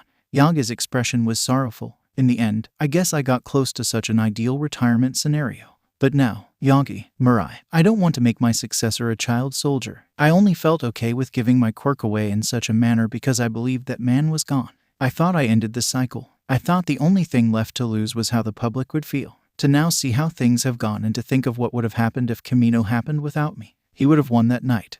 For FS sake. Yagi startled at the muttered words. Murai. Sasaki's elbows rested on the table. The man's head bowed, making it difficult to see his expression. His head was being supported by hands, fingers curling into fists. I know, but damn it all. He hissed under his breath. I know how wrong things could have gone if you retired back then. Now that all of Sasaki flicked his wrist as if throwing something non-existent as he gestured to their surroundings.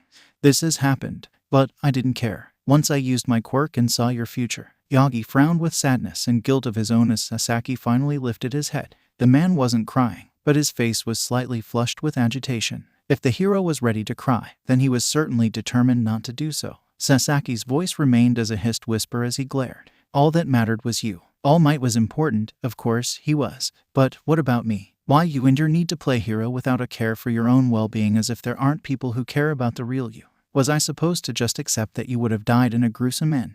Murai, so what if I wanted to be a little damn selfish and haul your stubborn ass away from your path to doom? Was it wrong of me to try and protect you from that after everything you've been giving away? You just give and give. I know we're heroes, but Sasaki paused, taking in slow and deep breaths to try and compose himself. It wasn't wrong of you. You had every right to be worried about me. But sometimes we just don't have such choices. Strangely enough, it was young Bakugou who told me more about such things. Sasaki raised a brow. Bakugou, believe it or not, young Bakugou and young Midoriya have a lot to say about the world. They're probably the only reason why I had the courage to even speak to you like this. I see. However, Sasaki adjusted his glasses. That does not mean that you are entirely safe. The path you have continued down, it still can end with, let's change the future. For a split second, Sasaki jolted with a startled expression. How could you say such an absurd thing so? Even if we can't change it, at least that means I'll go down fighting it. Why you? I remember confronting young Midoriya about what you saw. That's when she said we could try and change the future. I was a bit surprised by it as well. But even when I pointed out how likely failure could be at such a task, she just said, there's a high probability. But statistically speaking, there's always a chance for unlikely events to take place. I believe it was a quote from one of her games. At least, it sounded like one.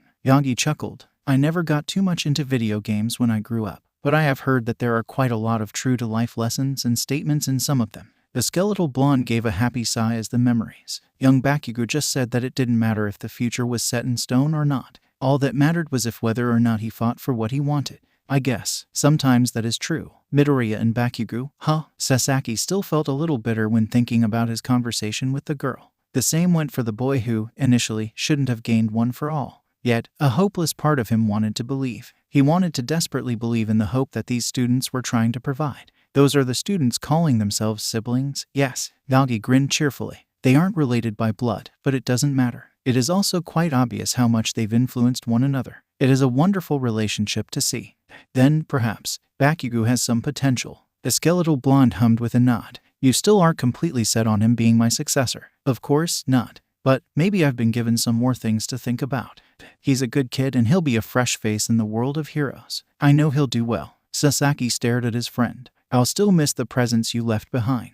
I know. There was a momentary silence before Sasaki turned his gaze to his phone's clock. With a reluctant sigh, he pocketed his phone and stood up. My agency needs me. I understand. Be careful out there, will you? I can't promise anything. Nighteye sighed at the look Yagi gave him. But I'll try. As the hero turned away to leave, he was stopped. Murai. Nighteye turned around. Yagi appeared a bit embarrassed before clearing his throat. He gave Sasaki a bright grin. Once things calm down with this investigation of yours, do you think we could, meet again like this? As the seconds ticked by, light glinting off Night-Eye's glasses that unfortunately hid the man's eyes, Yagi thought the answer would be a simple no. Why not? Yagi was glad he didn't take a sip of his drink at the moment.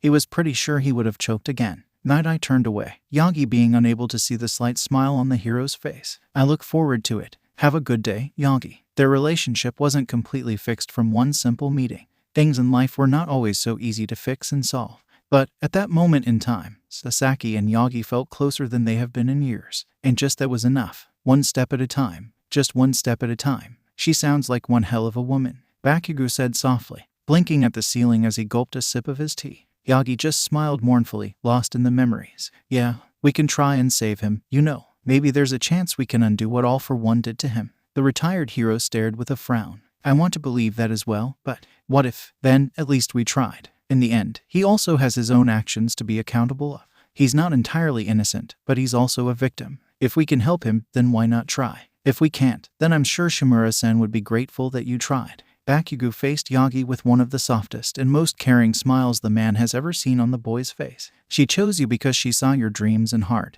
and all that fluffy bullshit. Even if Shigaraki has to be taken down, I'm sure she'll understand. Young Bakugou, none of this shit is pretty, All Might. Not all of it will end with a fairy tale ending either. But I lived a life doing the best I could, and that's what I'll continue to do even if life tries to F me over. In the end, that's all we can really do. Stuff happens and we end up dealing with it all. Bakugou stood up from his seat as he approached Yagi. The spiky-haired blonde seemed a bit embarrassed as he gave the older man an awkward hug. You've made it this far, so let's keep going plus ultra until we can't anymore. Don't you dare let all this stuff get to you too badly. Symbol of peace or not, if you dare think about giving up, I'm hauling your ass to Izu so she can give you as many pep talks needed.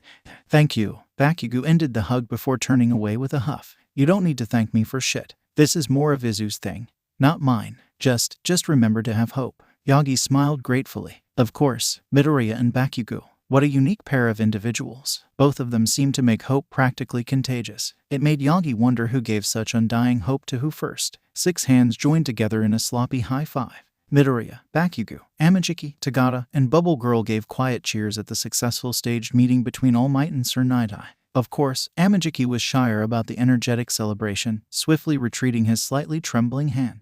Thank you so much. It's certainly a start, but it's so nice to see them getting along, Bubble Girl said with a bright smile on her face. Tagata gave an enthusiastic thumbs up at Bakugou and Midoriya.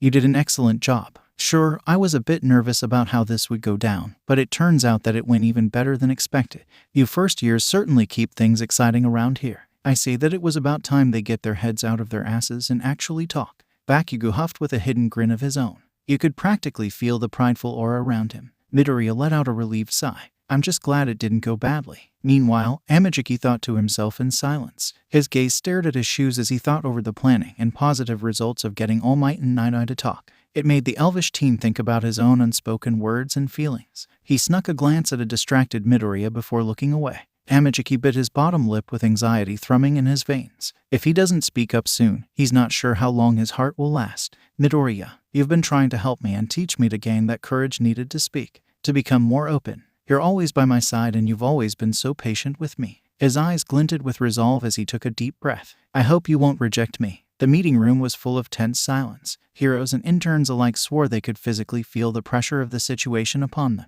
It was practically crushing, like some sort of hydraulic press slowly, but surely grasping at their hearts and minds. There was no escaping this reality because it was the truth. The investigation of the shy Hasashi and its head, Chisaki Kai, was far more gruesome than anyone initially thought. From where he sat, Bakugou's fists and teeth were clenched tightly. Tagata, who sat next to the first year, was doing no better about the current revelation. Nearly silent crackles danced along the skin of Bakugou's palms, the memories of Iri's terrified expressions flashing in his mind. He then felt a comforting warmth on his right shoulder. His red gaze flickered to his right where Midoriya stood. Due to the usefulness of her quirk and her willingness to help, Nighteye allowed her to help in gathering vital information. It is for this reason that the green-haired teen had to present the evidence along with Bubble Girl and Centipter. Yet, despite that, she managed to leave her initial spot without anyone noticing that she moved toward Bakugou. Midoriya's expression was set in a frown, yet her eyes remained compassionate and sympathetic. With a choked swallow, he stared at her emerald eyes with a silent and desperate message of his own.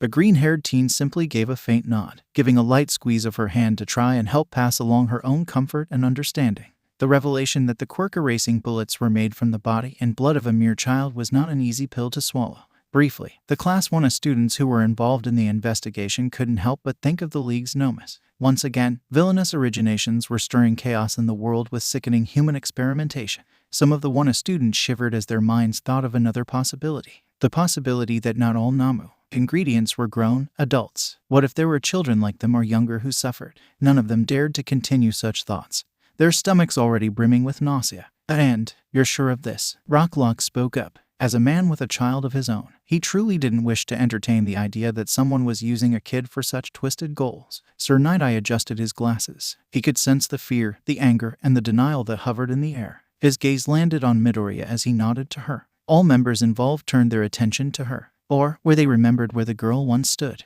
There was slight confusion until Midoriya released her grip of Bakugou's shoulder and silently walked back to the front of the room. All eyes were on her as she spoke. I'm afraid so. I've examined the security footage and I've read through the documents in their systems about the experiments. There's no mistaking it. Ryukyu's expression darkened at the confirmation. Arms crossed as she gave Nighteye a look. I still can't believe you made an intern go directly into dangerous territory. Her quirk has proved to be beyond useful. I believed in her capabilities to infiltrate their systems and she has delivered. As much as it is concerning to put a mere student at risk, she has a complete understanding of the severity of this operation. Nighteye said, the information she has gathered for us, it is all we need to warrant their arrest and rescue the target, Iri. Should we really be letting the kids in on this? Rocklock interrupted. He eyed the students critically. Hiroraka and Tsui were the most affected by the man's questioning, the girls appearing uncertain with themselves. Even Kirishima rubbed the back of his neck with hesitation in his expression. Nighteye simply continued on. They are just as involved in this situation and we will need all the aid we can get for what is to come. In days' time, we will gather for the infiltration. The hero then turned to Aizawa, Eraserhead. According to the footage Midoriya managed to find, Chisaki has a deadly quirk, one that seemingly deconstructs and reconstructs living and non-living things with a single touch. You will be vital to his capture. I understand. The tired hero nodded. Bubble Girl gave a vague gesture to Centipter, the hero nodding before pressing a button on the projector remote. Everyone stared at the board that now showed a detailed floor plan as well as other maps and locations. Midoriya spoke up once everyone's attention was on the projection. While within their systems, I managed to use my quirk to copy some of the information. Besides some documents, I managed to keep tabs on floor plans to help direct us during the upcoming raid.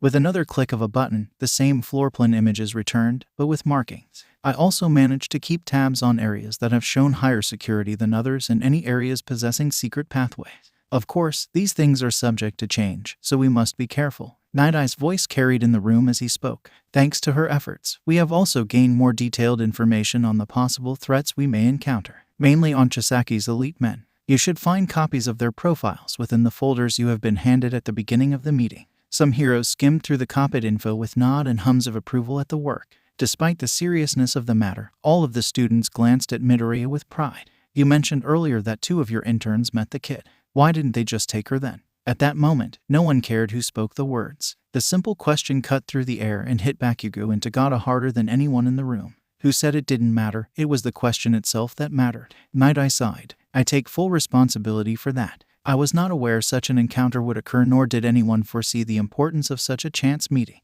Why the girl was not rescued then should not be their fault, but mine. We aren't perfect, Midoriya spoke softly. We can't always know what choices are right or wrong. Sometimes there really isn't a right or wrong choice. How could anyone know what Uri was being used for? From the report of the meeting, Chisaki Kai was likely luring them to take care of them. Some of the heroes breathed in harshly at that. Midoriya glanced at the projector screen with a frown. Uri could have been saved then. It was a possibility, but at what cost? What would have happened afterward, especially with Chisaki around? Regardless, it would be a risky action with no planning prior to it. Midoriya turned back with determination glinting in her eyes. But we can't focus on what has already happened. What matters now is that we are putting an end to this once and for all. Many heroes silently agreed or contemplated the girl's words. The air felt suffocating from the pressure of it all. Nothing about this was easy. With some anxiety of her own, Bubble Girl managed to pull the conversation back on track. In time, the meeting came to an eventual close. After all, preparations had to be done swiftly and efficiently for the upcoming battle. Midoriya, you really looked like a pro up there, Uraraka spoke up with a soft smile. It really was impressive. Your quirk is extremely useful for this kind of work as well, Kira. Tsuyu added. Thank you, Midoriya said. Her slight smile soon shifted into a concerned frown as she stared at her classmates. But enough about me. How are you guys? Bakugou, Kirishima, Uraraka, and Tsuyu glanced at each other. The silence was deafening. Do you think we can do this? Uraraka's voice spoke up from where she sat. On her lap, her hands curled into fists as the weight of it all began to truly settle in. I mean, we never. Tsuyu placed a comforting hand as she slightly rubbed Uraraka's back. This isn't going to be anything like our previous internships, Kiro. We're just first-year students. What if we just drag the heroes down? Kirishima added, biting his bottom lip. It was as if saying such words were physically painful. Bakugou simply stared at the table before him with a glare. Does any of that really matter? I shouldn't have let that bastard get away with the kid in the first place. Everyone, Midoriya thought with sorrow. As she opened her mouth to speak, the sound of familiar footsteps entered the vicinity. All the students turned their attention to the sudden arrival, only to be met with the sight of their homeroom teacher. Uraraka blinked. Aizawa-sensei, I'll be honest, I didn't want any of you to participate in this mission, especially since there's a possibility the League is involved with the Shy Hasekai. Aizawa swiftly raised a hand before anyone could protest. Seeing that he still held their attention, he continued. But you all managed to get involved one way or another. However, if any of you wish to back out, you have every right to. We won't force you into this because it won't be pretty. That's the plain truth. No way am I backing down. I'm effing saving that girl if it's the last thing I do. Bakugou growled. Uraraka gulped, forcing herself to push past her own fears and doubts. Why yeah, there's no way I can just stand by. There's someone who needs our help. We've come this far, Kiro. We can't just quit now. Tsuyu added. Kirishima grinned, though it was a little shaky. We'll all go plus ultra on this, yeah. So, let's do all our best. We're gonna be heroes. Aizawa stared at his students, hunching his shoulders up to lift his capture scarf over his lips. None could see his hidden smile of pride that graced his face. Well, maybe none, but Midoriya. The tired hero's eyes glanced at the girl whose emerald eyes glinted with knowing. Well, living with someone would make him easier to read. But Aizawa found himself not exactly disapproving it. You're my problem, children, got it. So, you better go out there and listen to what your superiors say. Most importantly, remember to keep yourselves safe. Yes, Aizawa-sensei. Geez, the man thought, trying to brush aside his fears and concerns. I really have been going soft. A light breeze swirled through the night air. The dark sky was clear of clouds, allowing the stars to sprinkle the abyss with their light. It was a peaceful night, something to be appreciated in a chaotic world of heroes and villains. On UAS campus, hurried footsteps made their way along the grass to the more forested section of the school's property. It was a perfect area for training or just having a place to take private comfort in. It really made one feel like they weren't in a city, but a small and isolated forest of trees left untouched by the modern world. A place for some solace. Midoriya slowed her pace to a normal walk as she entered one of the many clearings. her eyes shining as the pale moon's light illuminated the area. You actually got my text. Midoriya turned her gaze away from the scenery to the figure lying on the grass. She walked over before sitting down next to her friend. Of course I did. Is something wrong, Tamaki? The elvish teen was silent for a moment before he sat up. He slightly hid his face with his bent knees as he spoke. I'm fine. I just wanted to talk. The green-haired teen gave him a skeptical look but left it at that. She didn't want to force an answer from him, so she simply did what she did best. Amajiki blinked when his friend took one of her smaller gaming devices from the storage compartment in her prosthetic. I didn't bring. Then you can just watch me play it. With growing anxiety, Amajiki timidly scooted closer to her in order to get a better view of her game's screen. He blushed as he felt his side lightly pressed against her side. For minutes, they remained like that. It was so normal for them that they just sat there like any other time when they played games together. It was relaxing as both let their minds drift away from the responsibilities of the world. However, that wasn't the purpose of such a meeting. Tamaki. Midoriya blinked with slight surprise when she suddenly felt a hand on her shoulder. She pulled her gaze away from her screen, pausing her game as she met her friend's eyes. She felt herself worry at the sheer anxiety that the elvish teen was emitting. What's wrong? Amajiki remained silent, slightly tightening his grip on her shoulder. He could feel the pit in his stomach that made him feel ill. He could feel the way breathing became more difficult a task to perform. He could feel how his temperature seemed to rise with his embarrassment.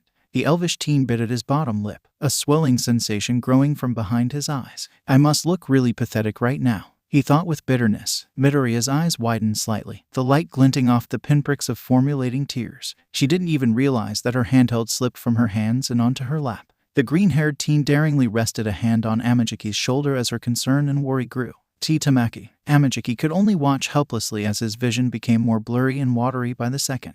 He couldn't help himself as he finally blinked, thin tear tracks making their way down his face. Midoriya was there like always, carefully wiping them away with her pajama sleeves. He found himself speeding more tears at her patience with him. He must look really stupid right now, but Midoriya was just staying right there. She didn't even need to say a word. Why did this have to be so difficult? Screw it. Within an instant, Amajiki pulled Midoriya into a tight embrace. Before she could even question his behavior, she kept her mouth shut as Amajiki pushed aside her viridian bangs. Midoriya went still as Amajiki gave a light kiss to her forehead. He pulled away but continued to keep her trapped within his embrace. She could feel the way his pulse seemed to quicken. She could feel this aura of fear from him. Why would he be scared? The green-haired teen was lost in her thoughts when Amajiki had muttered something. She blinked, feeling the vibrations from every word he spoke. What did you say? Amajiki held his breath before slowly inhaling deeply.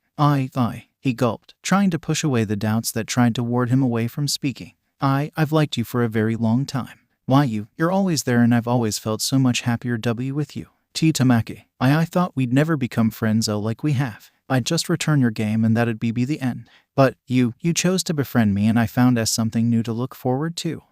Then, you started getting hurt, and Amajiki hastily pulled away enough to hold Midoriya's face with his hands. His throat hurt and every word was becoming choked as he cried. I love you. I didn't want to not tell you, and not with the upcoming mission. I couldn't do it. I couldn't think of being unable to tell you if things went wrong. Midoriya stared, her body frozen as she listened intensely to every single word past Amajiki's lips. She blinked, feeling tears of her own sprouting. I'm sorry, Amajiki sobbed. Sorry for what? Neither of them knew. Not even Amajiki knew what he was apologizing for keeping his feelings hidden for so long, for being too cowardly to face Midoriya with how he felt, for assuming the worst-case scenario, for falling in love in the first place. Who knew? Sorry, he choked out. So sore, I'm sorry. Amajiki cut himself off as he felt a pair of hands gently cup his face. He realized that his own hands haven't moved from where they held Midoriya's face. He opened his watery eyes only to stare directly into shining emeralds. He realized that Midoriya was crying as well. He opened his mouth, an apology ready until Midoriya gave him a small shake of her head and such a loving smile. Amajiki has seen his friend make so many kinds of caring and loving expressions, but he's never seen one quite like this. A desperate part of him took it as a sign that, maybe, this wasn't a mistake.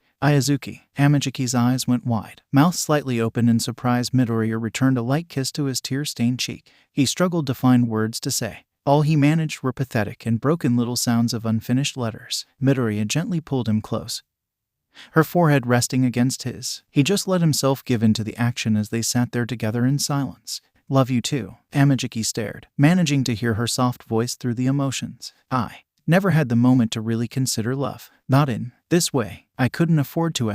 The only kind of romantic love I got to really see it fell apart so easily. It left such empty feelings and despair. I would be lying if I said I wasn't afraid. In a way, I still am afraid. Midoriya breathed in, smiling with embarrassment at the gross sound of her snot-clogged nose. But I trust you. I trust you so much. I never even realized how much if love means I get to spend days and memories that are even more special to me then I'll try a relationship. I want to try because I want to spend even more moments with you. Both pulled back, looking at each other with pleased, yet embarrassed expressions. It was almost funny how much of a sobbing mess the two of them looked like. Neither knew what to do, only having fictional romance stories to go off of. Shyly, the pair leaned in. But their own embarrassment made them lean in with closed eyes. So, it wasn't a surprise when the pair let out startled yelps as their noses bumped into each other. The two slightly stammered out muttered unfinished apologies as they glanced away awkwardly. The first kiss didn't exactly go as they thought it would.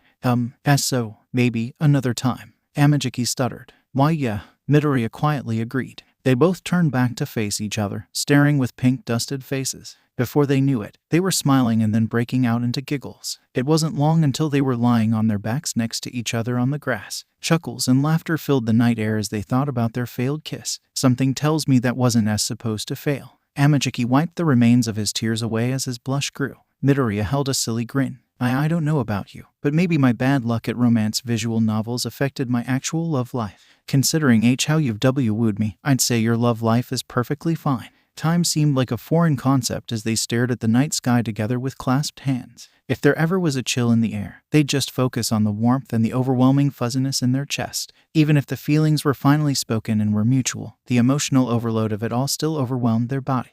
It almost made them feel a little ill, but they dealt with it because it meant something better than they could have imagined. Hey, Izuku, once everything calms down with, the raid mission, could we? Amajiki took a few calming breaths to try and ease his emotionally overloaded heart. Could we go on a proper, date? When Midoriya smiled at him, the moonlight lighting up her appearance, Amajiki wished he could photograph that single moment in time. I look forward to it. Amajiki smiled back. I am glad. And he scratched his cheek with a timid expression. Even though we kind of found out we have mutual, feelings, I still kind of feel confused about what people even do in relationships. Midoriya chuckled lightly. I'm glad I'm not the only one. I don't even know if I'm any good at this at all. The only romance I know of is the genre. But, hey, she looked him in the eyes with nothing but kindness. We'll figure it out together, won't we? Oh, of course we will. See, then, we'll be just fine. Let's just take this one step at a time. There's no need to rush, right? I like the sound of that, of moving at our own pace. Then, that's what we'll do. Despite the daunting future ahead of them and the deadly mission they will soon take part in, everything, at that moment, felt like it was going to be all right. But that's something that can't be guaranteed. The soft hue of the setting sun glittered through the row of windows. Gran Torino and Nighteye stood side by side in silence, eyes distant as they take in the view before them. The meeting had long since ended and plans and preparations are now underway. Everything leading up to this moment was about to reach a breaking point that could end in so many unpredictable ways. Even though they have lived long enough to truly experience such things, it never made them forget just how stressful the inevitable wait was. The likelihood that they could have causalities was an unspoken probability between them. They were sure all of the other heroes dragged in were aware of this fact as well. Papers crinkled as Gran Torino finally put them back into a neat stack. That girl's quirk is truly something, ain't it? Nighteye hummed in agreement. It is thanks to her that we even have such detailed information. Though, the information she has found does continue to bring many new concerns. He glanced at the older hero from his peripherals. I knew that the investigation on the shy Hasashi would not be pretty at all. Even without Midoriya's profiles on Chisaki's elite men, I could tell we would be facing deadly adversaries. Indeed, Gran Torino agreed. While Yakuza groups aren't as prominent as they were before the age of quirks, this one must have quite the strength to still keep themselves supported like this. Not to mention the resources required for the experimentation and creation of quirk-erasing drugs. To do so under the radar, keeping themselves balancing on the line of their arrest. It is a bit worrisome, Nighteye muttered. But it will be dealt with soon. Gran Torino gave a frown as he looked up at the taller. How has it been having Bakugou as an intern? Is the firecracker giving you trouble? I beg your pardon? Toshinori really knows how to pick them late. I got the chance to meet the kid a while ago. He's a real piece of work and needs a mouthful of soap if you ask me. But I can see he's got a good heart on him. You just gotta give the kid a chance to really show it. Gran Torino held a slight grin at the memories. A panicking Toshinori as Bakugou spoke boldly, rudely, and bluntly. It was quite the sight and reaction when Gran Torino decided to go into his senile old man act. Bakugou looked about ready to have an aneurysm all while Toshinori stayed away, too fearful to speak up about Gran Torino's act. Age doesn't matter when Toshinori knows Gran Torino can still give someone quite the punch. Yes, I guess so. What's this now? The older hero questioned with a small smirk. Are you finally warming up to the lad? Nighteye glanced away to hide his flat expression, raising a hand to adjust his glasses. I have no idea what you're implying. However, Bakugou is certainly something. That, I will admit. What do you think of his sister? What about her? Did you get to meet Midoriya? Gran Torino sighed. You could say that. I don't know if it counts when the kid practically plays video games 24/7. But she's a smart one. It actually makes me a bit worried if she decided to scheme something. Nighteye thought back to their first conversation. I suppose so. Bakugou and Midoriya. Gran Torino spoke thoughtfully. Those two are really gonna take the world by storm. I don't need your foresight to understand that. Individually, they are quite unique. Put them together. Nighteye let out a nearly silent huff of laughter. I'd be a tad frightened to figure out what kind of chaos they'll bring. There was a pause, the silence coiling around the office. Think they can change the future? Nighteye blinked at that. He frowned. I am not sure, but who am I to keep them from trying? You and your quirk, always thinking that what you see is set in stone. If it wasn't, then why has everything I've ever done been unsuccessful? I've lived with this quirk for years, and not once has the future I saw changed. What else am I to think? Gran Torino gave Nighteye a look before shrugging. Then, you might think of me as an old fool because I can't help, but cheer the kids on a little. You really think they can change the future? I won't claim to be on board with the idea entirely, but the way I've heard them say it. The older hero gave the taller a smile. It really makes one want to be convinced. Who knows, maybe they really can do it. As infuriating as the youth can be these days, you have to admit that they can come up with some pretty crazy stuff. I've seen my fair share of stupid ideas that just seem to work. Perhaps, but we can only wait and see. Isn't that all anyone can really do nowadays? They expected us. Damn it, Bakugou thought with a growl. From the very beginning, everyone was in danger. One of the Shy Hasekai's elite lackeys had come barreling through the gates. It was thanks to Bakugou and Aizawa that the pair of officers caught in the range of the attack were safe.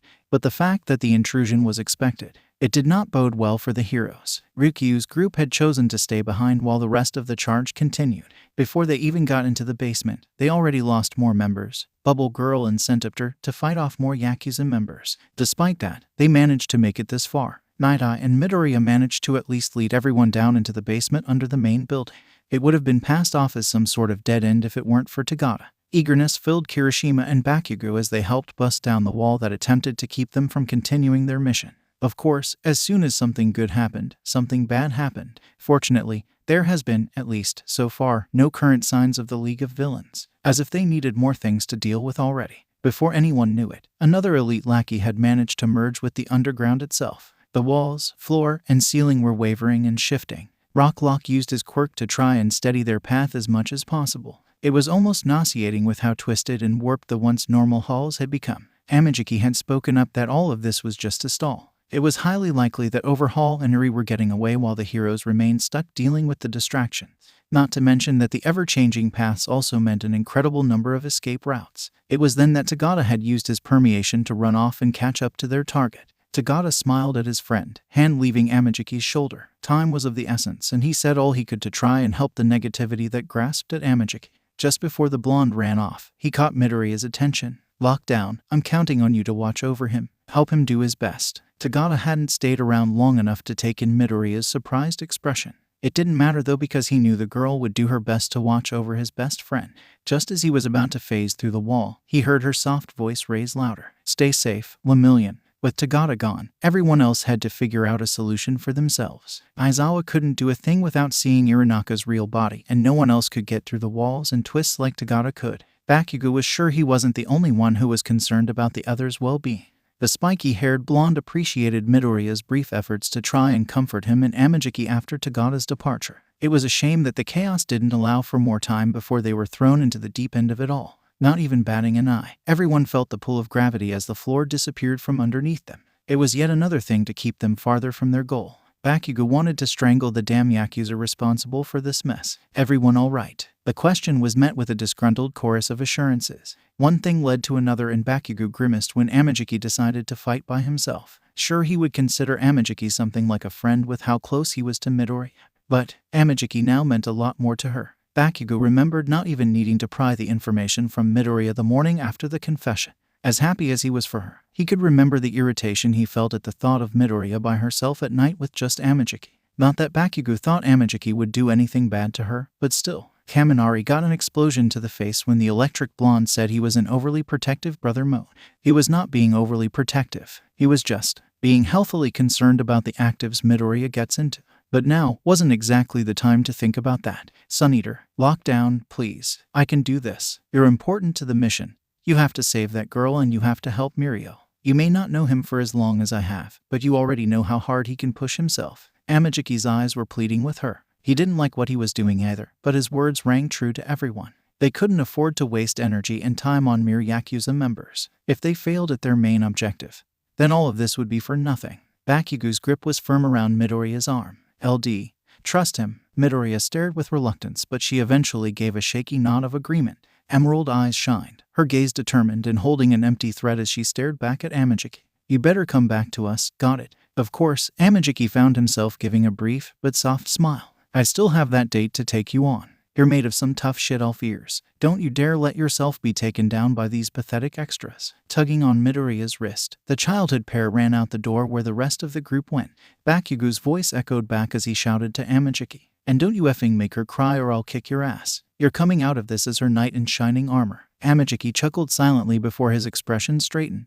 The wall cracked and crumbled as he threw the Yakuza members against the room's wall. I'm not going to let the pressure get to me again. We'll do this together. The elvish teen found himself skimming through the memories, the doubts, the expectations he made for himself. He thought about Mirio, the support of Fat Gum, and the encouragement of everyone he's had the pleasure to meet. He thought about Midoriya and the ways she tried to help him open up and think more positively. Midoriya, everyone, you've been doing your best to help me believe in myself. Amajiki never felt more sure in his life as he stared at his restrained foes. I won't let your support go to waste. I can do this, we can do this. Plus Ultra. Bakugo just barely avoided getting his eye cut out as a silvery blade swiped past his face. Messy blonde buns, predatory eyes of gold, and a gleeful grin passed him from the momentum. After Amajiki stayed behind to buy them time, another distraction got in the way. It nearly cost them Aizawa. In a way, Bakugo was sure he wasn't the only one who felt foolish at the moment. Of course, Aizawa would end up as a priority target. One glance at the real body and Iranaka's tricks were pretty much done for. Bakugo remembered how he, Midoriya,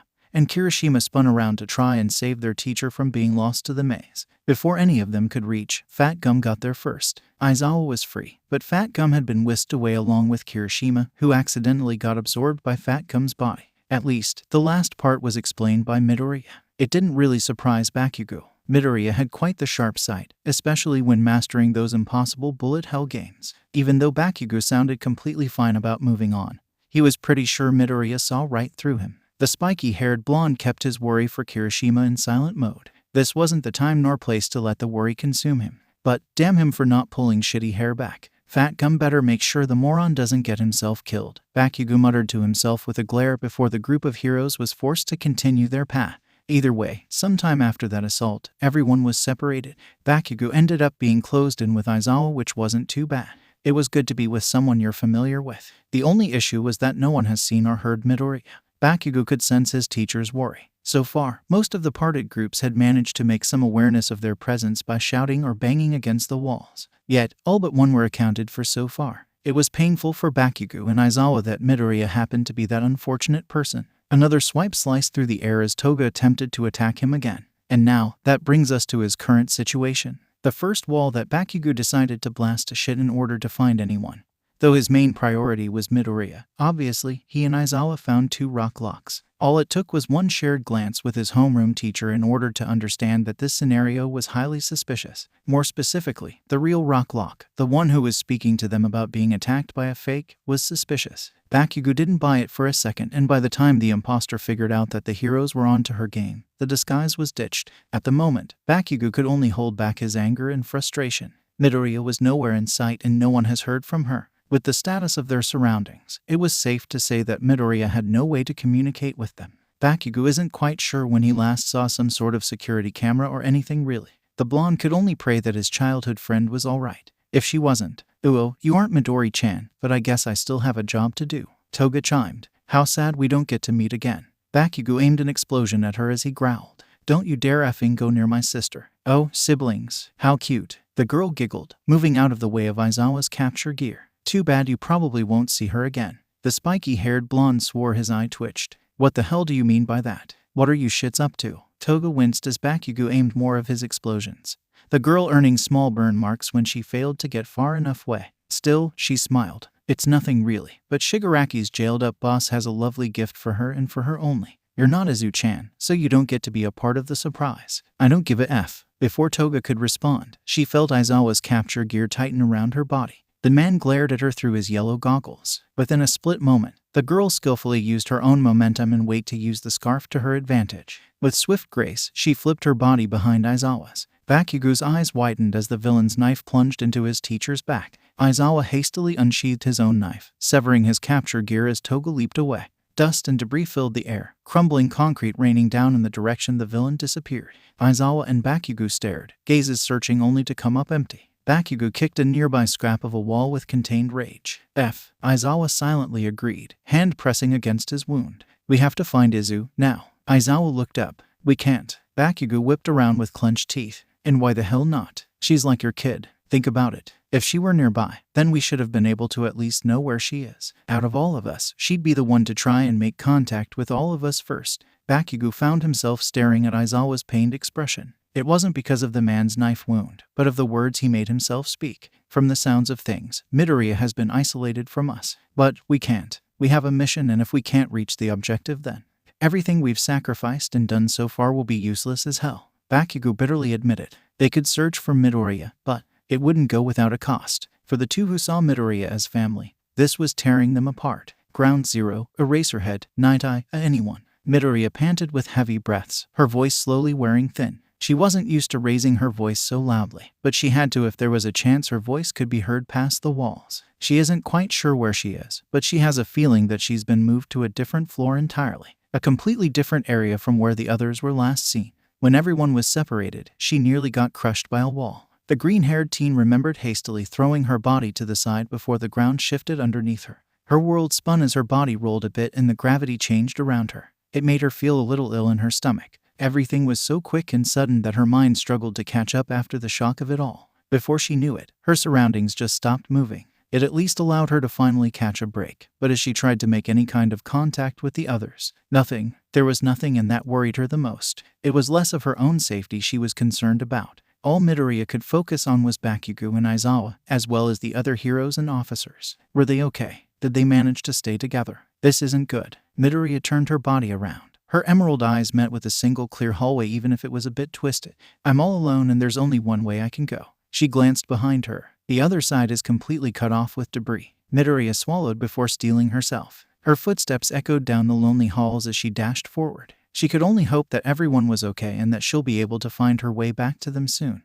At some point in time, her gaze caught sight of a pair of double doors. Midoriya slowly came to a stop before them, her hand reaching out with caution. The doors were simple, made of plain steel that appeared to be quite heavy. They were possibly soundproofed, or at least thick enough to prevent much sound from leaking through. Giving it a more critical eye, Midoriya couldn't see anything that could act as a lock unless there was some sort of latch mechanism on the other side. Glancing around at her surroundings, Midoriya sighed. She really had no other choice. She wasn't sure how far she was from the others, and there was only a single long path to follow. If she just stops at these doors, then there's no way for her to continue. She really didn't have a choice. Mimic. He can control where these paths go, so I was probably brought here intentionally. Or, this could be a trap for any unlucky people to get stuck in. Her hands grasped tightly around the metal handles. There's nothing for me to use my quirk on and no way of contacting the others. This door is my only option. With a grunt, Midoriya inhaled sharply as she pulled the doors open. Their weight began to make them close back up, so she swiftly ran through the opening she managed to create.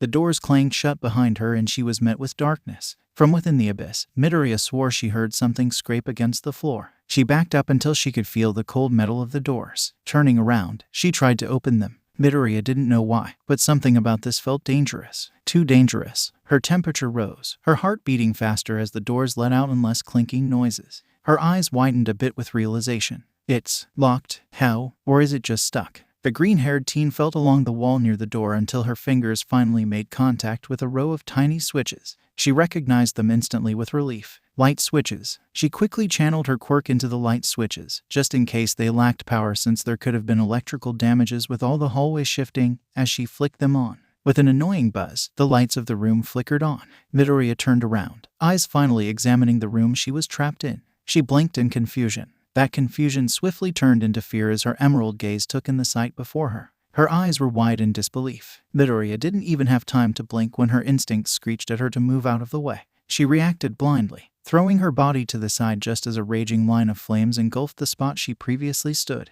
Midoriya's breaths were heavy, her heart racing with adrenaline. The girl could feel how her skin felt overwhelmingly warm due to the sudden exposure to the blazing hot flames. Midoriya couldn't even focus on how her body struggled to adjust to the temperature change. At the moment, all she could do was stare as her vision became hyper-focused on the thing in the center of the room. Anyone who knew about the League of Villains would know exactly what she was staring down, and she just so happened to be trapped in a room with it. Nomus were bioengineered creatures that were capable of using multiple quirks. They were all dangerous in general, so fighting one alone would never be an ideal situation to be in. They were cruel amalgamations created by using multiple people, playing with their blood, minds, and bodies until they formed a desirable result. Midoriya could remember how sick she felt when she first pried the information from All Might's detective friend.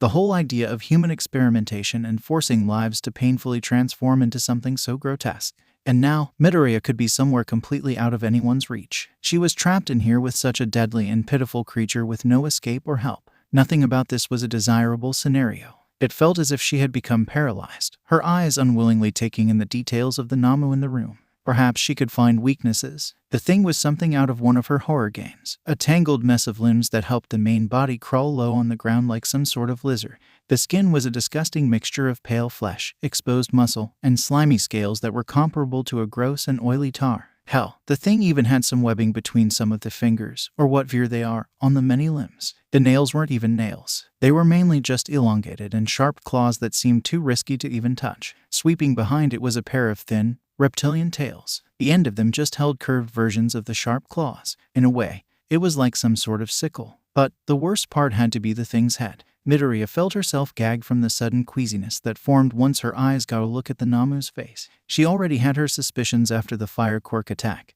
but she wanted to be wrong. She so desperately wanted to be wrong. But there was no denying it now that she saw the thing's face. The way its neck seemed to creak in her directions, dragonic horns jutting out like a collar and a crown around its neck and head with messy locks of hair. One half had raven-like curls while the other had tangled, but straight locks of a familiar viridian.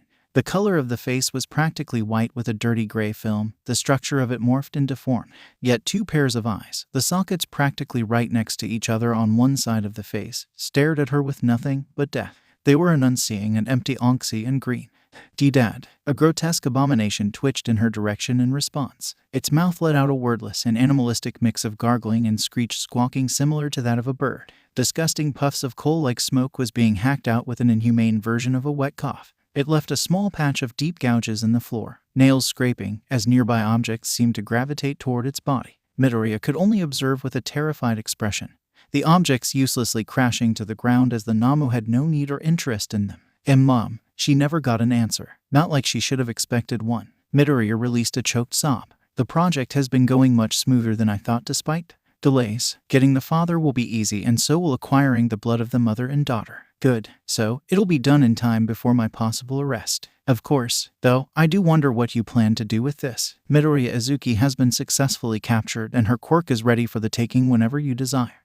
You shouldn't worry about such things. I merely wish to make things interesting. People like her are a rare breed. To have a promising mind in such a rare quirk, I am interested in seeing where she goes. Sir, once the time comes, I'll be releasing her. I may not be around to see the results, but it will be an interesting experiment regardless. All for one side. I wonder what such an encounter would do to her. Perhaps she'll simply die due to her emotional attachments preventing her from fighting back. But if she decides to kill it, the man hummed in thought. An experiment indeed. 4 minutes and 27 seconds. With a resounding crack, her support gear scattered across the floor in shattered pieces. Midoriya winced as a broken remain of her gear's blades scratched underneath her eye. Her Wii remote-based weaponry was quick to go in the first few minutes or so of the battle. Not like it proved to be any use against the Namu.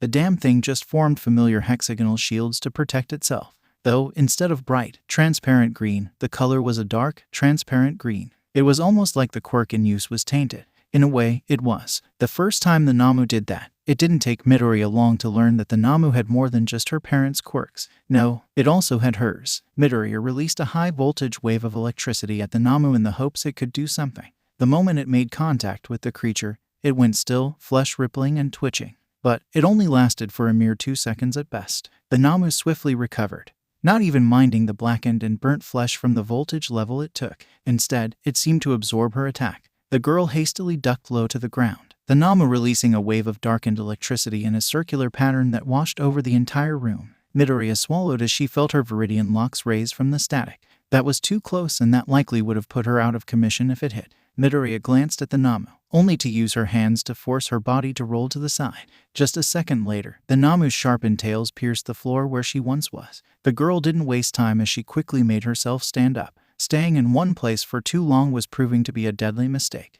This thing was fast and capable of attacking from multiple sides. Now that she has to consider how the Nomu will use her own quirk against her, this is getting a lot more complicated, Midoriya thought with a narrowed gaze. Despite the fear that coursed through her, Midoriya couldn't help her own confusion. It was obvious that her father was used as the base of the Nomu creation. It is also understandable why the creature would have his quirk as well. What didn't make sense of how this thing had her quirk and her mother's quirk? How was it possible? It just didn't make sense. Her mother's grave was perfectly fine, and Enko's body was cremated due to the bodily condition her mother's body had due to the fire. There shouldn't be any way for the League to get a hold of her mother's DNA. Even then, to pull someone's quirk out from mere genetic material, was that possible? There was also the question of how the Nomu had her VR quirk. The League didn't do anything to her as far as she knows, and she's never had anything too personal when it came to Nomu creation. So how did her quirk end up stolen? Does it even count as stolen when she still has it? If Midoriya had to describe it, she'd say that her quirk, and possibly her mother's quirk, was copied.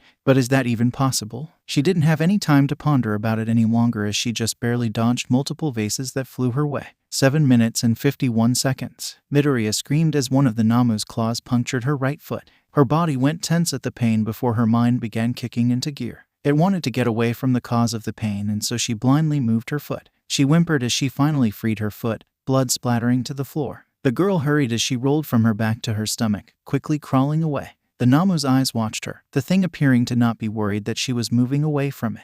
Maybe it really didn't have to be worried. After all, those things were mentally broken until it couldn't even think, right? I was wrong. The quirks aren't the same. Midoriya felt so foolish for assuming that the Namu's quirks would be exactly like the originals. No, all three of the quirks were stronger versions of the original. She figured that out the hard way when the Nomu used her mother's quirk in a way Inko never could. Her mother's quirk was an odd variation of telekinesis, or perhaps it was some weird version of a magnetic pull. Inko could only ever gravitate objects to her and nothing more. But the Nomu was able to make any object fly around the room in whatever direction it wanted. It was true telekinesis, and that power was able to pick her up and trip her, dragging her close to the Nomu. When Midoriya tried to get up and create distance, her head banged against a stronger version of her shields. She could tell the shield was stronger than her own because her quirk sensed the amount of energy keeping it formed.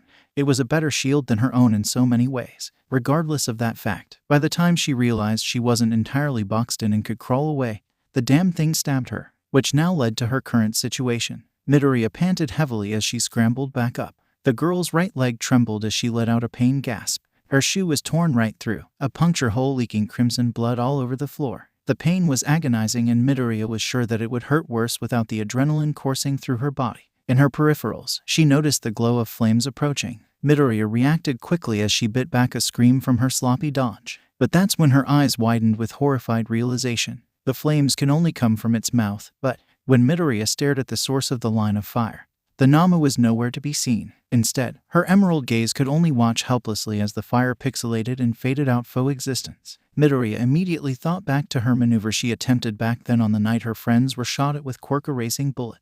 The girl huffed a humorless bit of laughter. And my own hologram trick, something I'm still working so hard to perfect. The illusion of fire that she saw just now was nothing compared to her cruddy hologram of fat gum that night in the alley. Midoriya turned around when she felt warm air gust behind her. A real batch of blazing hot flames was approaching her, and all she had time to do was a simple shield. The girl limped out of the way, only for her shield to shatter before her body was entirely out of the way. The green-haired teen fell forward as she cried, her right leg gaining a patch of an ugly burn. Even though everything hurt, Midoriya came to a terrifying conclusion. Minutes ago she attempted to use her hologram technique to distract it while she went in for an attack. It made her wonder. Don't tell me. Midoriya's gaze slowly stared at the abomination who was staring back. Now that she thought about it, the thing began to form shields more cleverly after she began using them to defend herself. Is it learning? If it was, if the Nomu was observing her and adapting in order to formulate new ways to outsmart her. If Midoriya didn't fear for her life the second she first saw this Nomu,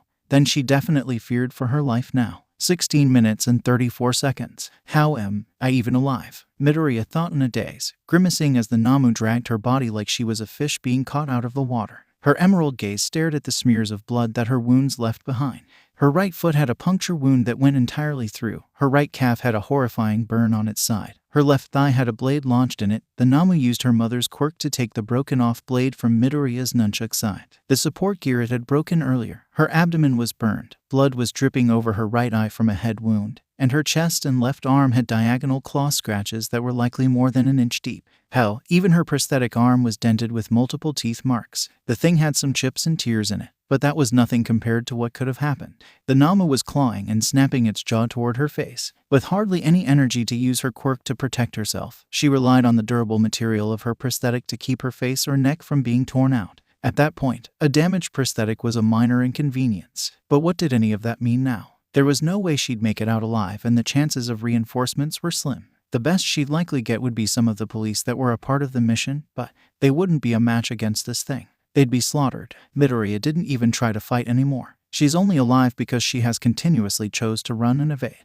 Midoriya honestly thinks she would have died a long time ago if she tried to keep fighting. It's not them. It's not them. Midoriya forced herself to look away from those dead eyes. Even though this Nomu was nothing more than a living corpse, she couldn't help but still think of it as her parents. No amount of chanted facts that this wasn't really her mom and dad did nothing. All Midoriya's mind could focus on was all the traits that made this Nomu her parents. Midoriya squeezed her eyes shut, silent sobs causing her body to tremble. The movements just caused her wounds to pulse as they were aggravated. That just made her want to cry more. Kachin, Tamaki, Aizawa, Yagi-san. Midoriya's throat was pulsing with pain as she struggled to breathe through her sorrow. All she could think of was how far she's made it in her life. There was Class 1 on her first day, the distant Todoroki who has become more open, the stern homeroom teacher who is like a second father, the big three and their odd personalities, All Might's true self, the day she was elected the class president, the cookies she made with her classmates, the laughter with Shinzu who refused to sleep, the many troublesome but cute cats.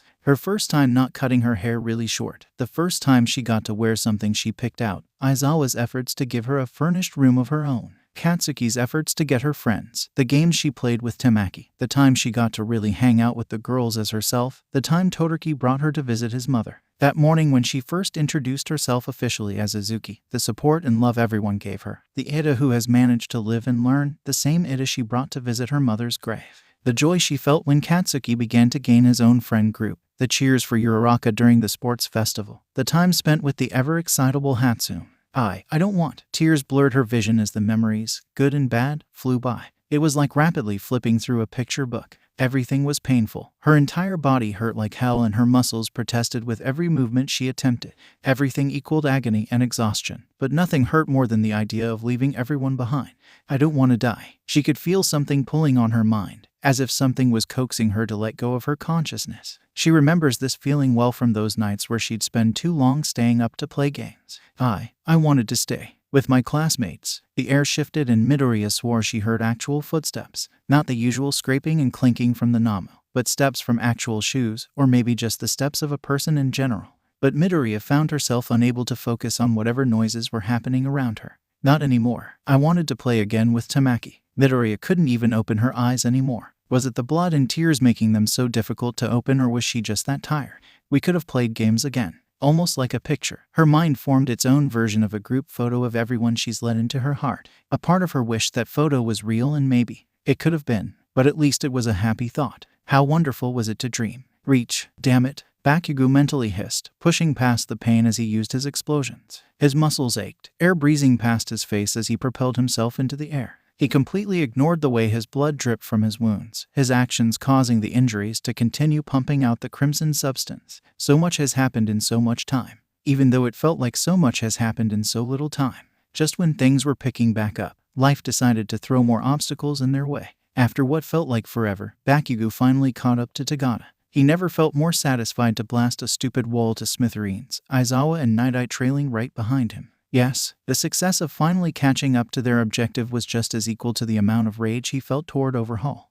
Bakugou had managed to keep himself alive, doing his best to avoid as much physical contact as possible, whenever it was necessary. The blonde aimed for where there was fabric in the way just in case. No way was he risking direct skin contact. After all, Chisaki's quirk could destroy anything with a single touch. As much as Bakugou wanted to beat the hell out of the man, the blonde wasn't going to be stupid about it.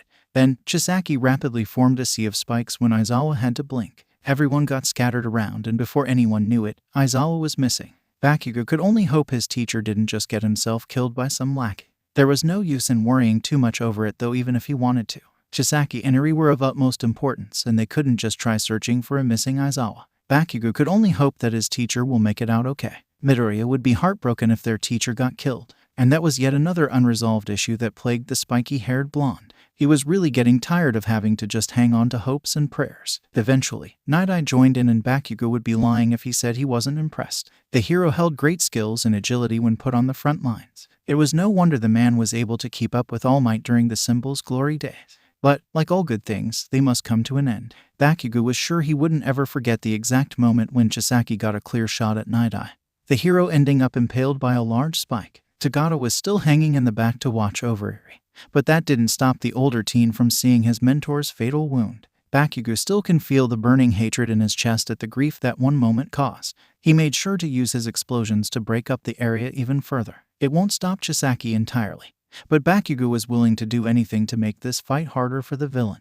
It would be hard to keep up the reconstruction process when you got a literal bomb wrecking your work to dust. But then, Chisaki had the nerve to call Bakugou foolish, and that he will just die. Bakugou didn't give a care in the world to any of Chisaki's words. I don't effing care if fate, or whatever, says I'll die. Right now, I'm still alive and ready to kick your ass. Bakugou began to entertain his original quirk with One for All, his blasts becoming more powerful than before. So, you know what? I'm gonna save everyone's asses and the heroes will win. That's the future I'm making, so get out of my effing way. From that point onward, Bakugou's been relying on every trick he knows. He even used his smokescreens to hide his body if Chisaki tried to disassemble the blonde. And, at some point, Tagata finally managed the strength to move. Bakugou isn't quite sure where his senior and Eri are now, but he can only hope that they were getting as far away from the villain as possible. Then, Overhaul just had to use the confession quirk to lure Eri back like a dog on a damn leash. Bakugou was only a little angry at Eri for walking back to the wreck of a room. But he honestly couldn't feel too much anger when that girl walked forward with such a desperate and sorrowful expression. Eri and Midoriya really looked too much alike for Bakugou's comfort, as if things couldn't get even more chaotic. The ceiling above them collapsed so suddenly. Not even Chisaki seemed to expect it. But from directly above them came Ryukyu's group, Hato, Uraraka, and Tsuyu in tow. Bakugou could only stare in confusion once his female classmates stared at him with just as much confusion. That's when Uraraka realized Midoriya was nowhere to be seen, causing the girl to voice how the girls all saw Midoriya above ground. Bakugou didn't believe it for a second and could only assume that the Midoriya Ryukyu's group saw was some sort of trick. But there was no time to focus on that. There was now a wide escape to the outside world, and Chisaki was about to get away with Eri. Ryuravati. Uraraka's eyes went wide with surprise that Bakugou wasn't even using her nickname, but was actually properly addressing her. Take care of Nighteye. He needs immediate medical attention. I'm going after the bird bastard. And now, that all led up to this very moment. Eri had regained a lost spark in her eyes, a bright light emitting from the grown horn on her forehead. Chisaki and Nemoto were forced to revert back to their original and separated states before the child took Tagata's cape and leaped from where she stood. One could only imagine the fear and courage that awakening within her as she fell from such a height. Bakugou let out a silent sigh of relief when he finally made physical contact with Eri, the girl clutching Tagata's torn cape. The spiky-haired blonde gritted his teeth, embracing the girl tightly as if she would slip away again. Got ya, why you? Eri's tiny hands gripped tightly in return. Bakugou secured the girl in his arms and Tagata's cape around him with a determined gaze. Overhaul was far from giving up after all. Then, Bakugou did something he did not really mean to do, with his hands holding onto Eri. He was pretty much uselessly stuck in midair and Chisaki was about to make a move, so he did the only thing he could think of in such a brief moment in time. Bakugou decided to use One for All by itself in his legs to give himself a boost. The problem was that he did not mean to turn into a rocket and end up several feet in the air. His legs were broken, that was for sure. It was a little embarrassing in all honesty, and he hopes the wind pressure he caused didn't just bury everyone alive underground. Imagine his surprise when Bakugou landed perfectly fine with healed legs. His red gaze immediately went to Eri, the girl's horn still emitting a luminous glow. It didn't take a genius to take a guess as to why Bakugou was suddenly healed. Hell, even his other wounds were all good. It was as if they never happened at all. Bakugou kneeled in front of her. "So, kid, this is what you're able to do. That quirk is some pretty strong stuff." The blonde ended up grunting in pain, some sort of force pulling and tugging within his very being. "She doesn't have any control." Chisaki's voice had spoken up. Bakugou could only scoff. What did the villain think he was? Stupid? No shit, Sherlock. But that's when a brilliant and, possibly, stupid idea came to his mind. If Eri's quirk was pretty much an instant heal machine and one for all at high power outputs pretty much causes his body constant damage in need of repair, Bakugou completely ignored Chisaki's bullshit about handing Eri over because she's dangerous. The blonde was sure the villain was spewing even more explanations at him, but Bakugou could honestly care less. Eri looked at Bakugou with wide eyes full of fear and regret. It made Bakugou's heart ache a bit. He bet the girl was expecting rejection even after all this effort the heroes put into saving her. Hey, don't listen to what Birdface is saying. He's an evil and sick moron. Sure, you can cause damage with your power, but that's cause you never got to learn how to control it. Any power can be deadly without control. The child watched with careful eyes as Bakugou raised a palm, small sparks dancing in his palms as he spoke. I grew up with the ability to create explosions. I could have easily hurt everyone and everything around me. But look at me now. Bakugou gave her a soft and gentle smile, one he only ever really gave to Izuku. I'm able to use it to save and protect lives. You don't have to keep thinking that all you'll do is cause others pain. Bakugou gave a kind grin with eyes expressing nothing but support. He gave a light fist bump to where the child's heart is. You're special, kid. That ain't no curse, but a blessing. You just gotta understand it. After all, being quick to judge something you don't understand can be quite bad. Give it a chance and give yourself a chance. It doesn't have to be this way. Eri could only stare at the blonde with disbelief, tears trailing down her face at the words. Never has she heard someone say such positive things about her ability. From the moment she first unlocked her quirk, she caused pain and even caused her father to vanish to the point of never being born. Her mother hated her and she was sent away. Then, those agonizing experiments began. That's when she faced the harsh reality that taking things away from people was all her quirk was good for. But now, someone said her quirk was a blessing, something that could be used to help, and that she was being too hasty to write her power off as bad.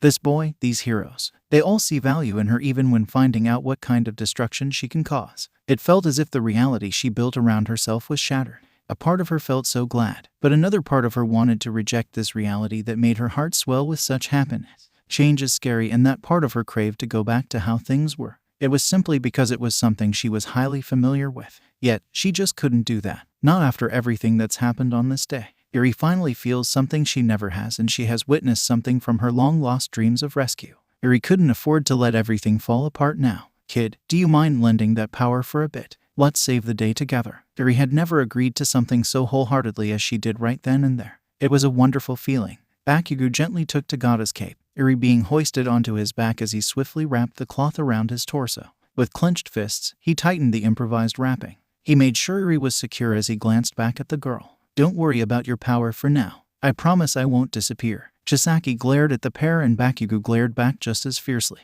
The blonde's hair began to rise as One for All's power output increased, orange sparks beginning to dance across his skin. I see that you will not see reason. The man spoke venomously. Neither you nor Eri knows the value of her power. Yeah, whatever. That's why you did the experiments and stuff, because she happens to erase quirk factors and you hate quirks. Blah, blah, blah. Bakugou smirked with satisfaction at how Chisaki's expression grew even more irritated. Anyway, Bakugou clicked his tongue, knees bending as he prepares to go all out with One for All for the first time. Are you gonna shut the F up, or do I have to do that for you? Eri belongs to me. None of you will utilize her power as I will. She belongs to no one. Bakugou hissed. Eri tightened her hold in awe as Bakugou fearlessly talked right back at the transformed Chisaki. And not even in your dreams will she ever be yours. So you can F right off. You will all die here. Enough of that shit. The future is ours to decide. A large hand came down and Bakugou sped out of Chisaki's sight. The minimal sparks of lingering light were the only indication of where the blonde previously stood. Lemillion, please hold on. Tagata blinked, eyes dazed and weary from his wounds and the blood loss. He could just barely pay attention to any of the words of the officers that had finally caught up. I'll be okay. Some officers had suddenly gasped, and the blonde was worried for a moment that they were under attack. It's Sun Eater. That got Tagata to lift his head up as quickly as he could. If Amajiki was here, then that means his friend is all right. Tagada's gaze cleared and focused before the blonde went still. Amajiki was limping over, relief in his gaze as the elvish teen caught sight of a living Tagada. But the blonde teen could only focus on the wounds Amajiki carried. There was an alarming splotch of blood from a large puncture wound by the elvish teen's chest. Half of his friend's face was dripping with blood. There were some burn marks on his arms, and several cuts and bruises of varying severity. Some of the cuts looked like it was done by a blade, while other scratch marks looked as if Amajiki was getting mauled by an animal. Tagada glanced down, swallowing down dread at the sight of Amajiki's leg and seeing why his friend was limping so badly. On the lower half of Amajiki's leg, there were visible gory teeth marks, as if something was just about to take its bite, but not completely. What in the hell happened? That's when Tagada finally caught sight of familiar Viridian green. The blonde let out a gasp of horror, eyes staring with concern as he took in the girl's condition. Tamaki. That's what happened to her. Tagada couldn't look away from just how much of the leaking blood was from Midoriya. The girl's hoodie was nothing more than salvaged scraps used as bandages for her wounds. Amajiki appears to have torn his own hood to help patch her up as well as himself. The bottom half of her shirt was bloodied with burnt and torn edges. Her pants even held many crimson tears, and her right pant leg was reduced to the length of shorts, fully exposing any wounds on her bare leg. Midoriya was in horrifying condition, her entire body looking as if the girl was bathed in blood. And even with the improvised bandages, the girl was still losing blood, bit by bit. In Nomu, just barely, Amajiki coughed, crimson splattering out of his mouth. Just barely saved her. Tagada was almost afraid to ask. Some police officers walked over to try and help support Amajiki and Midoriya, while others were trying to make contact via their radios. The blonde heaved with deep breaths as he forced himself to move closer to the pair. He ignored Amajiki's concerned glare. Tagada glared between Amajiki and Midoriya with obvious worry. Is she? She's alive. For now. Amajiki's voice broke as he forced out the words despite his own pain. Tagada's expression turned sorrowful at the for now. Tamaki, Amajiki finally fell down, startled police officers swiftly grabbing him to make his collapse less painful. Not once did Amajiki lose his grip of Midoriya, her body limp and unconscious in his arms. The elvish teen swallowed heavily, breaths labored as he coughed. His dark and tired gaze stared down at Midoriya as he continued to speak. Heart, stumped, compress, science B barely worked. Tagada could only reach an arm out, being careful as he let it rest over Amajiki's shoulders. The blonde glanced down at the girl, gently rubbing the back of one of Midoriya's bloodstained hands. Tears fell silently as Amajiki struggled to even cry, the wounds making it a difficult task. Tagada grimaced at the sight, never seeing such a heartbroken expression on his friend's face. As someone who's been there for Amajiki since childhood, Tagada got to see so many different sides of his friend. The same went for Amajiki, but this was the first time that Tagada ever saw this side, and that scared him. It was understandable though. Tagada may be overly positive at times, but he was no idiot. He and Hato easily saw just how Amajiki seemed to light up inside whenever Midoriya was mentioned. Did you at least get to tell her? Tagada felt bad for asking such a question, but he needed to gain a better understanding of Amajiki's grief. The elvish teen glanced at the blonde through his tears, confusion visible until it was struck by realization. All he gave Tagada was a wordless nod of confirmation. Tagada did his best to pull Amajiki into a half-hug. Amajiki let one broken sob escape after that, and he found himself unable to stop the rest of his pitiful cries as the dam broke. Even when the jolts in his chest from crying make him hack out more blood, and even if the dripping tears stung at his wounds, Amajiki found himself unable to stop his sorrow. No help. Shield. The elvish teen shifted his head away. Wet coughs and droplets of blood flying toward the wall Tagada and he were leaned up against. We'll get her help. No matter what, it'll be okay. Tagada was beginning to have trouble believing his own words, refusing to say directly that everything would be fine for Midoriya. That would be just plain rude for him to assure when the odds were stacked against them. When Tagada spoke those words, he meant it. He wanted to believe that no matter what happens in the end, they'll manage to be okay in the end. The blonde only hung out with Midoriya quite a few times, and the girl even helped in restoring Nightaye's relationship with All Might. Tagada wasn't sure if he could bear it if Midoriya doesn't make it. Not after all the kind things he's heard and seen her do. Tamaki. The blonde blinked a bit to clear his vision. Tagada turned his gaze toward his friend with growing fear and worry. Amajiki still held onto Midoriya, eyes half closed as he stared blankly downward. Taking in a deep breath, Tagada was about to call the other's name again only for him to realize the lack of movement in Amajiki's body. Tamaki. Tagada placed a careful hand on Amajiki's neck, only to feel no pulse. The blonde's sudden movement caused him to feel something leaking into the fabric of his costume. Tagada glanced down, only just realizing that there was a growing puddle of crimson coming from Amajiki's body. Blue eyes immediately stared at the white fabric of Amajiki's cloak that wrapped around the elvish teen's chest. The blood wasn't even being absorbed anymore, the fabric was so drenched in red. Chitamaki. Okay, sadly the chapter is over. And if you enjoyed the video, just leave a like and subscribe with post notification, so when the next chapter is ready, you will be notified. Okay, see you in the next video. Bye.